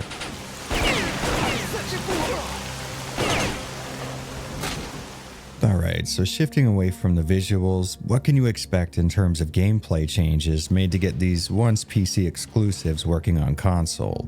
Well, just like the last section, we've actually got a fair amount to discuss here. The first, most obvious one being the game's controls. Stalker on PC, like a lot of other FPS games on the platform, had a ton of functions tied to the act of actually playing it, so you might wonder how such a big list of keybinds would fit into a comparatively limited controller. And you know, I gotta admit, the transition is surprisingly smooth. Outside of moving and looking around with the analog sticks, you're given hotkeys for bandages and first aid kits on the D-pad, interact, jump, inventory, and confirm on the face buttons, aim and shoot on the 2 triggers, and the left shoulder button opens up the new radial menu, which is going to take care of some of Stalker's more specific keybinds. Outside of being able to quickly change between weapons, your detector, bolts, and binoculars, this screen also lets you take care of functions like activating night vision, changing fire modes, and switching ammo types. And you know, all things considered, it takes the place of its keyboard counterpart fairly well.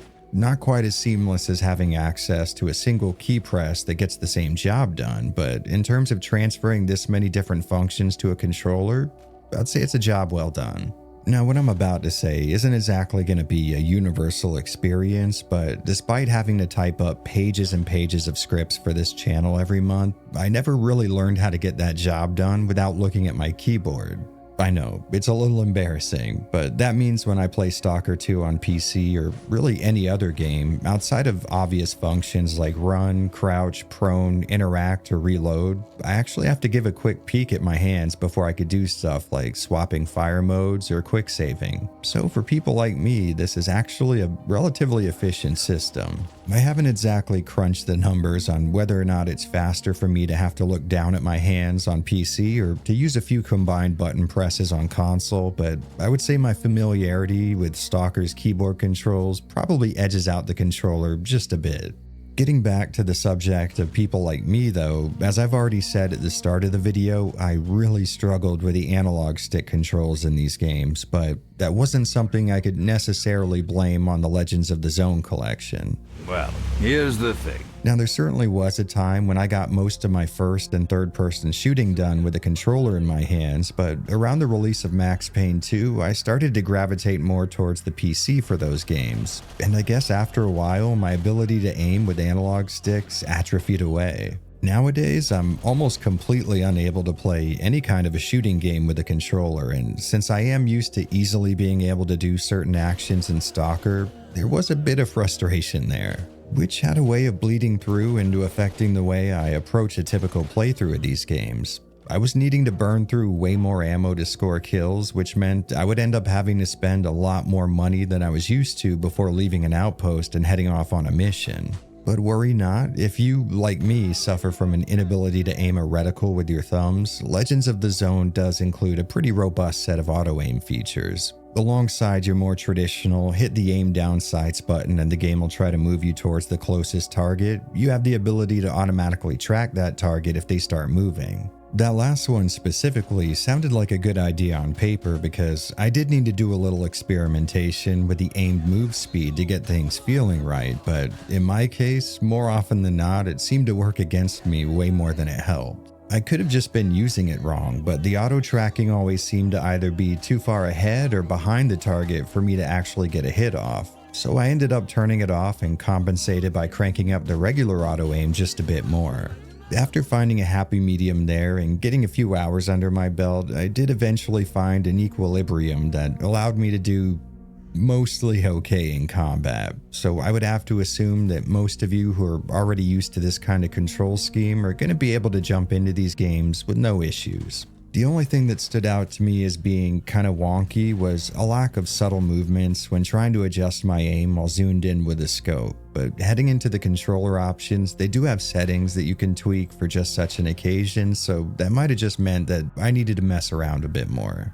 I think my only non-skill related issue in terms of the controls was a bit of inconsistency with the D-pad hotkeys. Across all 3 games, you have the ability to use bandages or first aid kits with a quick press of a direction on the D-pad, which works fine, but only in Call of Pripyat can you do the same thing with anti-rads or food. I swear I tried my hardest to find an option to assign D-pad presses to anything else in Clear Sky or Shadow of Chernobyl, but I didn't come across anything, which can really turn into an issue when you accidentally stumble across a heavily irradiated area on accident and you're trying to slam anti-rads as fast as possible. In these ports, you're going to have to head into your menu manually and navigate through each of your items till you get to the right one. Now, it didn't outright make the game impossible or anything, but it can make for a pretty annoying time if you find yourself in that sort of a situation and you don't have the most nimble of fingers.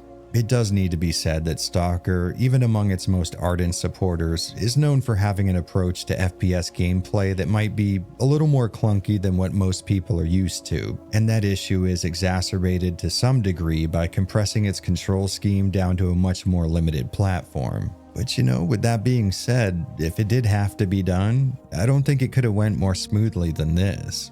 After playing for a while and committing its new controls to memory, I did fall into a groove with using analog sticks to aim, and it felt surprisingly effective. Now, I don't think I could ever get my performance here on par with being able to use a mouse and keyboard, but for some that issue might be reversed. So what might be for me this port's single downside, and let me say it's a small one at that, may be the aspect that makes this a perfect series entry point for someone else. And I would say that's the key takeaway here.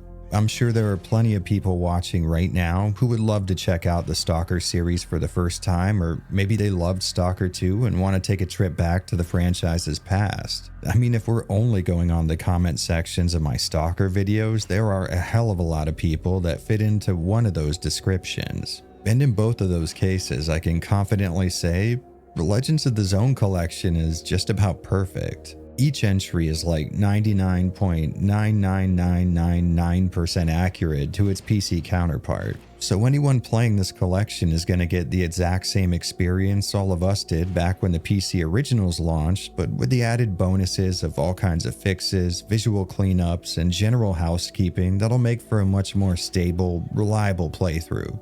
Well, you know, stable for a Stalker game.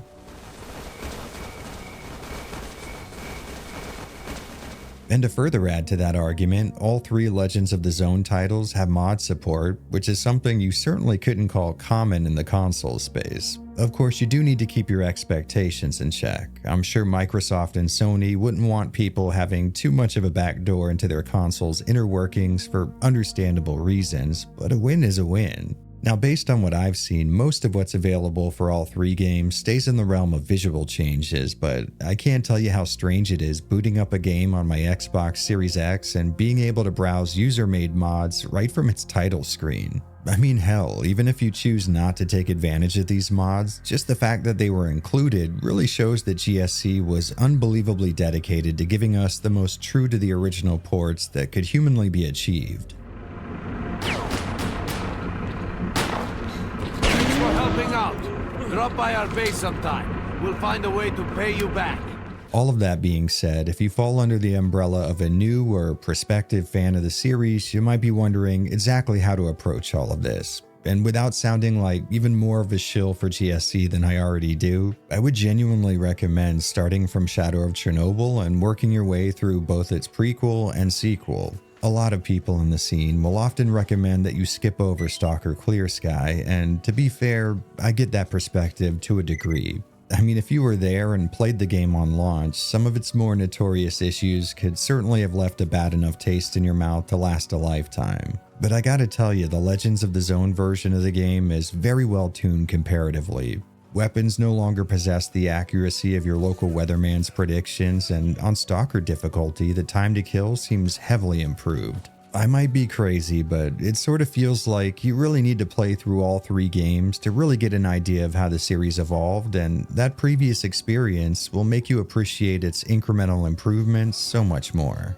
At the time of me writing this, buying all 3 games in a bundle will basically get you one of them for free, which, I'll be honest, also kind of plays into my recommendation. Regardless of which one you end up starting with or what order you decide on though, I can guarantee you're going to be jumping into the same exact games that Stalker fans enjoyed all those years ago, but with all the added performance, efficiency, and stability alterations that comes with the nearly 15 years that have passed since their release.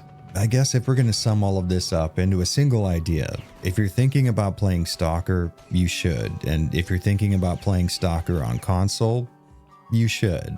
Trust me, I was really hoping for these to be terrible so I could drag the runtime of this video out to like 2 hours, but sadly, I can only talk about them being amazing for so long. And with that in mind, I'm going to go ahead and get back to work. Here's hoping you guys enjoy what you're about to get yourselves into. Oh, and happy hunting, Stalkers. Where the hell are you? We're getting butchered!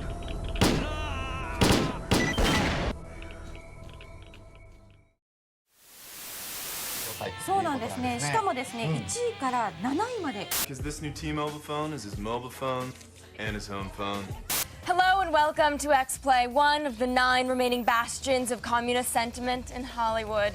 The year was 2007. If you were watching cable TV, you could still find new episodes of X-Play airing. Skateboarding was enjoying a very well-earned second golden age. Bands like Impending Doom, Job for a Cowboy, and Whitechapel were establishing a firm foothold at the intersection of death metal and hardcore. And a young Avalanche Jared would soon sit right here, in this exact chair, in front of a 1280 by 1024 ViewSonic CRT bathed in the glow of Stalker Shadow of Chernobyl. All things considered, it was an incredible time to be alive. In the years that followed this landmark release, GSC Game World would release 2 more entries in the Stalker franchise. And for those of us lucky enough to be a part of its cult following, each one would act like a window, a small opening that offered a brief glimpse into one of the most immersive, convincing, and flat-out magnetic game worlds ever made. After putting hundreds of hours into every single bit of officially released Stalker content that I could get my hands on, as well as tons of fan-made options, I lent my voice to the international chorus of fanatic supporters desperately pleading for just a little more. And for more than 15 years, due to factors ranging from petty mismanagement to international military conflict, the dream of a true and honest Stalker sequel would seem to be just that, a dream. And I think I'm man enough to admit that I became a little jaded, skeptical of the idea that I'd ever get another chance to visit this desolately haunting landscape. But if you're watching this video or listening to these words, you'll know that dream has, against all odds, finally become a reality. What could at one point be considered mere vaporware has somehow transcended the bonds of space and time and manifested itself. What I'm trying to say is, we finally have Stalker 2. And as you might be able to imagine, I am thrilled to say those words, but now that we passed from the realm of potential into real life, there are a few questions that might need some answering. I mean, it's been 15 years. The gaming industry is a vastly different place than what it was when this series had any sort of a presence in it. To put it bluntly, things have changed, and I think you could make a convincing argument for that change being oriented towards more bad than good. Concepts like uniqueness, novelty, and ambition have been replaced with reliability and predatory profit schemes. Not exactly the most ideal conditions for releasing an entry to a series well known for going against common game development orthodoxy. And that is exactly why we're here today, to determine whether or not this new entry in the Stalker series lives up to the pedigree of its name, and after putting 140 hours into it, I'd say I'm uniquely qualified for that job. So I hope all of you have held on to your Geiger counters and you've got a few stashes waiting for you on the other side, because we are most definitely heading back in. Stalkers, welcome to the zone.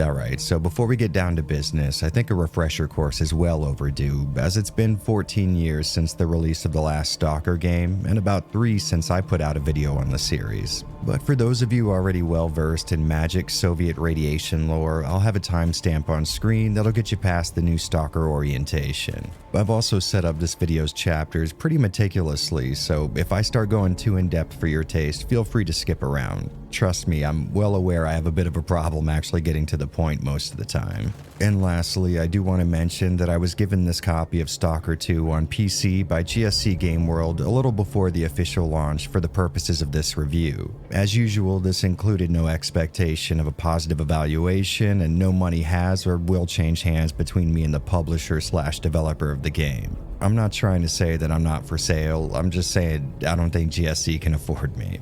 Alright, with that out of the way, let's get into this.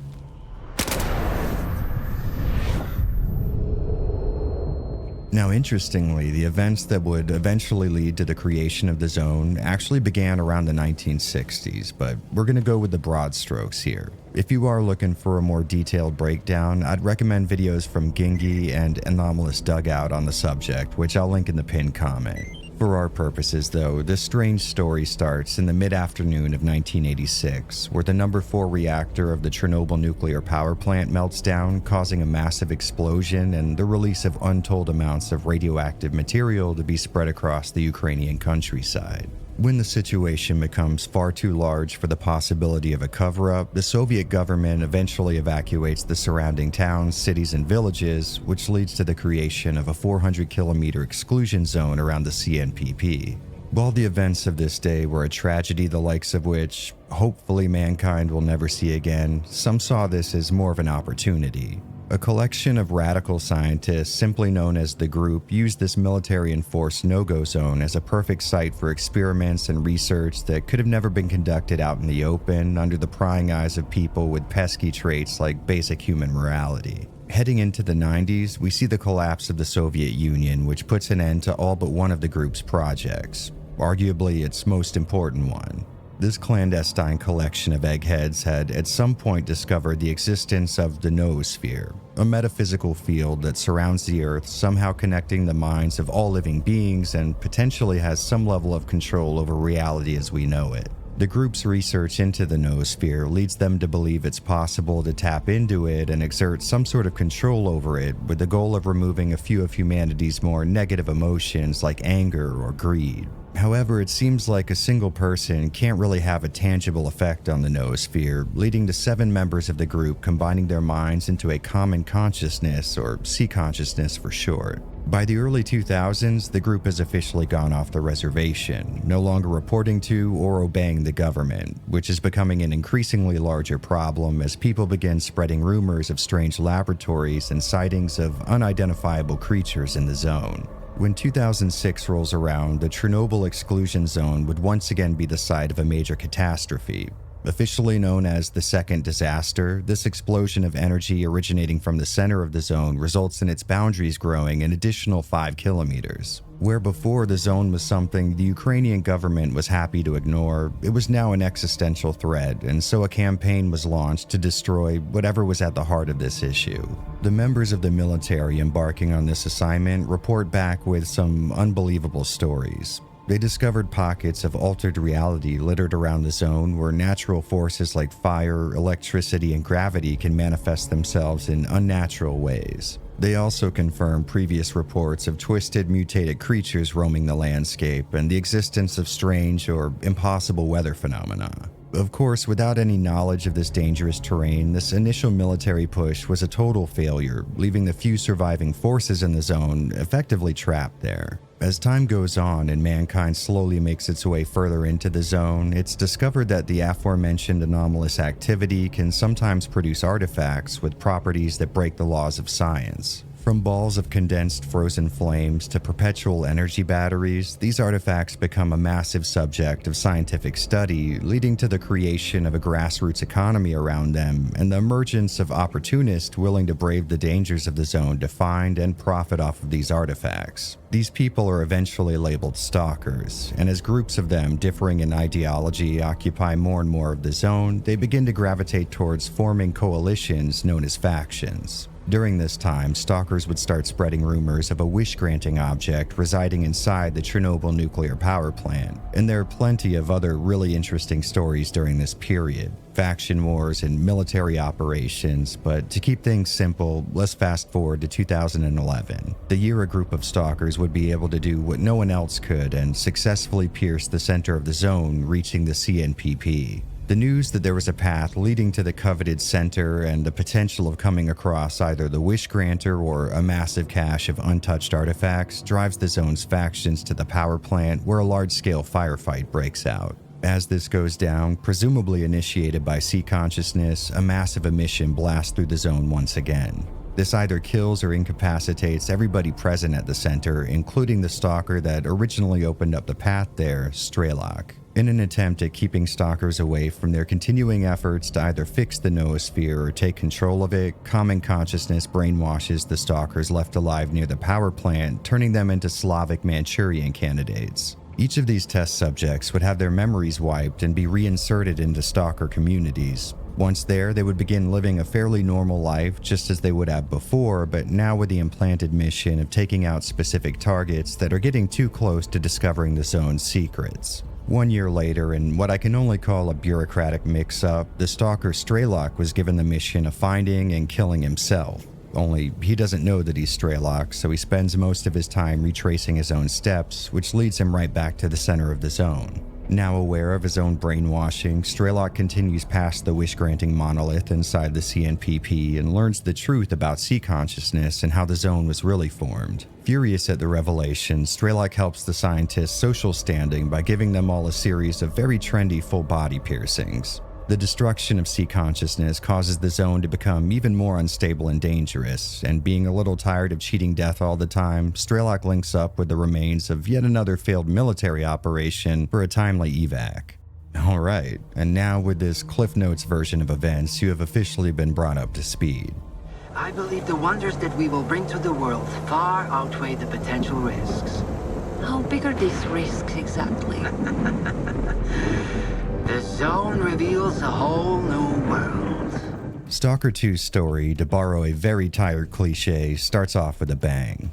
The year is 2021, and we're taking on the perspective of our main character, Skiff, as he's woken up by an anomaly forming in his kitchen, followed by an explosion that takes out most of his apartment and honestly a big portion of the building it resides in. In the rubble, Skiff finds an artifact, and since by this point the world's been fairly educated on what goes down in the zone, Skiff knows that this thing that destroyed his home might ironically be his only hope at getting some quick cash and not joining Europe's homeless population. So he gets into contact with the same Dr. Herman we met in Pripyat and arranges a deal. It seems like artifacts that leave the exclusion zone tend to lose their anomalous properties and thus their value, so the new plan is to trespass into the zone and use a device that can gather the anomalous energy there to essentially recharge his artifact. I won't let you bust it down the shit. This stone owes me a new home. And you know that plan goes about as well as you can expect, right up until it doesn't. Their contact inside the zone, Solder, seems to have sold them out, and the result is not one, but two separate groups of potential thieves converging on Skiff's location. After a nice little three-way firefight, Skiff ends up on the business end of a magazine-fed 12-gauge held by another returning face from the Stalkerverse, Nimble.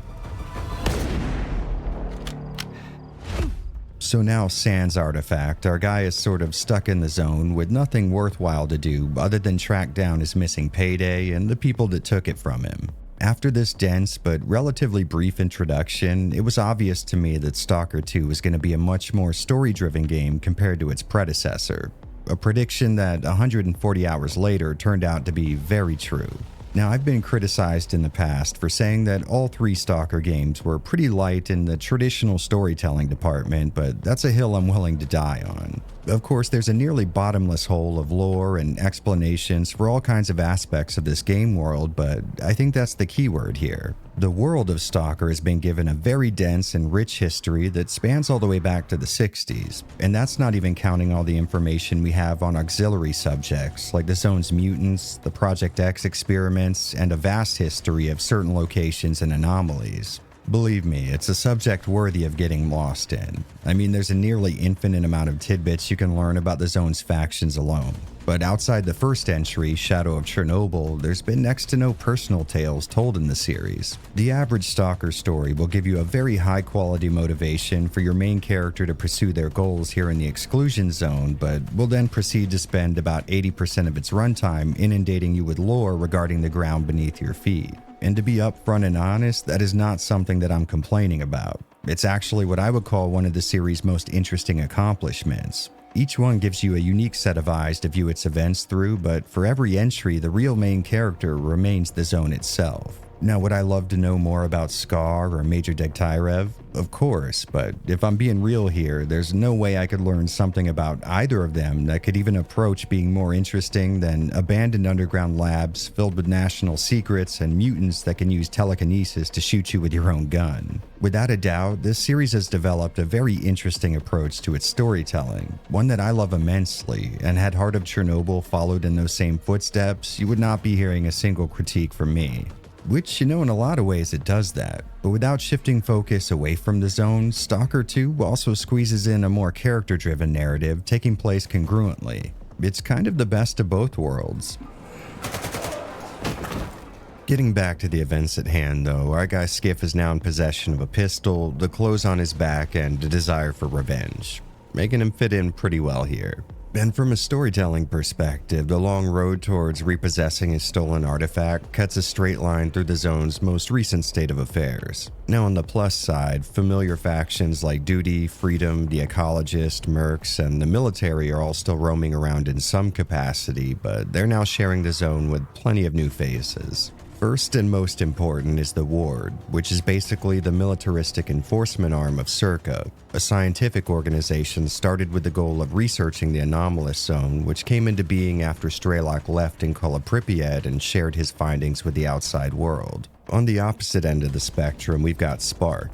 These guys are a group that works with the ecologists or any scientist not aligned with Circa and seem to have an almost religious devotion to the idea that the zone, in all of its negativity, is actually hiding something positive. They call this Stalker version of Heaven the Shining Zone, and on an interesting note, these guys are led by Scar from Stalker Clear Sky, but don't worry, we're gonna get into that soon enough. Outside of the major players, we've also got Noontide, a pretty secretive faction made up of ex-Monolith fighters. After the events of Shadow of Chernobyl, the Wish Granter, or Monolith, was destroyed, and so was its control over the brainwashed Monolithians, which is a good thing. The only real issue is that the rest of the zone isn't exactly keen on the idea of sharing space with the maniacs responsible for the deaths of an uncountable number of Stalkers. Anytime a Nooner walks out that gate, there's always some Stalker who thinks that killing him is the right thing to do. This being the case, Strider, a familiar face from Pripyat, collected all of the former Monolith members together and carved out their own little corner of the zone, far away from the people who hate them. Skiff's quest to regain possession of his artifact starts off with some info on where he can find Solder, the stalker that sold him out in the intro, and in the course of this little interrogation, we end up being the least of this guy's worries. It's a huge pile of trash, you can't miss it. It's north of...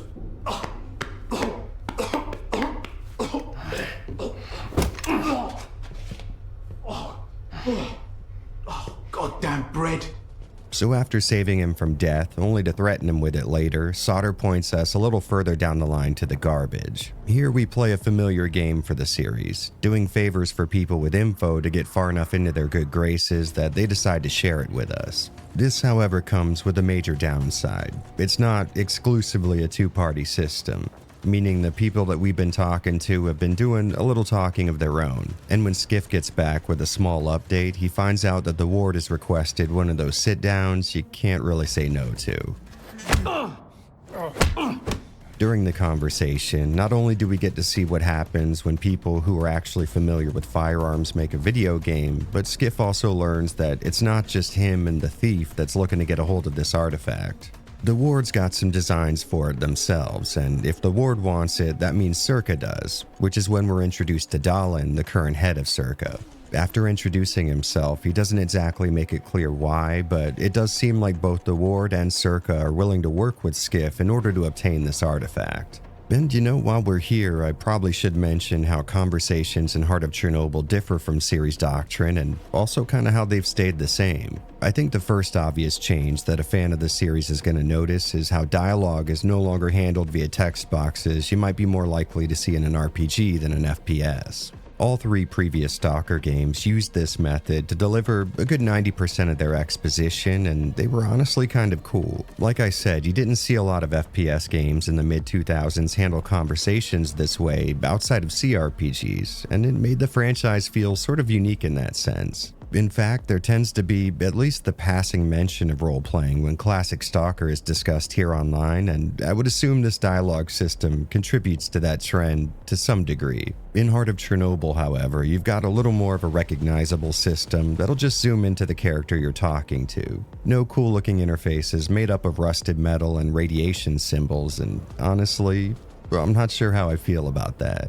On one end, there's literally nothing wrong with this approach. I mean, it works fine, but I don't know, at least some semblance of the series' charm isn't present because of it. It's not exactly a galaxy-sized change, and to be frank, the only difference is an aesthetic one, but I will admit the old text boxes really gave Stalker games a very cool visual appeal. Each entry would have a different take on the way these things would look, but you could always count on their design being visually integrated into the world of the zone in a really kind of immersive way. You know, actually, this might be a bit of a tangent, but I do sort of miss the lost art of video game interfaces. I remember a time when art teams would fill the screen with really intricate and, more importantly, thematically appropriate designs. Inventory screens and heads-up displays used to look like something you might actually find in the game world. Either that, or they were so damn artistically pleasing that it didn't really matter if they added to the immersion or not. Hell, old Japanese PC games were like 75% static HUD graphics, and they still look better than a lot of modern games to my eye. I don't really know if I can pinpoint exactly when people started moving away from this approach, but the first time I remember actively taking notice was around the transition to the HD era with the Xbox 360 and PS3. It seems like since then the emphasis has shifted from intricate and flashy to minimalist and transparent, but this is a complaint so far from the point that not even I can justify yapping much longer about it. So what do you say we actually get back to Stalker 2?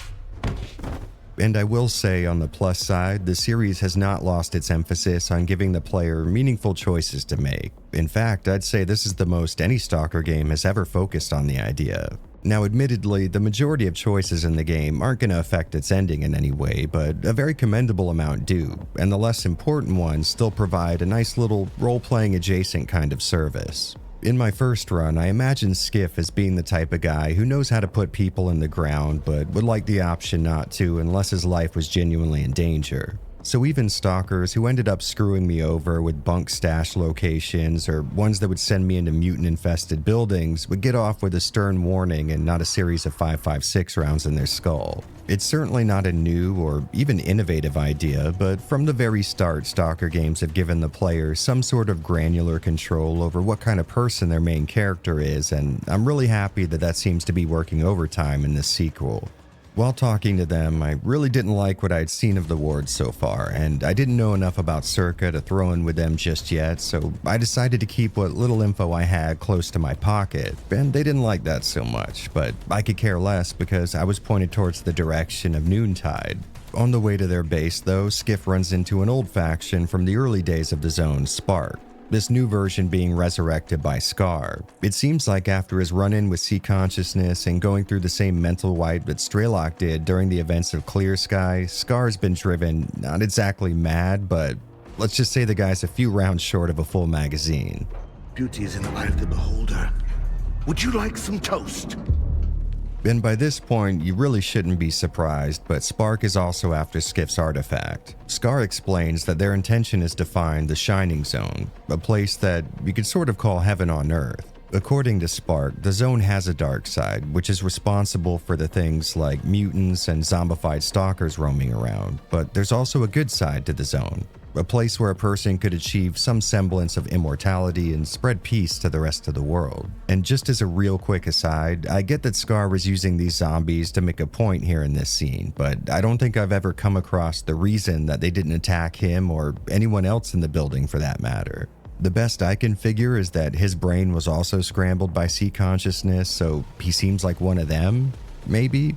I'm not really sure. Feel free to drop a comment if you know, because I'd love to know the real reason. Anyways, after this, Scar gets us an inn with Noontide, and after gaining access to their little section of Wild Island, Skiff finds the ex-Monolithians in a bit of a soft civil war. On one end is their leader, Strider. After the monolith was destroyed at the end of Shadow of Chernobyl, he took the initiative to gather up all of his fellow brainwashies in an attempt at keeping them safe from the rest of the zone's denizens. And at least from what we can tell, he's done a pretty good job of that so far. But amongst his faction, there's a growing movement of Monolithians who actually think their near zombified state at the hands of the monolith was a good thing. Led by the blind stalker Faust, these religious fundamentalists believe that the monolith really is a god and thus could never actually be destroyed, which puts them at odds with Strider's isolationist live and let live approach for the group. Faust, from what we can tell, is pretty damn charismatic and, well, he'd have to be, because later we would find out that he was able to turn a member of the ward to his side. After finding the guy, he seems to be in the grip of a psi-induced manic state, and Skiff ends up having to pacify him. I'm sorry, but I can't leave any witnesses. On his PDA though, we get pointed towards the faction Clear Sky, which is great in terms of fans of the series getting such a cool callback to Stalker Clear Sky, but bad in the sense that everyone in that group either died or was converted to Monolithians after that game's events. So Skiff heads off to play detective again and eventually finds out that the only person alive who actually knows how to find the Clear Sky base, to the best of anyone's knowledge, is the prolific guide Nimble, another name that fans of the series are going to be very familiar with. Once we actually track him down, there doesn't seem to be much time to question him, as he's currently smack dab in the middle of what could charitably be called a suicide mission. I don't know who you are, Stalker, but you best run.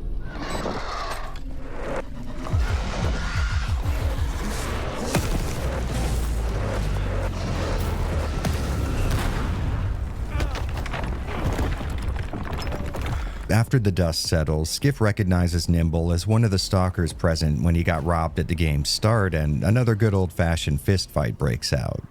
Now, like I said before, I don't really see Skiff as the angry hitman type, so I let Nimble off the hook, which ended up being a pretty valuable move, as he lets us know that it was Faust who hired him to steal the artifact, which means whatever that blind zealot is planning over at the Noontide base might actually lead us in the direction of getting it back. And before heading off, Nimble clues Skiff in on how to disable the psi emitters that have continued to keep Clear Sky's base hidden from the rest of the zone. By the way, quick sidebar, I've always pronounced this word as psi because it made sense to me. You know, like psychic. Only, I guess I'm an idiot because I just found out that that's not how you spell psychic. So I want you all to be aware I'm going to continue pronouncing it wrong throughout the video because, I already said it, I'm an idiot. Moving on, Skiff finally makes it to the Clear Sky base, and after outrunning in a mission, comes across Faust, who seems to be in the process of inventorying the state of all of his followers. And in what I can only call an Easter egg to the previous Stalker game's broken stealth system, Skiff fails to sneak up on a blind man. Wait just a second, Skiff.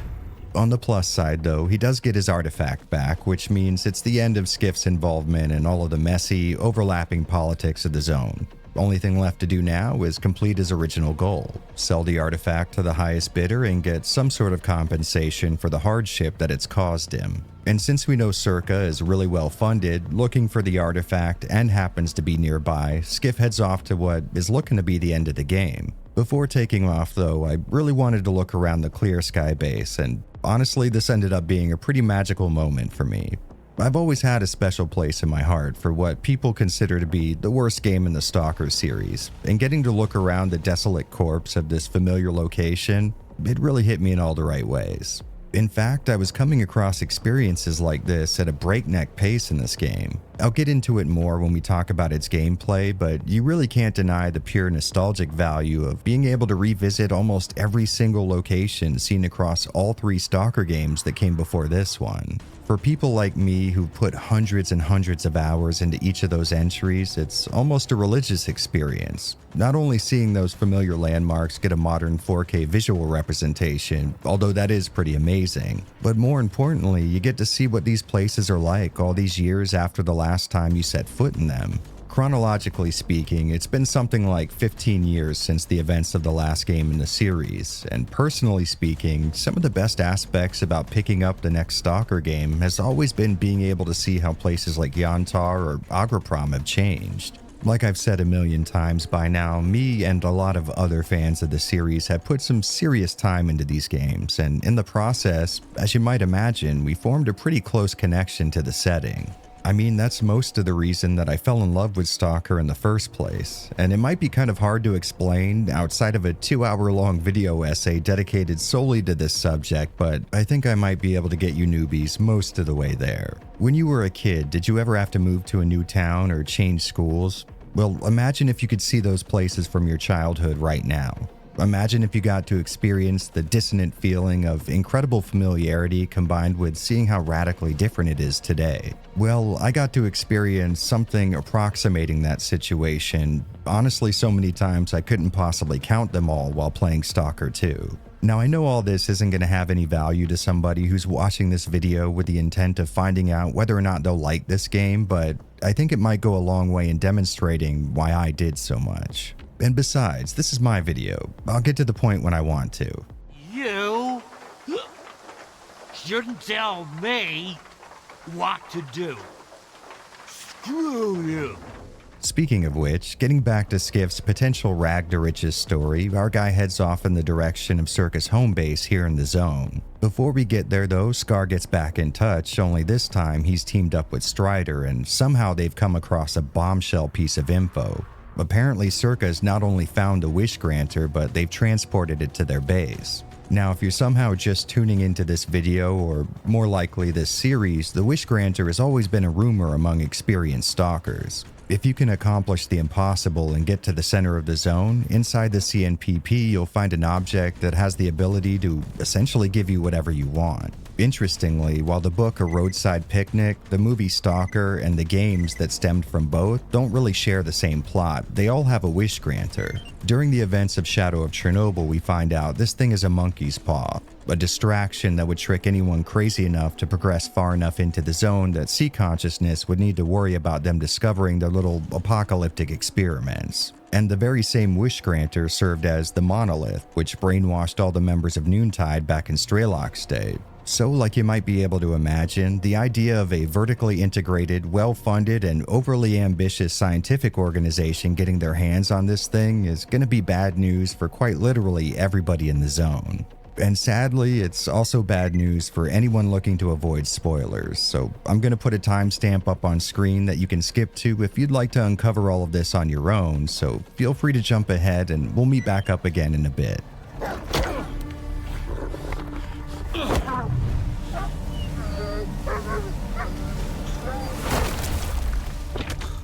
Once Skiff makes it to Circa's little sectioned off portion of the zone, he's all but warmly welcomed into the facility by Dahlin himself after flashing the scanner and the artifact at the gate. Offering him a place to rest up for a bit, Dahlin reveals that Circa's goal for the moment is to use what he's calling the Alpha artifact to connect to the generators, a series of conduits that could be found in the previous Stalker games. It seems like these things, past making for some ominous as hell set dressing, siphon anomalous energy from the noosphere and use it to power all of the sea consciousness, machines, labs, and equipment. So Dahlin's plan, since he can't find a way to harvest the zone's energy himself, is to just piggyback off the generators, which will create what appears to be an infinite energy source for the people outside of the zone, removing the, or at least one of the more common issues behind international conflict. And, you know, honestly, at this point, I could see myself being convinced to join up with Circa. I mean, Dahlin doesn't appear to be some kind of a shady actor working for his own ends. The guy genuinely wants to capitalize on the abject negativity of the zone and provide some sort of a tangible good from it. Besides all the story-based stuff, while we're at Circa, we get a chance to look around, and it was really jarring for me visually. I mean, I don't think throughout the entire 4-entry franchise we've ever gotten a chance to see a single surface that wasn't covered in dirt, rust, grime, or radioactive material. During this little tour, though, we find out that Dahlin's big success with the organization is pioneering the tech that allowed Circa to essentially vat grow their own artifacts. Through what I can only call anomaly harvesting, they've been able to reproduce the conditions necessary for just about every artifact any stalker's ever come across before, which might actually explain why selling artifacts in this game makes you next to no money. Interrupting our little walking tour, something weird goes down, causing chaos to erupt as anomalies and mutants start running rampant. And since we're not looking to wait around for Circa's bureaucratic red tape to kick in, Skiff opts to take care of this himself. In doing so, Skiff runs back into Professor Herman from the intro, who apparently orchestrated all the current insanity. Herman, disgruntled that his tech is being used outside the bounds he originally imagined for it, lets Skiff know that Dahlin was actually the cause of the explosion that brought us here in the first place. Apparently, he was running an experiment that was supposed to manifest the Alpha artifact, but when it didn't go to plan, the result was anomalies and the Alpha appearing outside of the zone. So we head back to the labs with the intention of having a calm, respectful dialogue with the good doctor. You need to lay up the booze.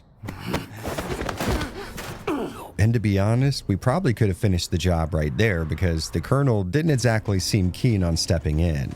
But as he was getting his windpipe crushed, Dahlin reveals that it was actually Scar who played a role in sabotaging the Alpha experiment. This moral quandary is a perfect example of a narrative tool that's been in use since the series started, and it's only going to get more common as we move on. Essentially, there's no one here in the zone that's running on moral purity. Everyone here has an idea of what they think would be best for the zone or for humanity as a whole, and to be honest, each one of them makes some damn convincing arguments for their position. And the major players you come across during the course of the game aren't exactly looking to make any friends. They've all got goals they're trying to achieve, and at best, they're more interested in recruiting a few more chess pieces to their side of the board. Both Spark and Circa don't necessarily care about Skiff or what he wants, but instead how he's able to help them. And to be completely fair, you could probably say the same thing about Skiff depending on the choices that you end up making throughout the game. You do have the ability to throw your support behind any of the factions involved and stick with them, but you could also just chase Skiff's goals and remain a neutral party only interested in joining forces with whoever's going to make that happen.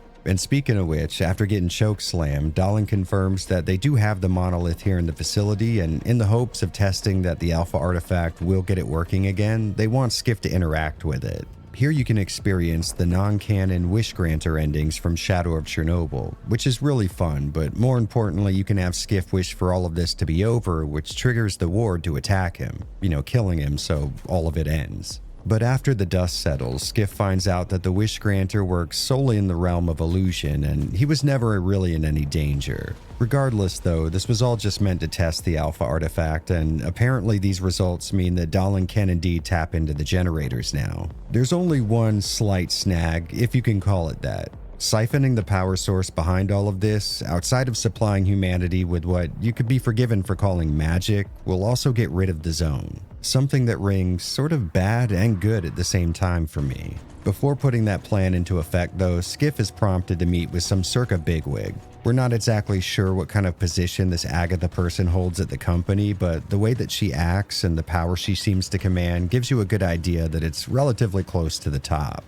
And at the risk of giving away future events, I was sort of disappointed that Agatha didn't really show up in the story again. I mean, just in the small interaction that we had, they did a really great job of setting up this ultra-rich, connected CEO who's not afraid to leave a few corpses behind in the course of doing her job. This is exactly the type of character I would have loved to have seen play a more major role in events, but to be fair, this could just be due to the choices I made after this point. Anyways, she's got Herman tied up and gives Skiff the choice of what's going to happen to him.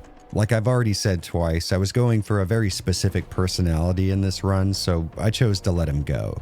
Before we leave though, Agatha mentions that she knows all about Noontide and Spark teaming up to steal the Alpha artifact, and here we're met with yet another big storyline choice.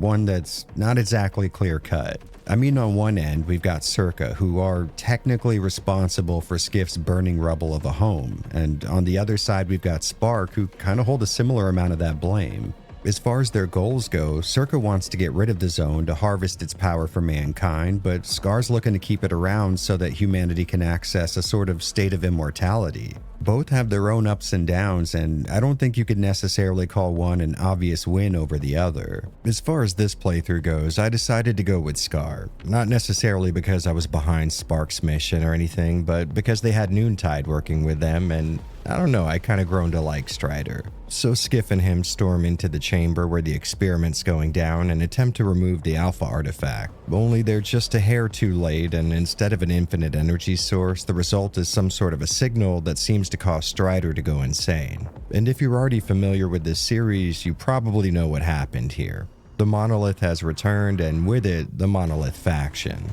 Essentially, all of Noontide has returned to their cyborg-like state, and I took this pretty hard. I already mentioned that I had a soft spot for Strider, but I mean, these guys have endured so much persecution from the Stalkers they were once at war with, and you could really see both sides of that issue. I feel like I probably also wouldn't want to hang out with someone who used to shoot at me every day, but at the same time, can you really blame victims of a mass brainwashing for their controlled actions? It's certainly a tough situation, but for the time being, the priority is getting out of the battlefield that Circa has become with a flash drive that logged all the data from the failed experiment. After a relatively brutal confrontation, we head back into the zone and Skiff finds the place in a similar state of chaos. The newly revived Monolith are rampaging through outposts and stalker camps alike. It's 2011 all over again.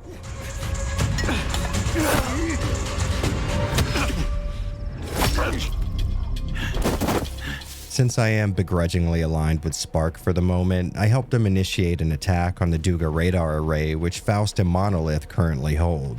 The idea is for Skiff to install an emitter that uses the Duga to broadcast a makeshift brain scorcher which should zombify the members of the ward who are also trying to take the location. With the anarchy that's going to introduce into the scenario, Skiff is going to sneak in and take out Faust while his forces deal with both Spark and the zombified ward soldiers. And to a degree, that pretty much goes off without a hitch. And there you go, another job well done. Guess we might as well head... Son of a bitch.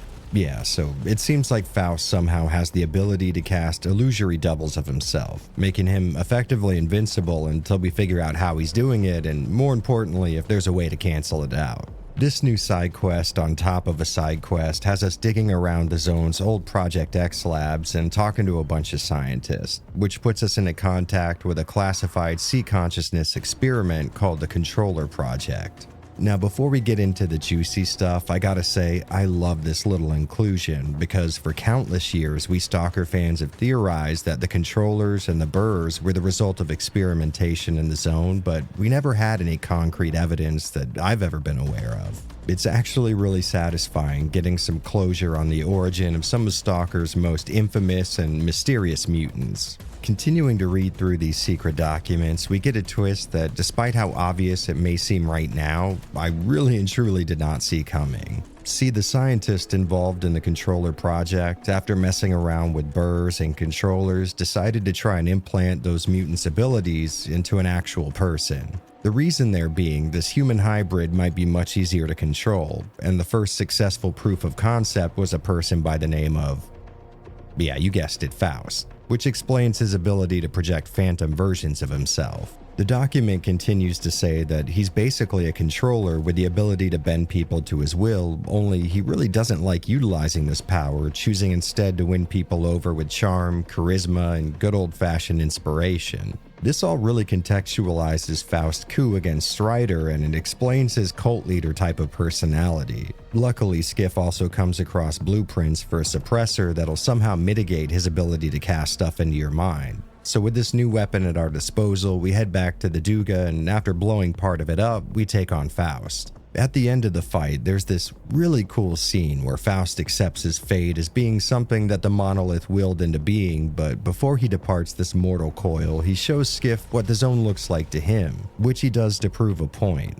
The zone is essentially what you make of it, and Faust doesn't necessarily want Skiff to see things his way, but instead to find his version of it, his version of the real zone. Flash forward a bit, and we use Faust's necklace to plug into the monolith and have a discussion with a representative of sea consciousness, who lets us know that while Strelok may have killed their physical bodies in 2012, they were able to continue living in the noosphere via something called subtle matter. It's sort of like the idea behind Final Fantasy VII's life stream. Though your physical body may die, you continue to live on in the energy that surrounds the planet, a pure consciousness free of physical limitations. Apparently, Circa's experiments have thrown a bit of a monkey wrench into this process, but according to this guy, it's possible to reverse this issue and gift everyone in the zone and eventually all of mankind with eternal life. As you might imagine, this has Scar all giddy at the idea of actually achieving his goal, but in order to continue, we're going to need some help from a seasoned stalker,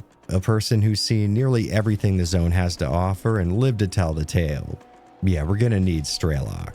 Now, this poses a problem because every piece of information we've come across so far regarding this series alumni has hinted at him having major beef with Circa and potentially not even being in the zone anymore. So Skiff tries tracking down the only member of Strelok's crew left alive, the Doctor. And through our little investigation, we find out this guy may have actually become more of a legend in the zone than Strelok himself.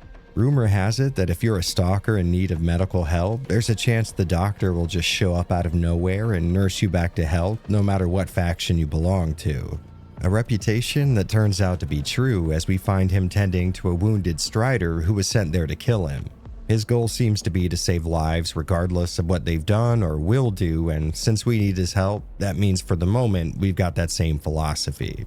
Heading into a monolith stronghold, we grab a device that can be used to heal Strider, which sadly turns out to be, well, unnecessary. It seems like while we were gone, Strider's gotten back on his feet and is looking to complete his mission.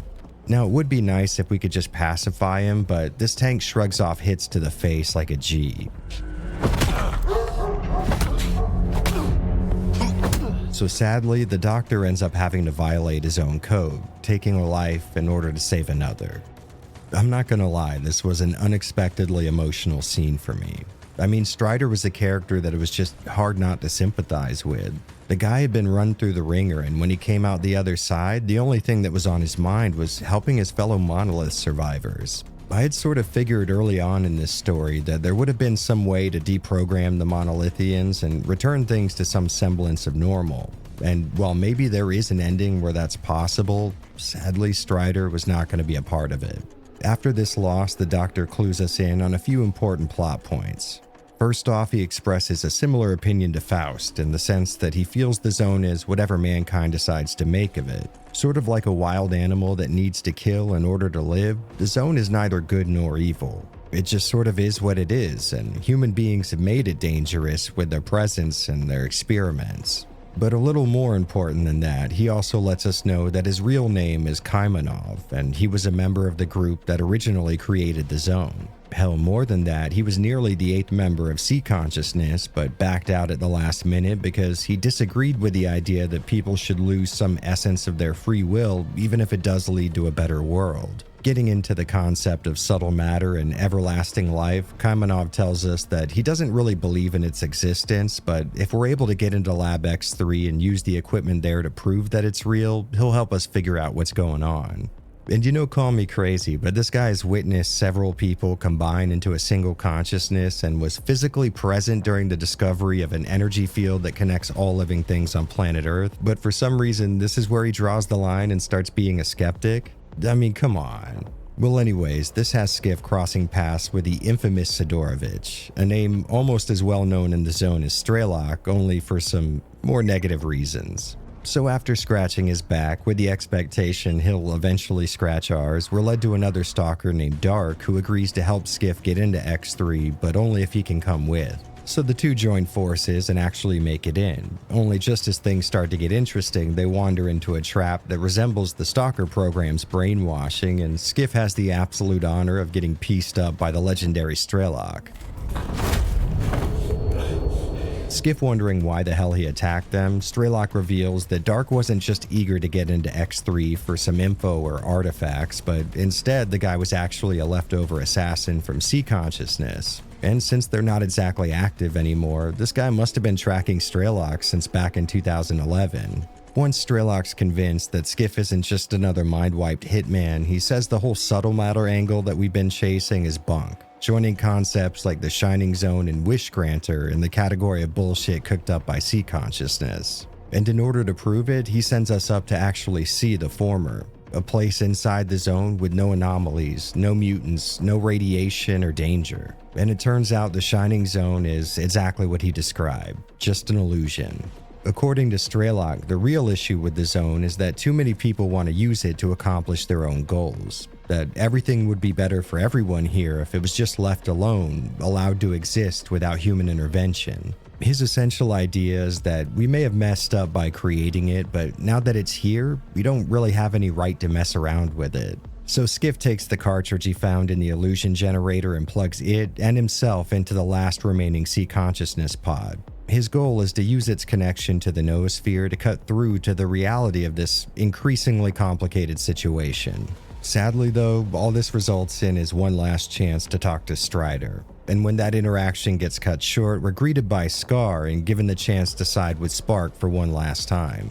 Which once again, I gotta say, this was not a very clear-cut decision. I mean, you gotta keep in mind, we did just have a full-ass conversation with a dead man, so maybe the whole subtle matter thing is real, and if it is, maybe so is the Shining Zone. But on the other end, we have been tricked by Sea Consciousness illusions in the past. Who's to say this wasn't another one? Just like every other major choice in this game, this one isn't an issue of determining who's telling the objective truth and who isn't, but instead who's making the most sense to you personally in the moment. That being said, I really don't think I could see myself going against Strelok after the embarrassing amount of time I've spent viewing things from his perspective over the years, which means I am now officially an enemy of Spark.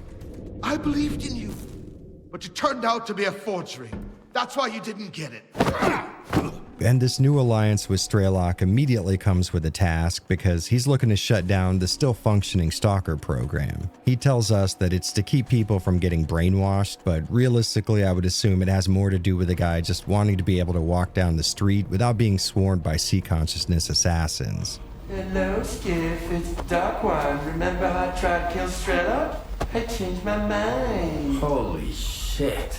In the process of digging into that goal, we come across Colonel Korshanov of the Ward, who like Scar wants to know whether or not we're with him. Now this may surprise you, but I actually chose not to join forces with a guy that's had me physically assaulted on multiple occasions, so Skiff attempts to escape, which ultimately proves fruitless.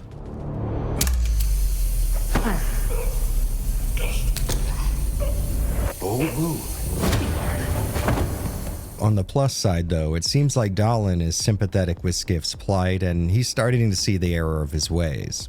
During this conversation, we also confirmed that his dad was one of the founding members of the group and more importantly, 1/7 of Common Consciousness. We discussed the idea of subtle matter with him and it's Skiff's opinion that this entire concept is just an imprint of a person. Kind of like a video of you being saved on the planet's network-attached storage. Dahlan, understandably, isn't willing to accept the idea that his father is truly gone and unreachable, so he says he's going to need some proof of this accusation. But once again on the plus side, he is willing to work with us, so he facilitates our escape for the time being. Getting back on the road to stopping the Stalker program, our mission requires us to head into Pripyat, which means we're going to have to go through Yaniv, where Degtyrev from COP has set up a blockade, keeping stiff control over who can and can't access the dead city. But after handing over a scanner that has the ability to get rid of certain anomalies, we're allowed through. Once we perform what I like to call the old Stalker Shuffle, aka finding top secret documents in underground laboratories, we're led to infiltrating an old installation called the Foundation. Once we make it to the control room there, we get a nice chance to see Dahlan airing his disagreements with the ward's leader, and with the help of Degtyrev, we end up with a nice little fist fight.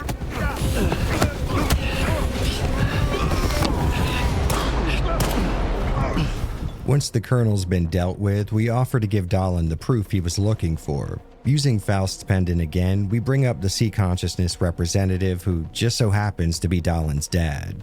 Looking for a deep conversation with his deceased father, Dahlan finds exactly what Skiff described, a sort of pre-recorded message that can't really be interacted with. In anger, he destroys the machine, and we head off to the generators to meet up with Strelok. And this right here is where things get very interesting for me. Like we've already talked about, Strelok takes an isolationist approach to the zone. Thanks to his deep involvement with this place and his knowledge of all of its secrets, he's come to form a very unique bond with it. His position is essentially that the zone saved his life and gave him purpose, and thus he's willing to give that life in order to protect it from being exploited in any way. Which, to be honest, is a position I think I can get behind. I mean, it has been human interaction that has caused all the negative stuff concerning the zone so far. Dude's making a lot of sense, or at least he was. See, there's one loose end that Strelok is looking to tie up. One actor that is constantly verbalizing his willingness to utilize the zone to achieve his goals. Strelok's own friend, the Doctor. He says that he's having Skiff do it because he's worried his connection to the Doctor would prevent him from being able to do the deed. Now, I've been following him so far and he's had my loyalty, but the idea of icing some guy who at the moment is minding his own business is really weighing on this newfound alliance. So I decided that I would indeed head to the Doctor's place and I'd be willing to pull the trigger if need be, but beforehand, I was going to hear the guy out. Strelok's position on the matter was essentially, I don't care what you do as long as the job gets done in the end, so me and Richter head back to the Red Forest. And now that I mention him, we should probably talk about this guy. Throughout most of the story's events, Richter's been present in some capacity, and for the longest time I was having issues trusting his motives. He just always seemed to be in the right place at the right time, connecting me to exactly who I needed to talk to depending on my goals. And now near the end of this story, I finally got to understand his motives. Richter used to be a guide, which fans of the series will know is one of the most important jobs a person can hold in the zone from both a lore and practical sense. Well, on one of his runs, the poor guy ended up getting his customers killed, and since then he's been on a mission to become what he calls a true guide. And to accomplish that goal, he's developed a pretty interesting web of connections. I mean, it is in his best interest to go everywhere and know everyone if he wants to be a guide, but the guy's also got a really deep and profound respect for this place. Like Strelok, Richter thinks the zone should be left to its own devices, but unlike Strelok, he's just a genuinely good person. No ulterior motives or secret agendas, he's just a nice guy. You look like a man with the remarkable ability to mess with idiots. Which makes us two of a kind, by the way. Well, anyways, we'll get into his character arc a little later, but for the time being, our boy Richter's led us to the Red Forest, where we confront the Doctor, who seems to have predicted this outcome. He understands that he has designs for this place, and that comes into conflict with the man he still considers to be like his own son. So instead of resisting or fighting back, he's sort of just resigned to his own fate, and when a blowout approaches, he chooses to stay outside. It seems like the Doc wants to go out on his own terms, as it were. But before heading off into the shockwave of radioactive and psi-based energy, he tells us to check out a secret area in his basement. Heading down there, we find a cartridge that, when slotted into the group's tech, shows us his true backstory. Through this first-hand account, we get to see that the Doctor was actually present on the day that Sea Consciousness was formed and tried to enter the noosphere. We also get to see the good Doctor obviously having serious moral misgivings with the idea of people being stripped of their free will, grabbing his pistol, heading into the room where the experiment's taking place, and doing a little unplanned radical maintenance on it. And if the implication isn't clear enough yet, this guy is literally responsible for creating the zone. Not just via his secondhand involvement with the group like we were led to believe before, but it was genuinely his actions that caused its existence, which really contextualizes his need to prevent it from causing more harm. I mean, just imagine the kind of guilt this guy's been carrying around all these years. After this, we're shown a ton of scenes from Shadow of Chernobyl, which is really awesome for two reasons. First off, it's great fan service, but much more important than that, it made me realize just how much of the game's events either happened in front of or in close proximity to the Doctor. And looking back, he really did play a major role in that story, making his inclusion and subsequent death here in Part 2 all the more impactful to me. Heading back to the generators with Richter, we get to witness a nice conversation. Like I've already said, Skiff, Richter, and Strelok all agree that the zone needs to be free, but it's Skiff and Richter that sort of differ from Strelok in their interpretation of what that word means. They both believe that people shouldn't be choosing for the zone, but instead, it should be choosing for itself. So the new plan is to use the remaining sea consciousness pod and the Heart of Chernobyl artifact to make contact with the noosphere and give it a chance to decide what it wants to happen. So Skiff comes to Strelok with the news that while it wasn't exactly by his hand, the doctor's now dead and that his intentions have changed a bit in the interim. Strelok sees Skiff's hesitation and new goal as a sign that he's not really on board with the mission statement here, and that being the case, he's just been upgraded to another loose end to be tied up. At this point in the story, Skiff is basically locked into a path that's going to lead to him confronting and killing both Scar and Strelok, effectively cutting the Stalker main protagonist list in half. And believe me, this was not the ending I was looking to get when I started. Like you might be able to imagine, it's not exactly easy having to cut down two people whose perspectives I shared for hundreds of hours collectively.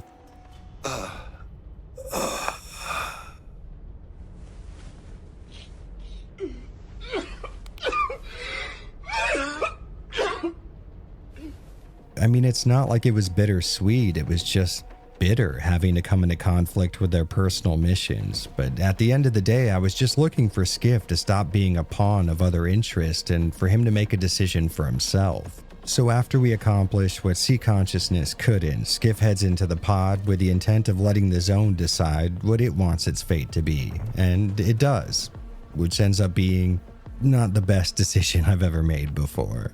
It seems like when we let the zone decide for itself, it decided that the entire world was now going to be the exclusion zone.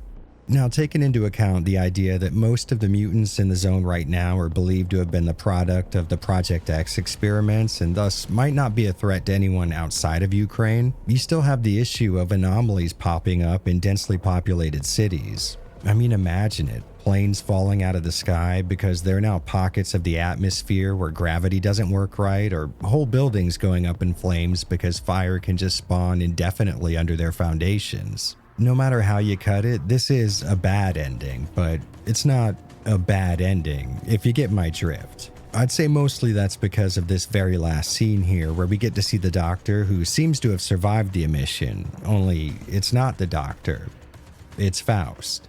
And I'm not exaggerating when I say this one little scene cast a shadow of doubt over everything I'd experienced so far. Like, how long has Faust been imitating this guy? Did our seemingly original idea of letting the zone decide for itself come straight from his ideology? And can we even believe what we saw with the Doctor causing the appearance of the zone in the first place? Based on everything we've read about him, Faust's entire MO is getting people to believe that his ideas are theirs, and I mean, it sucks to say, but in the end, through trying to get Skiff to make his own decisions, both he and, more importantly, I were manipulated by a genetically enhanced con artist. I cannot be more serious when I say that I absolutely loved this ending. I mean, it wasn't exactly what I would call narratively satisfying in the sense that I accidentally ended the world, but the fact that the game was able to manipulate me so well that I truly bought into someone else's ideology without even knowing it, that's just amazing. As far as I knew, I was making my own decisions and trying really hard to keep Skiff from getting used by one of the story's major players, but in the end, I was leading him by the nose right into that destiny. Let's put it this way. Every time I see a news story of a person getting brainwashed by some cult, I like to think that's insane. I mean, I would never fall victim to that kind of stuff. But now, well, I still don't think I would, but maybe there might be a tiny little bit of doubt in that thought. But before we get all analytical, let's let the rest of the crew back in. Why did you have to go down there, Commander? I don't want to be left alone here.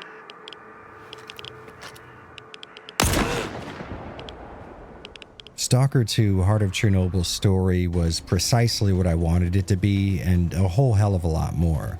By the time I saw the credits roll, I was in possession of a literal ton of additional information on the Chernobyl exclusion zone and a roughly similar amount of questions left unanswered. Like I've already said in this retrospective and this video, these games, while putting the player in the shoes of a protagonist, aren't necessarily about those protagonists. The main character in any Stalker title is always going to be the zone itself. And I know that sounds like some sort of pretentious thing that a person would say if they were trying to get you to believe that they have media literacy, which, by the way, I don't, but genuinely that is the case here.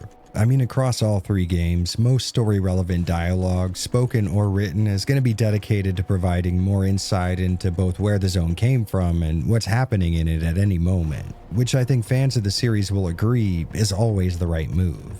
The way you're introduced to the zone in Shadow of Chernobyl sets up this really interesting mystery. I mean, where did this place come from and how does it do what it does? And by the end of that game, you would think the mystery would be cleared away by the answers to those questions, but it only ends up opening this world for even more investigation.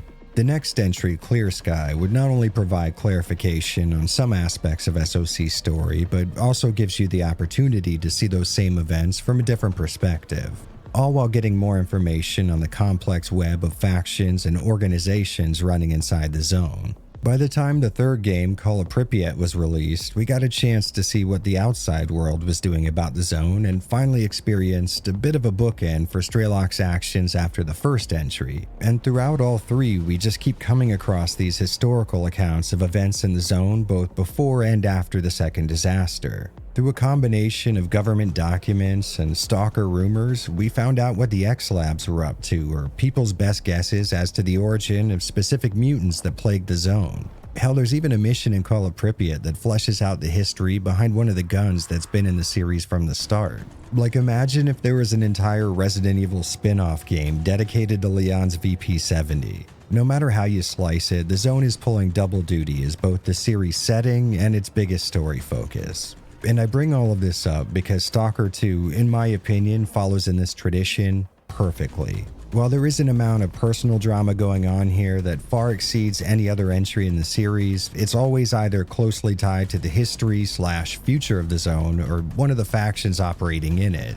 And more importantly, nearly every single character you come across through the course of this story is either returning from a previous Stalker game or shown to have been involved in the events surrounding one. And none of it feels like fan service. It's like the game's developers somehow managed to crack a secret code that allowed them to create something that's both a celebration of a franchise's history and a significant addition to it. And to be perfectly fair, it might just be my love affair with Stalker that makes me say this, but I think Heart of Chernobyl does an incredible job of sticking to its own franchise blueprints without feeling hollow or lacking in any real substance. To be fair, it might just be my love affair with Stalker that makes me say this, but I think Heart of Chernobyl does an incredible job of sticking to its own franchise blueprints without ever feeling hollow or lacking in substance. I guess to put it another way, it's the absolute best case scenario for a video game sequel.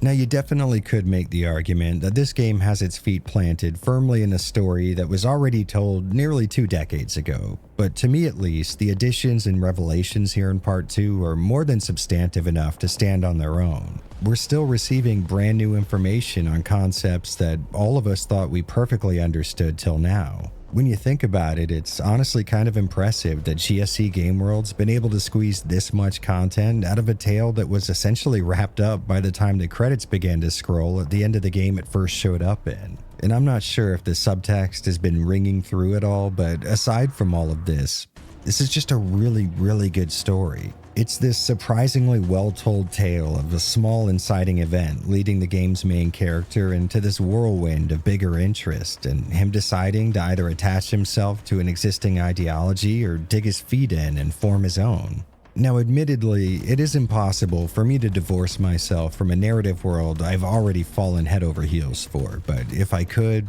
I think I'd still be totally in love with Stalker 2. That does, however, bring up a very important question. One that I'm sure a lot of you watching right now will have already asked before getting here. Can someone new to this series play Stalker 2 and enjoy its story without taking the required college course on its pre-existing lore? And I think there are 2 answers to that. Now, my own heavily biased opinion, yes, because Stalker is amazing and its world is one of the best to ever grace the medium. But that being said, there is a bit of no mixed in with that yes. I think for a person to properly get the intended experience, a bit of prior knowledge is maybe not required, but let's say recommended.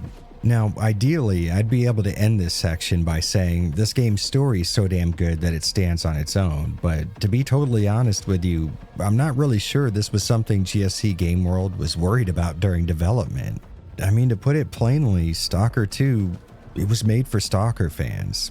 And sure, that can be kind of hard to hear. No one likes being more or less excluded because they never thought to install an obscure 2007 PC title more than 15 years after its release, but that is sort of the case here. Developing a game specifically for a pre-existing fan base is a bit of a double-edged blade, and one of the negative ends of that is people not already in that fan base may find getting into it as an uphill battle. I think someone in that position may find that a lot of Stalker 2's allure might unknowingly be passing them by. When we get right down to the heart of things, this is not a title that's very concerned with whether or not its story is going to appeal to newcomers, and that can sound a little exclusionary on its face. But at the same time, I think there's genuine and honest value in creating video games with a very specific, narrow focus on its audience. Now, it is my genuine and sincere hope that those of you new to the franchise don't hear this and think that you're not wanted here, because nothing could be further from the truth. I started the Stalker Retrospective for two very specific reasons. One was obviously to celebrate a series that I love, but two was to get more of you to play it.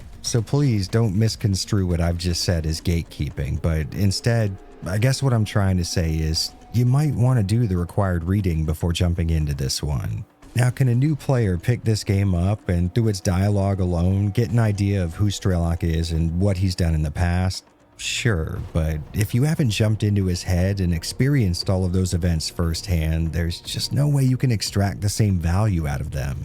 Alright, look, this is getting complex and I don't like complex, so to put a bow on all of this, I just want to say that Stalker 2 Heart of Chernobyl's story was incredible. It delivered absolutely everything I could have possibly hoped for, which is a feat that's amazingly impressive given the pre-existing narrative weight it was developed under. It's safe to say we Stalker fans, we've grown accustomed to a very specific style in terms of storytelling in this series, and given the amount of time that's passed between the most recent and current entries, that's not something that's easy to replicate. On top of that, I realize that a sort of built-in requirement for a new player's maximum enjoyment may be a little intimidating, but if this game is right for you, I think going back and playing the previous ones, it'll do more good for you than you can possibly know. All this rambling I've been doing isn't meant to say that it's impossible for a newcomer to play this game and really get a kick out of it. I mean, that's obviously not the case, but my point has been that you'd only be getting a small portion of what you could be getting. So if you're already a fan of this franchise, I mean, statistically speaking, you're on your third playthrough, so I don't know why I'm mentioning you. You already know Stalker 2's good. But if you are new here, first off, welcome, Stalker. And second, please believe me, you're going to want to play at least the first game before diving into this one. The vast amount of enjoyment you might potentially get from making this your first entry into the Dynasty, I can assure you, it does not even hold a candle to what it could be. And without a doubt, this is a game and a story worthy of putting in that kind of work.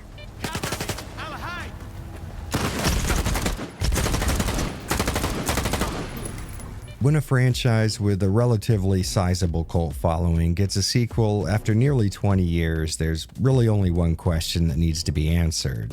And without dragging this issue out, yes, I am willing to testify under penalty of death that this is an authentic Stalker experience through and through. Now, if you're new to this series and you're not familiar with what that means, maybe I can start you down a path of changing that.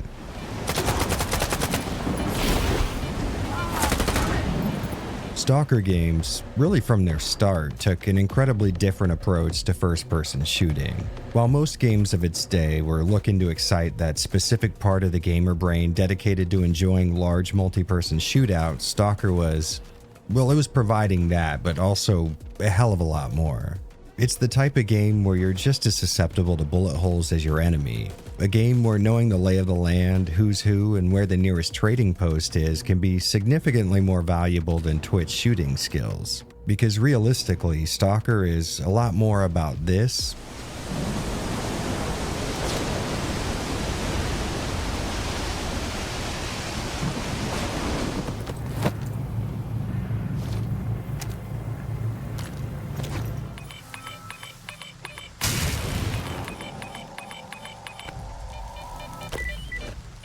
than it is this.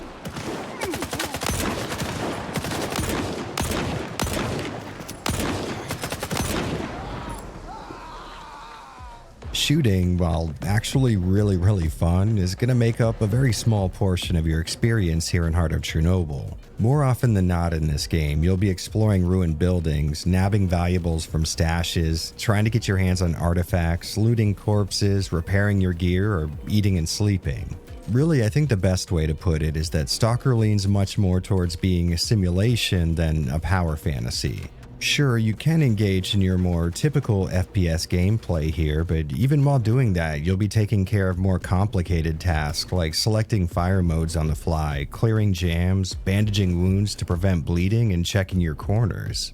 There's just a very dense assortment of skills that you're going to need to excel at, and this kind of approach to gameplay has always been where Stalker excels. In fact, there's so much that goes into playing one of these games that while writing this script, I was sort of at a loss in terms of where I should start explaining things. But eventually I landed on what I would call Stalker's most important pillar of gameplay: exploration. You can really think of Stalker 2 as all three previous games stitched together, because with very little exception, every single location that's ever been in a previous game can be found here. And unlike those predecessors, this is an honest-to-goodness open world. Where Stalkers 1, 2, and 3 would break the zone up into several large sections separated by loading screens, here in Heart of Chernobyl, you can walk all the way from Cont to Pripyat and almost never have the game break immersion to load in a new area.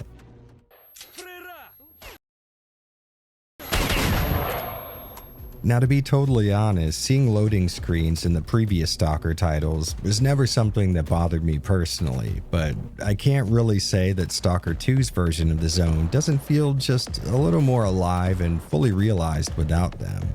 And I also have to throw in an extra kudos to the developers for including locations that never actually made it into a Stalker game but could be found unfinished in each entry's game files. It's kind of like these guys never really needed to ask the fan base what they wanted to see in a sequel. They just looked at all the mods and said, well, I guess we'll put most of this stuff in. But getting back to the subject at hand, with such a massive game world filled to the absolute brim with places to explore, it's really nice that Stalker 2 is so good about rewarding that exploration. Outside of encountering cool little set pieces and scripted interactions, there's almost always some sort of tangible thing to gain from checking a place out. And sure, a lot of the times it's going to be something less substantial, like a bit of ammo or some med kits, but also sometimes it's a badass gun or armor set that's about to break the next few hours of gameplay for you. It's really awesome to see that while the game often requires the player to explore in order to move forward, the vast majority of the zone is left optional.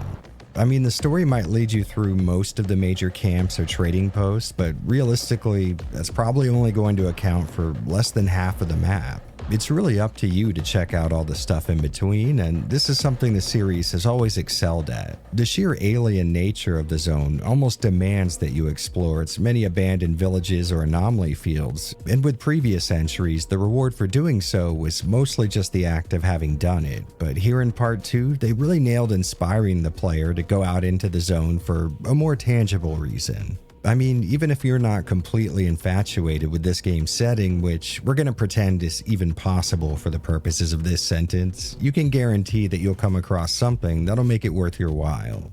For me personally, a nice trinket isn't even really necessary half of the time. I mean, just let me find a single exoskeleton in one area and I'll check out every nook and cranny the game has to offer. But I do have to admit, it's nice knowing I might at least replenish my supplies I spend actually getting to a place, which I would say masterfully transitions into the next pillar of Stalker gameplay, the economy.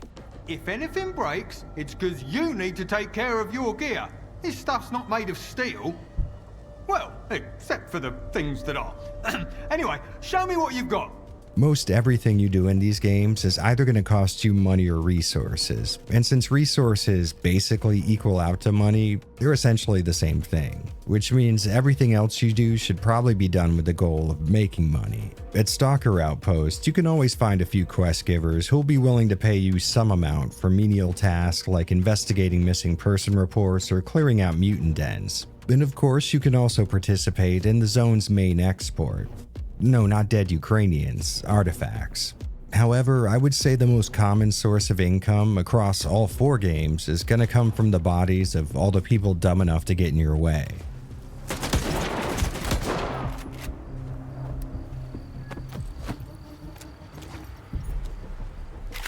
Looting corpses is a massive part of Stalker, and subsequently, not having enough strength to properly carry all the shit you just looted is an equally massive aspect of it. And I would say this is where Stalker 2's staggeringly large map can actually work against you, because when you're so loaded down with guns and ammo that you can no longer run, getting to the next trading post can be a huge pain in the ass. Back in the 3rd game, Call of Pripyat, you could always come across a random guide out walking the zone and get a quick fast travel to any place you've already discovered, something that would have really cut down on my snail's pace walks through Heart of Chernobyl. But we're going to get into my not insignificant issues with the game a little later. In terms of combat, I'd say things feel pretty damn accurate to what any Stalker fan would be expecting, if they were coming straight from a modded playthrough. In the original Stalker titles, you could describe the combat as being a little bit clunky. Even at harder difficulties, bad guys could take a ton of hits before dropping, and so could you. So fights would often devolve into these sort of long, drawn-out affairs where you could spend an entire magazine on a single person, and even if a majority of those shots were on target, they'd still be standing in the end.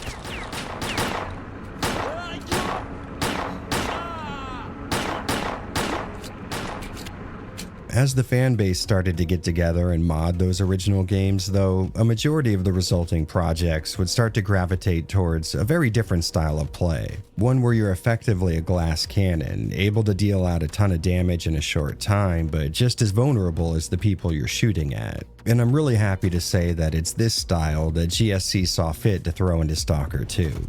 For the most part. Fights in HOC feel much more fast-paced, and the time to kill is definitely a lot shorter than a vanilla playthrough of any previous entry in the series.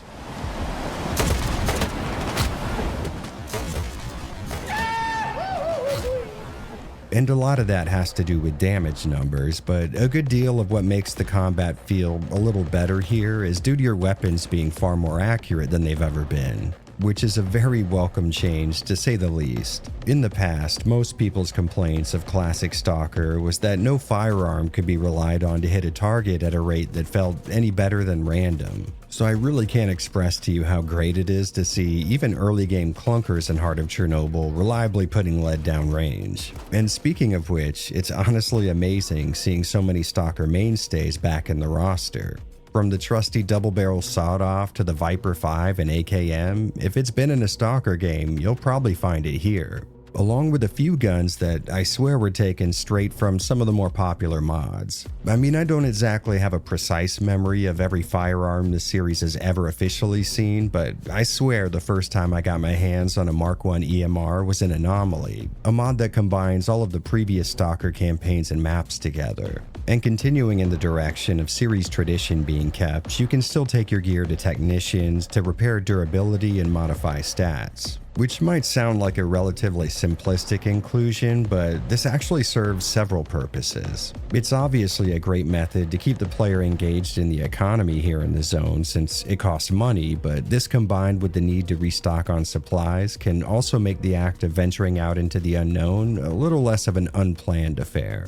As you continue to play Stalker 2, you're soon going to develop the habit of making sure your gear is tuned up well before you head off on any sort of mission, and after you've been out in the shit for a while, you'll really be able to tell when your equipment's degraded enough to warrant heading back into town. It supports a great little gameplay loop that'll have your actions in the zone carrying a little more weight than they may have otherwise. And if you get into the combat here, keeping on top of your stuff's condition is going to have a pretty substantial effect on things. With guns, durability decreasing means a heavily increased chance for jams, which sucks no matter when they occur, and your armor will start losing its defensive protections. On top of that, this mechanic also keeps you from dominating with a single weapon you just looted from an enemy. Outside of a few unique cases, most guns aren't really going to be anything all that special until you pumped a good amount of funds and time into them. And since some upgrade paths can lock you out of others, a player can really get in there and specialize in the type of shooting that they enjoy most, which I think is my favorite aspect. There's just something about tweaking firearms in video games that I'm always gonna love. Even simple stuff like choosing which type of optics I want to use or whether or not to attach a suppressor gets me feeling the same way I did back in the late 90s tweaking a gun's fire rate or status effects in Parasite Eve.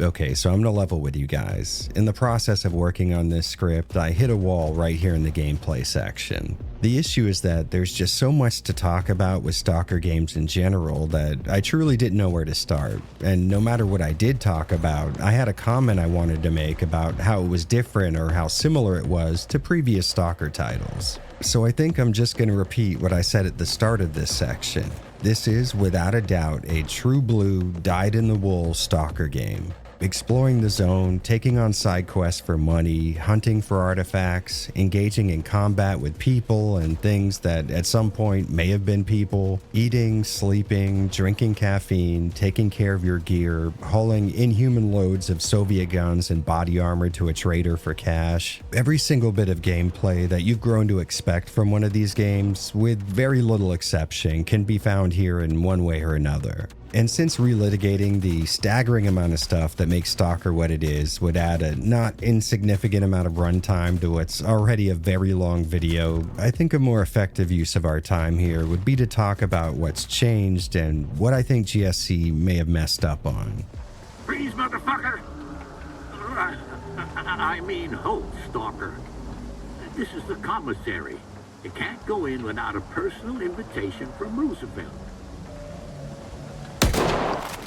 But before we get into that, I want to make it painfully clear that I am, in no uncertain terms, in love with Stalker 2: Heart of Chernobyl. Without a doubt, the 140 hours I put into the game so far has been some of the most fun I've had in...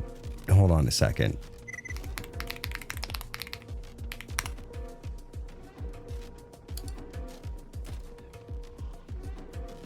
Round about 15 years. I mean, truly, the only reason I'm not currently closer to 250 hours is because I knew at some point I actually needed to make a video on this thing. So hopefully you don't take everything I'm about to blast this game with as dissatisfaction, because I genuinely couldn't think of a more perfect release given the circumstances surrounding this project and the series it belongs to. Okay, so with that being said, let's get into every single minute thing it did to piss me off.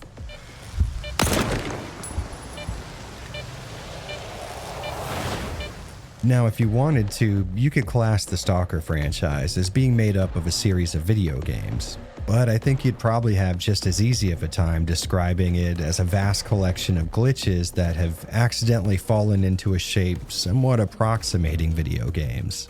And when discussing this subject, there are basically two ways you could look at it. The first is the fan outlook, which is, like, what did you expect? I mean, glitches are just as much a part of the experience as installing the game is, which I can't really say is a totally invalid position. From the day Shadow of Chernobyl first hit our hard drives, glitches have almost embedded themselves into the very DNA of the property.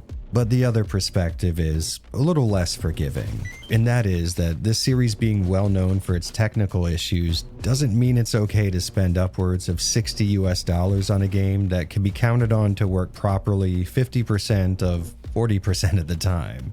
During this playthrough of Stalker 2, I ran into an absolute rogues gallery of issues, starting at the low end with stuff like NPCs spawning inside of each other, stalkers possessing the power of levitation, vibrating textures, and one stalker that asserted his dominance by casually pissing his pants as he examined his fingernails in Zalissa.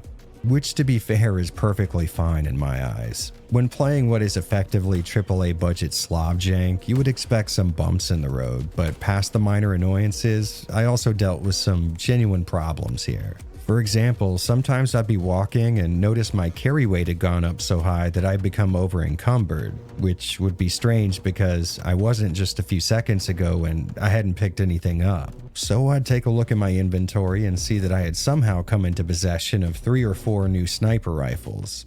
About half of the times I experienced this random glitch, the weapon would just spawn itself into my current weapon slot. Then I'd get into a fight only to aim a firearm I hadn't equipped and had 0 ammo for. For a while, I kind of thought I was losing my mind, but after a good bit, I was able to finally capture some footage of it happening. As you can see here in this clip, I have absolutely no sniper rifles in my inventory. Now watch what happens when I get close to this ridge.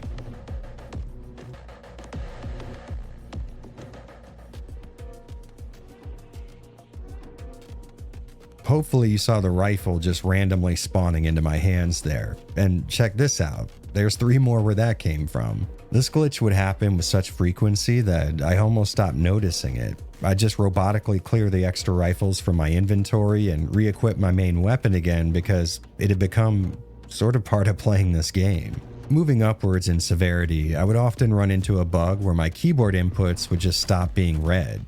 ASWD would continue to work, so I could still move around, but stuff like shift and spacebar were affected, and more worryingly, my inventory and healing hotkeys. And because why wouldn't it, for some reason this seemed to happen most when I was either in sore need of healing or bleeding heavily. Across all the major patches this game's received at the time of writing, this remained a problem, as did the random crashes to desktop.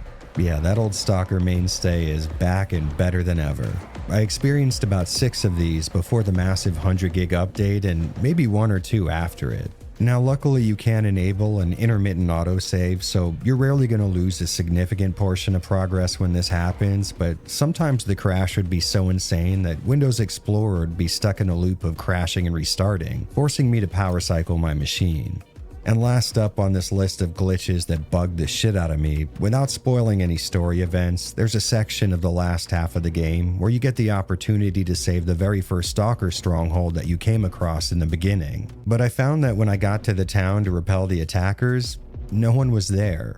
I could hear far off evidence of a gunfight, but it was a ghost town. I kept looking around thinking there had to be something I could do, and then I came across a large house at the center of town where the loners and their attacking force were just kind of sitting there. After a quick Google search, I found out this is apparently a common issue and something that can't be undone. After a certain point, the game just counts Alyssa as completely destroyed, even though I could still go to the same house and find everyone just shooting the shit together. Now to be fair, it's not like this has a massive effect on the story or anything, but having the game lock you out of some very cool potential decisions because it's not working properly, it's certainly not ideal. To put a bow on this whole thing, the glitches in Stalker 2 didn't exactly ruin my experience, although they did come close a few times, which made things a lot more frustrating than they had to be. Now, it's well known that I'm the biggest apologist for this franchise you're likely to find, but even I can't say that it's no big deal to release a game in this kind of a state for full price. Luckily, and unlike previous Stalker releases, I didn't find any bugs here that got in the way of completing any of the storyline-centric quests, but saying that's a positive is sort of like falling into the world's biggest pile of shit and getting back up grateful for the parts of you that aren't covered in it.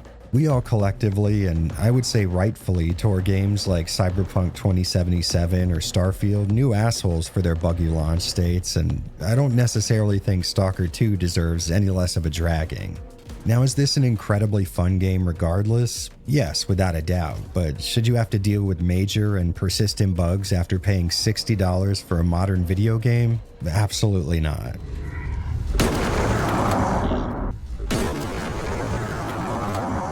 That was awesome! Hey, but how about we cool down for a bit by moving over to a subject I like to call, if it ain't broke, GSC probably shouldn't be fixing it. A collection of elements that worked perfectly well in older Stalker titles, but are either broken or not as functional here in the sequel. And I feel like it's wholly appropriate that we start off with A-Life.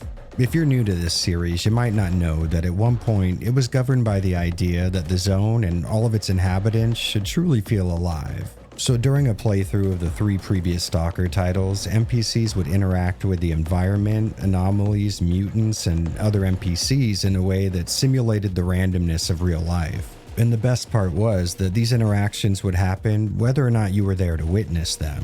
This A-Life system gave the zone a really organic feeling, as you never knew what to expect. Sometimes a horde of mutants would attack an outpost while you were trading, or while you're going from one place to another, you may come across some sort of a faction dispute out in the open.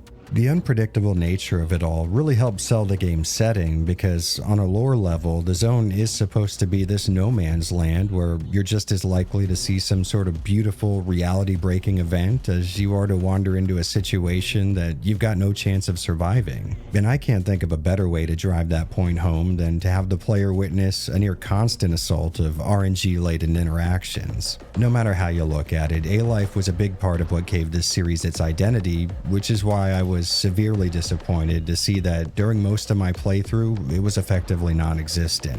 From what I hear, implementing a new version of A-Life was causing way too many issues with Unreal 5, and you gotta keep in mind, this is a game that had already seen its fair share of uphill battles, so sadly, Stalker 2 launched without it. And you know, if I'm going to be totally honest with you, at first this wasn't exactly a blaring exclusion, because the game does have a way of emulating a rudimentary form of A-Life. But after spending a good amount of time in the zone, that illusion began to fade fast. I started noticing that the game would just spawn NPCs and mutants in an area that I wasn't currently looking at, and sometimes through the course of just playing normally, I could actually see that taking place. And as this happened more and more, I started to get an idea of the distance this would happen at, and I could pretty regularly predict where enemies would be coming from depending on the environment and the situation. Now compare that to any of the previous Stalker games where you could, if you wanted to, take your binoculars out, stay at a distance, and watch a group of Stalkers walk from one corner of the zone to the other, organically interacting with the environment and its inhabitants along the way. I get that that might sound very similar on the surface, but the real difference is that with A-Life, all of this stuff was running in the background and would play out regardless of your presence. So you always had the feeling that you were kind of just stumbling onto a situation, where in Stalker 2 it feels more like there's a person in your game using the debug menu to drop assets in a set perimeter around you. So like I mentioned before, instead of tracking a group of Stalkers from across the zone so I could make my moves accordingly, in Stalker 2 I would run across a group of like 6 or 7 bandits that seemed to just poof into reality, always behind me, and they'd be firing at me from the inside of an abandoned house I cleared not even 20 seconds ago. Now, to give the devil his due, with recent updates, A-Life does seem to have, in some degree, been added back in, but by the time this was the case, I was so far into the endgame that I had no way of actually testing it. And like I've already said, there did come a point where I couldn't really justify continuing to play the game versus actually making a video on it. And keeping up with the stuff that used to work perfectly fine but doesn't anymore, I really do not like this new on-screen waypoint system.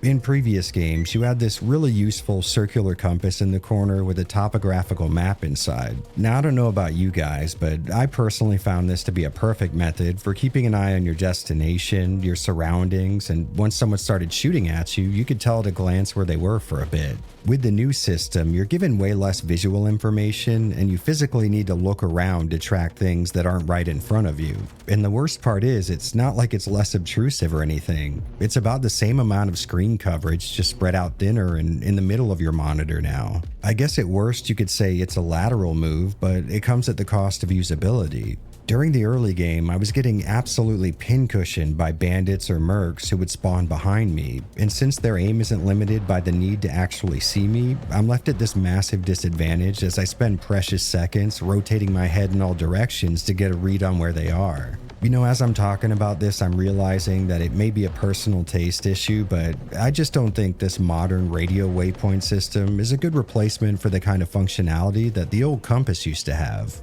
And hey, do you remember being able to put your reticle on a Stalker and get a little readout of what faction they belong to? Well, for some reason I truly cannot fathom GSC saw fit to get rid of that, which is very ironic because with the amount of visual fidelity in the environment and the sheer variety in character models, that system is more necessary than it ever was before. As I played Stalker 2, I was damn near constantly running across other Stalkers out in the zone, and outside of the more visibly identifiable factions like Duty or Spark, I never knew if the group that I was coming up on would just walk on by or start carving out my chest cavity.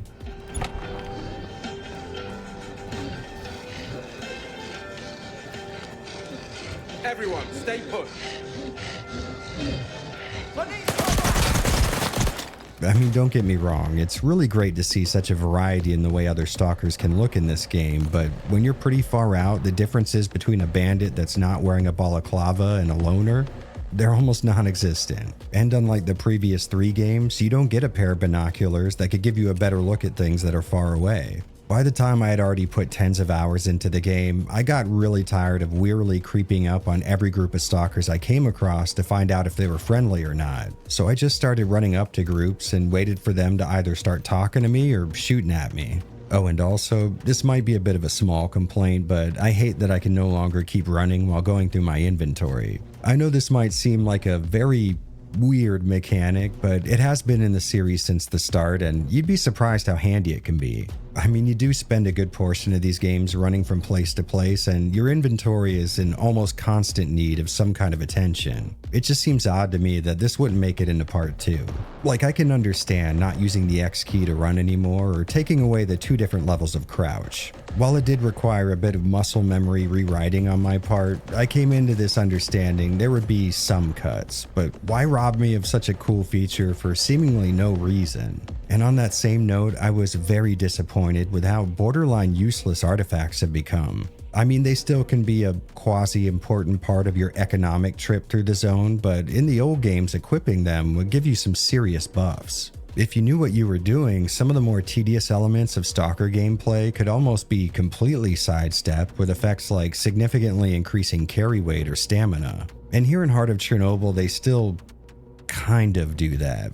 The effects are still here to a degree, but you never really get to that level of feeling like you've broken free from those early game restraints. Even with the absolute best artifacts the game has to offer and a suit that completely negates their radiation, I still felt like I was only marginally better off than I was in the lesser zone with 100 coupons and a single handgun to my name. And that goes double for Stalker 2's quote-unquote legendary artifacts. Most of these things either offered such negligible effects that I ended up selling them, or such annoying side effects that I never used them. For those of us who are very used to the way you play Stalker games, this feels particularly nasty. And speaking of nasty, out of all the things that we Stalker fans disagree on, whether it's which difficulty the game should be played at or which weapon is the best meta pick, we all share a fairly common agreement. The ending of Shadow of Chernobyl is absolute torture incarnate.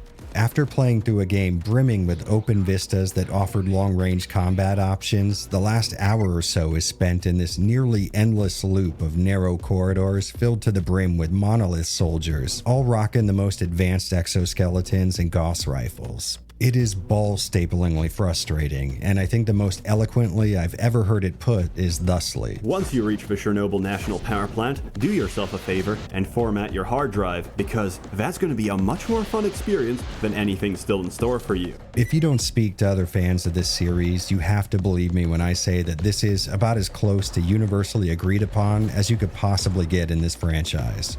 But hey, here's the good news. Stalker 2 copies that dogshit ending sequence almost beat for beat, and this is the good part, stretches it out to what feels like 4 times longer. Now don't get me wrong, I love the story that was included in the ending, but I'm not joking when I say that I would be far more excited at the prospect of upcoming dental work than I would be to go through that hell again. And just in case you thought I was done being mean as hell to this game, I also really didn't like how hard the dev team buffed mutants. To put it simply, every single mutant in Stalker 2 is an absolute killing machine. Even the fleshes, which used to be the most common and least aggressive threats in the zone, take several point-blank shotgun blasts to the face to take down, and they can tear through everything but the most endgame exoskeletons with absolute ease. And listen, I understand that these things are supposed to be something the player fears, but I would argue their new HP values and damage output borders far closer to cheap than scary. Now, there have been tweaks and subsequent updates to these stats, and they have at least made a dent, but you're still going to need to dump about 30 rounds from the game's most effective assault rifles into a bloodsucker before it'll go down. And you know, it would be a real shame if I had to deal with this big of an annoyance for my entire playthrough, but this is Stalker, which means there are other options. Yep, I engaged in a common franchise pastime to fix this little problem and a few other things that bothered me. After a bit of searching, I found a mod that let me select how much I wanted to reduce each mutant's HP, and I'm really happy to report that the modding process in Stalker 2 is much easier than it ever was before. And while I was at it, I also applied a mod that toned down the sniper level accuracy all my enemies seem to have. Like I briefly touched on when talking about the compass, enemies in this game will light your ass up in the dead of night from a mile away while you're in the middle of a forest. These guys don't need line of sight, they just sort of always know where you are, and they could send a bullet to that exact location without much effort at all. For me, these two mods went a very long way into bringing Stalker 2's combat more in line with where I wanted it, and I'm really glad I waited till about the 40-hour mark to install them, so I had a really good idea of how the game normally operates. And since we're already talking about it, I think in terms of complaints, I'm really sad to say that Stalker 2's combat, while it was incredibly fun, are where things are most disappointing to me. Like I said, it's not bad, but it's more that it came so close to being incredible.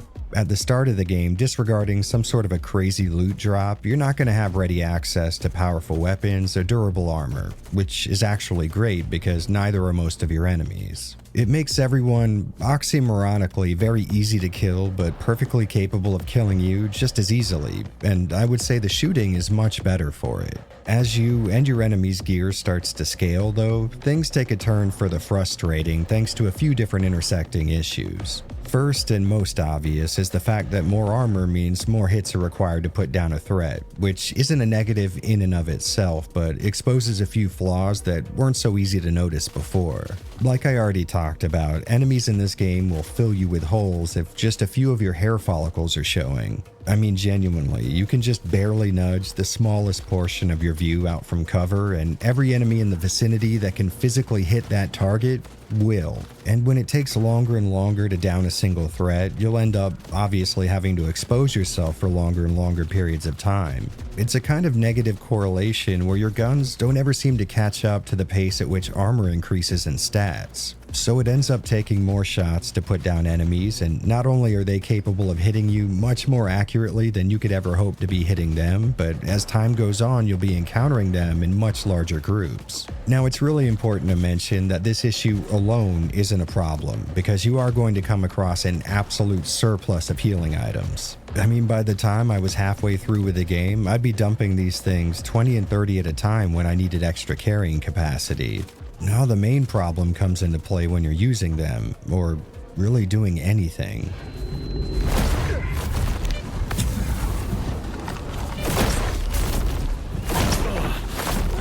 Stalker 2, for all of its incredible gameplay, is an amazingly animation-heavy experience. Everything from pulling your guns out, eating food, or using items has what I would call an overly long animation tied to it, and I think this is the final nail in the casket.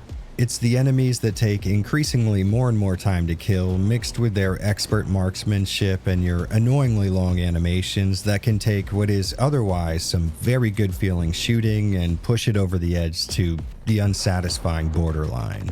Past the middle of the game, I was taking tons and tons of damage in every firefight, which would mean lots of bandages and first aid kits, requiring me to stop shooting and dedicate the next few agonizingly long seconds to applying heals, changing weapons, or reloading. And like I've already mentioned, it's made even worse because there's so much about this combat that makes it so damn fun. I mean, the AI, outside of its laser strike from orbit levels of accuracy, is pretty good about flushing me from cover whenever I was getting a little too comfortable in one spot. When engaged in firefights, I was constantly having to stay mobile and keep track of multiple targets. It makes for an incredibly tense experience, and the punishing nature of mid-game weaponry had me paranoid as hell. I have truly never played a video game that made me so damn afraid of turning my flashlight on at night. Because sure, it would be nice to see where I'm going in the dark, but I'd also like not to advertise my exact location to every bandit in the Tri-County area. And if it wasn't clear, I like feeling that way. I enjoy being scared stiff that there's some opposing force sneaking up on me every night, just waiting to drop the hammer down the very second they get anything even resembling a target. And I'd say that's what Stalkers always excelled at, giving the player both a tense, slow-building experience and fast balls-to-the-wall gunfights simultaneously. The only problem is there are these tiny, almost insignificant issues going on in between those two layers here in Heart of Chernobyl. If you were, for example, gonna rub two smooth metal surfaces together for a long period of time, they would wear uniformly, making for a nice finish, but introduce just a few little grains of sediment in between them and you're left with these deep scratches, ruining both pieces. To put it in a way that's less stupid, it's like there's this incredible first-person shooter in here that I get to play for these very brief moments until the long animations, precise gunmen, and bullet sponge armor stats pull me back out of it. I'm fairly certain that there's a middleman here, a way that we could maybe shave a few precious frames off of some of the animations tied to the stuff you'd be most likely to do in a firefight, tune down how many direct hits it takes to down even the most armored enemies, and for fairness, apply that same effect to Skiff. I can't help but feel like those three elements can be tweaked in a way that would be far more beneficial to the player, and for my next playthrough, I'm definitely going to pursue a few mods in that direction.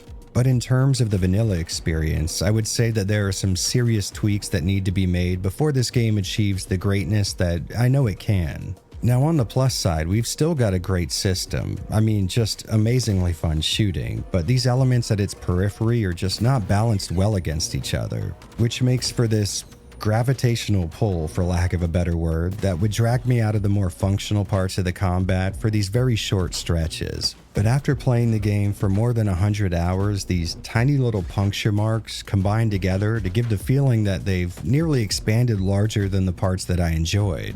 Overall, I still came away with an amazingly positive experience with this game. I mean, I know I've been complaining about it for a good while now, but at the end of the day, this is in no uncertain terms a Stalker game, which means it's about as incredible as it is non-functioning. I'm being dead serious when I say that this is some of the most fun I've had with a video game in years, and I genuinely can't wait to finish this video so I can start my second run. But if there's one takeaway from this gameplay section, it should be this. Stalker 2 Heart of Chernobyl, for all of its faults, for all of its glitches or missteps, simply refused to change itself to better keep pace with the crop of modern first-person shooters. It is, like I've said several times so far, classic Stalker through and through. And you know, it's not like that's a given nowadays. I mean, if I had a nickel for every reboot, sequel, or remake that completely altered a series' core gameplay, well, I probably wouldn't need to worry about getting views on these videos anymore. It's almost impossible not to respect the amount of love and admiration these people had for their hardcore fan base, and you can feel it in every moment of the game that you play through. Have you guys ever seen that one video of the Vietnam vet shooting an M60 for the first time since the war? God damn it. Well, for us Stalker fans, that's what this game feels like. And I really and truly could not be more happy that I've been lucky enough to be completely wrong when I said that this moment would never come. Because Stalker's back.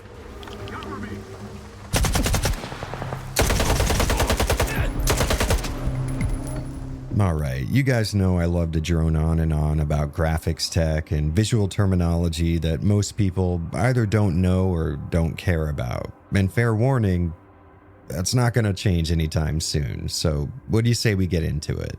Back in the early days, Stalker ran on the X-Ray engine, which in game engine terms is like your buddy's car that's so customized and duct taped together that there might be 3 people on Earth capable of starting it up. And at the start of Stalker 2's development, or at least the announcement of it, I had already figured that we weren't going to see this absolute workhorse of an engine return for a modern release. But what I didn't expect was that the game would be running on Unreal 5 of all things. And you know, to be completely honest with you, given the crashing, glitches, and general unreliable nonsense we talked about earlier, I am sort of left scratching my head as to how these two even really differ from each other. Now, I'm not saying that Stalker 2 could have been developed on X-Ray, but I am saying that if it had been, it'd probably be the same as what we experienced with Unreal 5. No, really. If you don't believe me, ask the boys. Regardless, though, we are dealing with a new engine here, and in a lot of ways, it's a sort of 2 steps back, 2.1 steps forward kind of scenario. Much like the earlier games, when it comes to large, sweeping vistas and the alien landscapes of the zone, Stalker 2 is absolutely unparalleled in visual beauty. And it is kind of lucky that most of your time with Stalker 2 is going to be spent running around in some of its best graphical assets. Speaking of which, like you might expect from a game made almost exclusively for Eastern Europeans who spend all day handling Soviet-era firearms, the guns here are just top-notch looking. And like I've already pointed out, extra points for bringing back almost every single weapon from past entries. Like we've grown to expect from Stalker, Heart of Chernobyl really excels when it comes to the visual mood of the game. You know, stuff like realistic weather effects, dynamic lighting, and really spooky dark environments.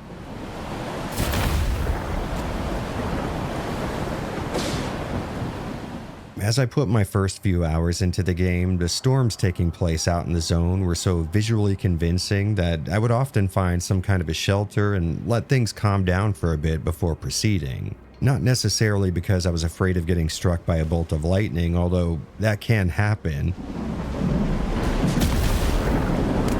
No, it was more because it was just a really tense and intimidating situation to be stuck out in. Like I've already said though, the real MVP here, hands down, isn't some new graphics tech, but instead the familiar sights. Seen through the lens of new graphics tech. I remember this really cool moment that happened to me pretty early on. I was just sort of exploring the zone, picking a direction and heading in it, and since there are no loading screens in between areas, I didn't really have an idea of where I was in comparison to where I had come from. And then all of a sudden, I started looking around and this big smile just came to my face. I remember saying out loud, "Holy shit, I'm in the garbage." At that point, I had spent hours just running around the starting area, the lesser zone, which was brand new to me. And it was this really cool moment of realization when I started recognizing my surroundings almost subconsciously. And moments like that continued the more I played. It's a feeling I'm not really going to be able to properly explain to anyone who never played these games all those years ago, and that's fine because it wouldn't really mean that much to them even if I could. So suffice it to say, this game looks really, really good in most scenarios. Some facial animations can be lackluster, and it's not all too uncommon to see shadows dance around on the wall as the sun mechanically ticks through the sky. But overall, this is a game that plays very, very well to its visual strengths. For every flaw you might notice, there's about 10 convincingly atmospheric treks through some alien vista or underground research facility to make up for it. But at the risk of devaluing what I just said, I sort of have to touch on a subject that I'm finding myself talking about more and more lately. I wouldn't be caught dead saying Stalker 2 has bad lighting. In fact, areas blasted with sunlight are actually where the game, unintended, shines the most. That being said, it's the absence of light that I take issue with. Taking a look at one of the classic Stalker titles, one thing stands out above everything else. Strong, harshly defined shadows, which was the style at the time. Here in Heart of Chernobyl though, you've got a lighting system that's undoubtedly more realistic by comparison, but not quite as visually attractive in my opinion. Now, this may be due to me coming up during an age where dynamic shadows were all the rage and new games lived and died by how well they could display that tech. It was an era where light and dark existed as two distinctly defined states, with next to no gradient in between them, for lack of a better word. Stalker 2, on the other hand, does a great job at representing the more subtle ways light can manifest in real life, but I can't necessarily say that I find the shadows cast by that light to be as appealing as what you'd find in the old X-Ray engine titles. Let's take a look at the entrance to the Agroprom Underground. In Stalker Shadow of Chernobyl, it's pitch black with these almost impenetrable shadows, but the same area in Stalker 2, it looks a little flat comparatively. Which isn't to say that dark environments in this game necessarily look bad, but instead that I sort of prefer the look of less realistic shadows with their distinct boundaries and sharp lines. On the plus side though, well-lit areas in Stalker 2 are some of the absolute best examples of modern dynamic lighting available right now, so I guess we can call this one a draw. Continuing with the comparisons, in previous entries, the Chernobyl exclusion zone could be a very barren plot of land. You did have the odd tree or patch of tall grass, but for the most part, the landscape could be relatively simplistic in natural detail. Something you most certainly cannot say about Part 2.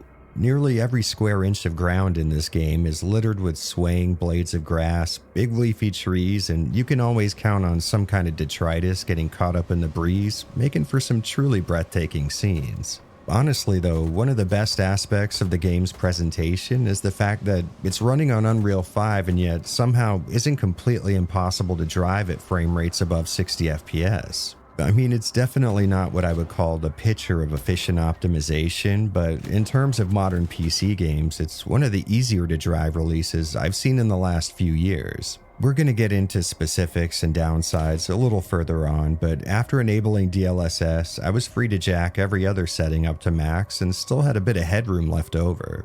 Now personally, I prefer a higher frame rate over placebo-level graphical features, so I backed things down a bit from ultra settings and found a great middle ground where I could still be in awe of the visual package, but could easily hit the 85 to 110 FPS region.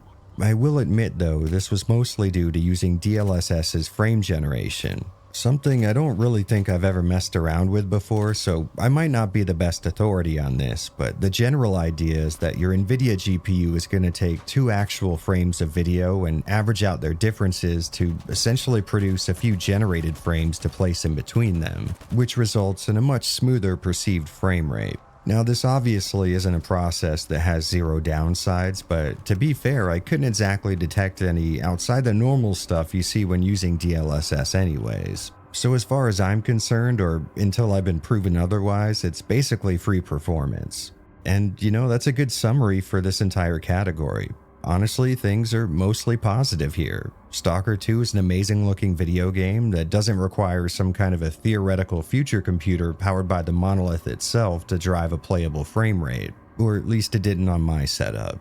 But you guys know this isn't the kind of channel that you watch to hear about everything working as intended, so let's dive into some downsides. Like I've already said, this game is surprisingly good on resources when using DLSS, but like I've also said in the past, I really hate having to rely on real-time image scaling in modern PC titles. I mean, don't get me wrong, it is a great feature for people who lack a lot of hardware to throw at a game, but forcing everyone to use it means even people with monster rigs have to deal with the visual downsides of DLSS. You know, stuff like motion trails and dark scenes, or whatever the hell this is. And having said that, I was pretty damn stoked to see that I could actually drive this game at native 4K above 60 FPS without using DLSS. Or I guess I should say that I theoretically could, because while the frame rate without image scaling is still very playable, the result is this overly sharp, pixelated mess. Of course, YouTube's harsh image compression can often smear small details together, so let's zoom in real far and give you guys an idea of what I'm seeing here in the raw video. Notice how the screen is so aliased and pixelated that it seems to strobe off and on because all of the crawling edges. Man, I am truly at a loss for words here. This only happens when I turn DLSS off and the anti-aliasing option has absolutely no effect on it. As a matter of fact, while I was writing this script, I went through every single graphical option the game has to offer and nothing touches this outside of DLSS. So I'm essentially driven to use that option, not for the added performance it offers, but because otherwise the game is what I would call visually unplayable. I mean, I'm really floored. I've genuinely never seen anything like this before in a PC game. Getting away from video settings for a second though, I did have one pretty annoying issue throughout the entire experience, and that's what I would call an aggressively close distance for environmental pop-in and LOD. Just walking forward out in the zone, your eye is almost constantly being drawn to new assets just poofing into existence or low detail ones being swapped out.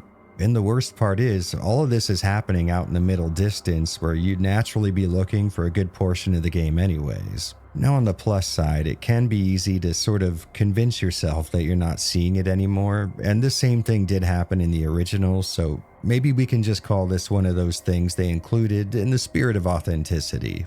Moving on, I always appreciate it when a modern game gives you control over your FOV, but this is one of those rare occasions where the field of view is independent from your character model, which means that while you're seeing a nice wide range of the environment, things like your hands or your guns are going to stay right up in your face, taking up what I would call a little too much screen real estate. At first, I thought the FOV slider was just not working because of this, but eventually I found a program called True Widescreen which lets you adjust both types of FOV independently. It's not exactly a perfect fix because it doesn't save your settings to the game's .ini or anything, so you'll have to bring it up every time you play the game, and I did forget to start it and dial in my settings more often than not, but it's a bit of a remedy if you see this as an issue. Something that I think everyone should see as an issue though is that for most of my playthrough, a shotgun blast would first suck an enemy towards me like an implosion and then send them flying. It's not exactly a game-ending bug, but you are going to be shooting a lot of stuff with a shotgun throughout Stalker 2, so you'll see it often. I'm not really sure if one of the recent patches fixes the problem, but I was still having it in the final hours of my game, so maybe your mileage may vary. More on the interesting side of things, I think certain animations like zooming into a scope might be locked to 60 frames per second or potentially even lower. At first, when I noticed the judder, it was almost like the game was dropping frames when I would zoom in, like maybe transitioning was causing performance hiccups, but when I was running frame rate analysis tools, there were no drops in FPS or spikes in frame time. So it seems to me like the animation of your eye moving to the scope is locked to some indeterminate frame rate, which can look a little choppy when you're used to 100 plus FPS. Now, I'm not really sure if I can show you this effect in action because the video is going to be compressed down to 60 FPS anyways, but I'll put something on screen and maybe you'll just have to take my word for it.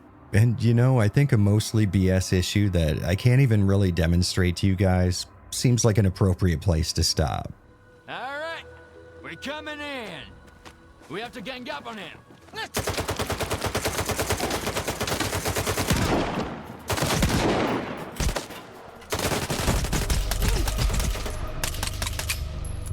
As a AAA video game, I can't necessarily say that Stalker 2 is one of the best looking total packages I've seen, but that doesn't mean it's a visual slouch. You can 100% tell where the developers placed most of their effort, and I think those areas are exactly where it needed to go. Besides, we're talking about a massive, seamless landscape. Just in terms of sheer content, I don't think you could have done much better than what these guys pulled off. Above everything else, though, I would call Stalker authentic. I mean, sure, we're looking at a multi-generational leap forward compared to the previous entries, but regardless of that, it's still a very recognizable part of that series, and I think that's really important. Maybe not as much for most sequels, but definitely for this one. I'm sure it wasn't easy to balance upgrading the game's graphics alongside keeping its visual identity alive, but I'm really glad they pulled it off so well. Like I said earlier, it wasn't uncommon for me to crest a hill when traveling from outpost to outpost and see some shining late afternoon vista that would just stop me in my tracks. So whatever graphical downsides it does have, which to be fair there are a bunch, it all basically gets evened out in the end. Plus, you really can't discount a game that doesn't require graphics cards that don't exist yet to properly run at a playable frame rate. I think we're all aware that efficient use of system resources is a nearly dead art in this industry, and if anyone was going to showcase an understanding of it, I certainly wouldn't have expected it to be the guys that made Stalker Clear Sky.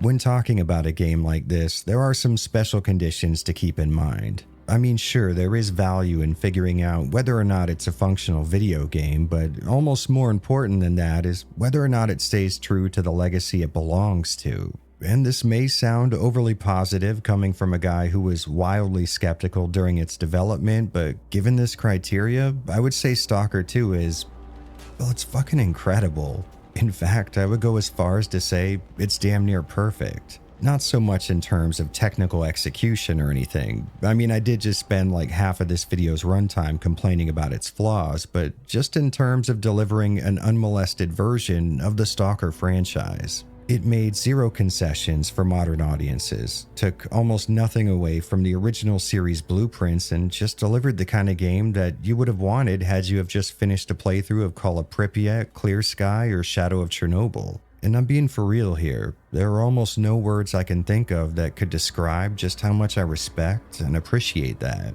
At the end of the day, this game offers up precisely what I and millions of other Stalker fans around the world were looking for. A new adventure inside the zone, using the gameplay and mechanics that we all already fell in love with. And it hits even harder for me because before Heart of Chernobyl dropped, I had already reserved myself to it losing a bit of its unique identity because, like, why wouldn't it?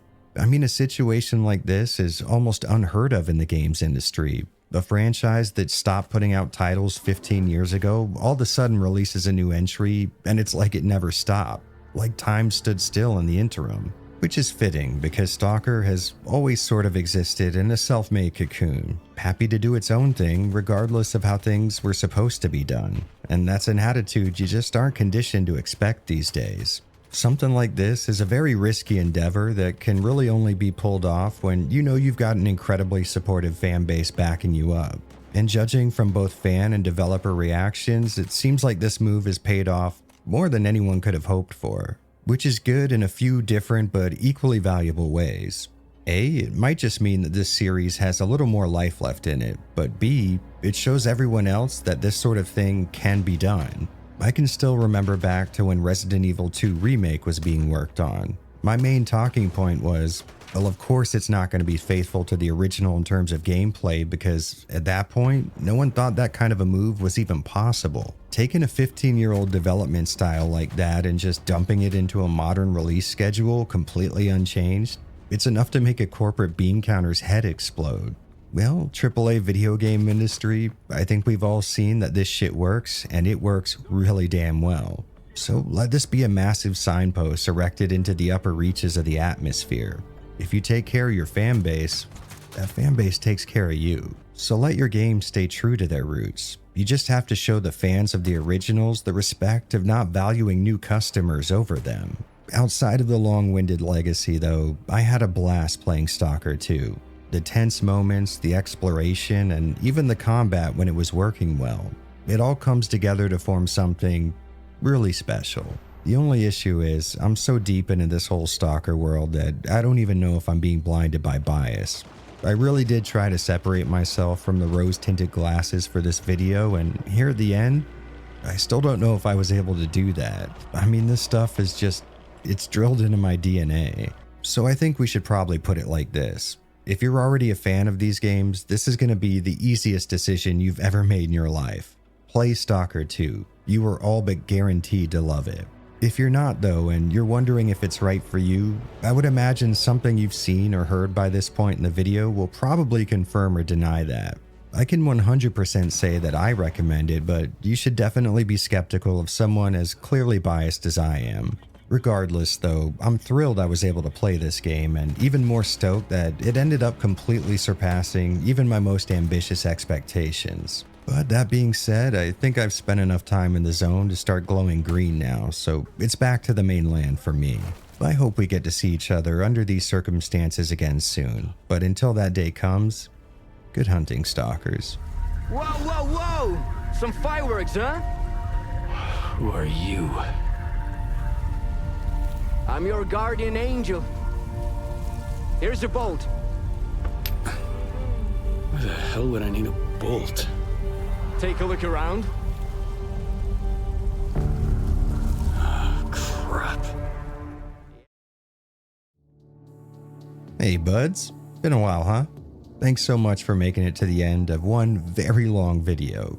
If you're still conscious, it'd be nice if you consider supporting more videos like this over on Patreon or here via YouTube membership. Support from you guys makes an incredible difference here on the channel, and I'm thankful as hell for every bit I've received thus far. So if you're listening to this, thanks and have yourselves a kick-ass new year.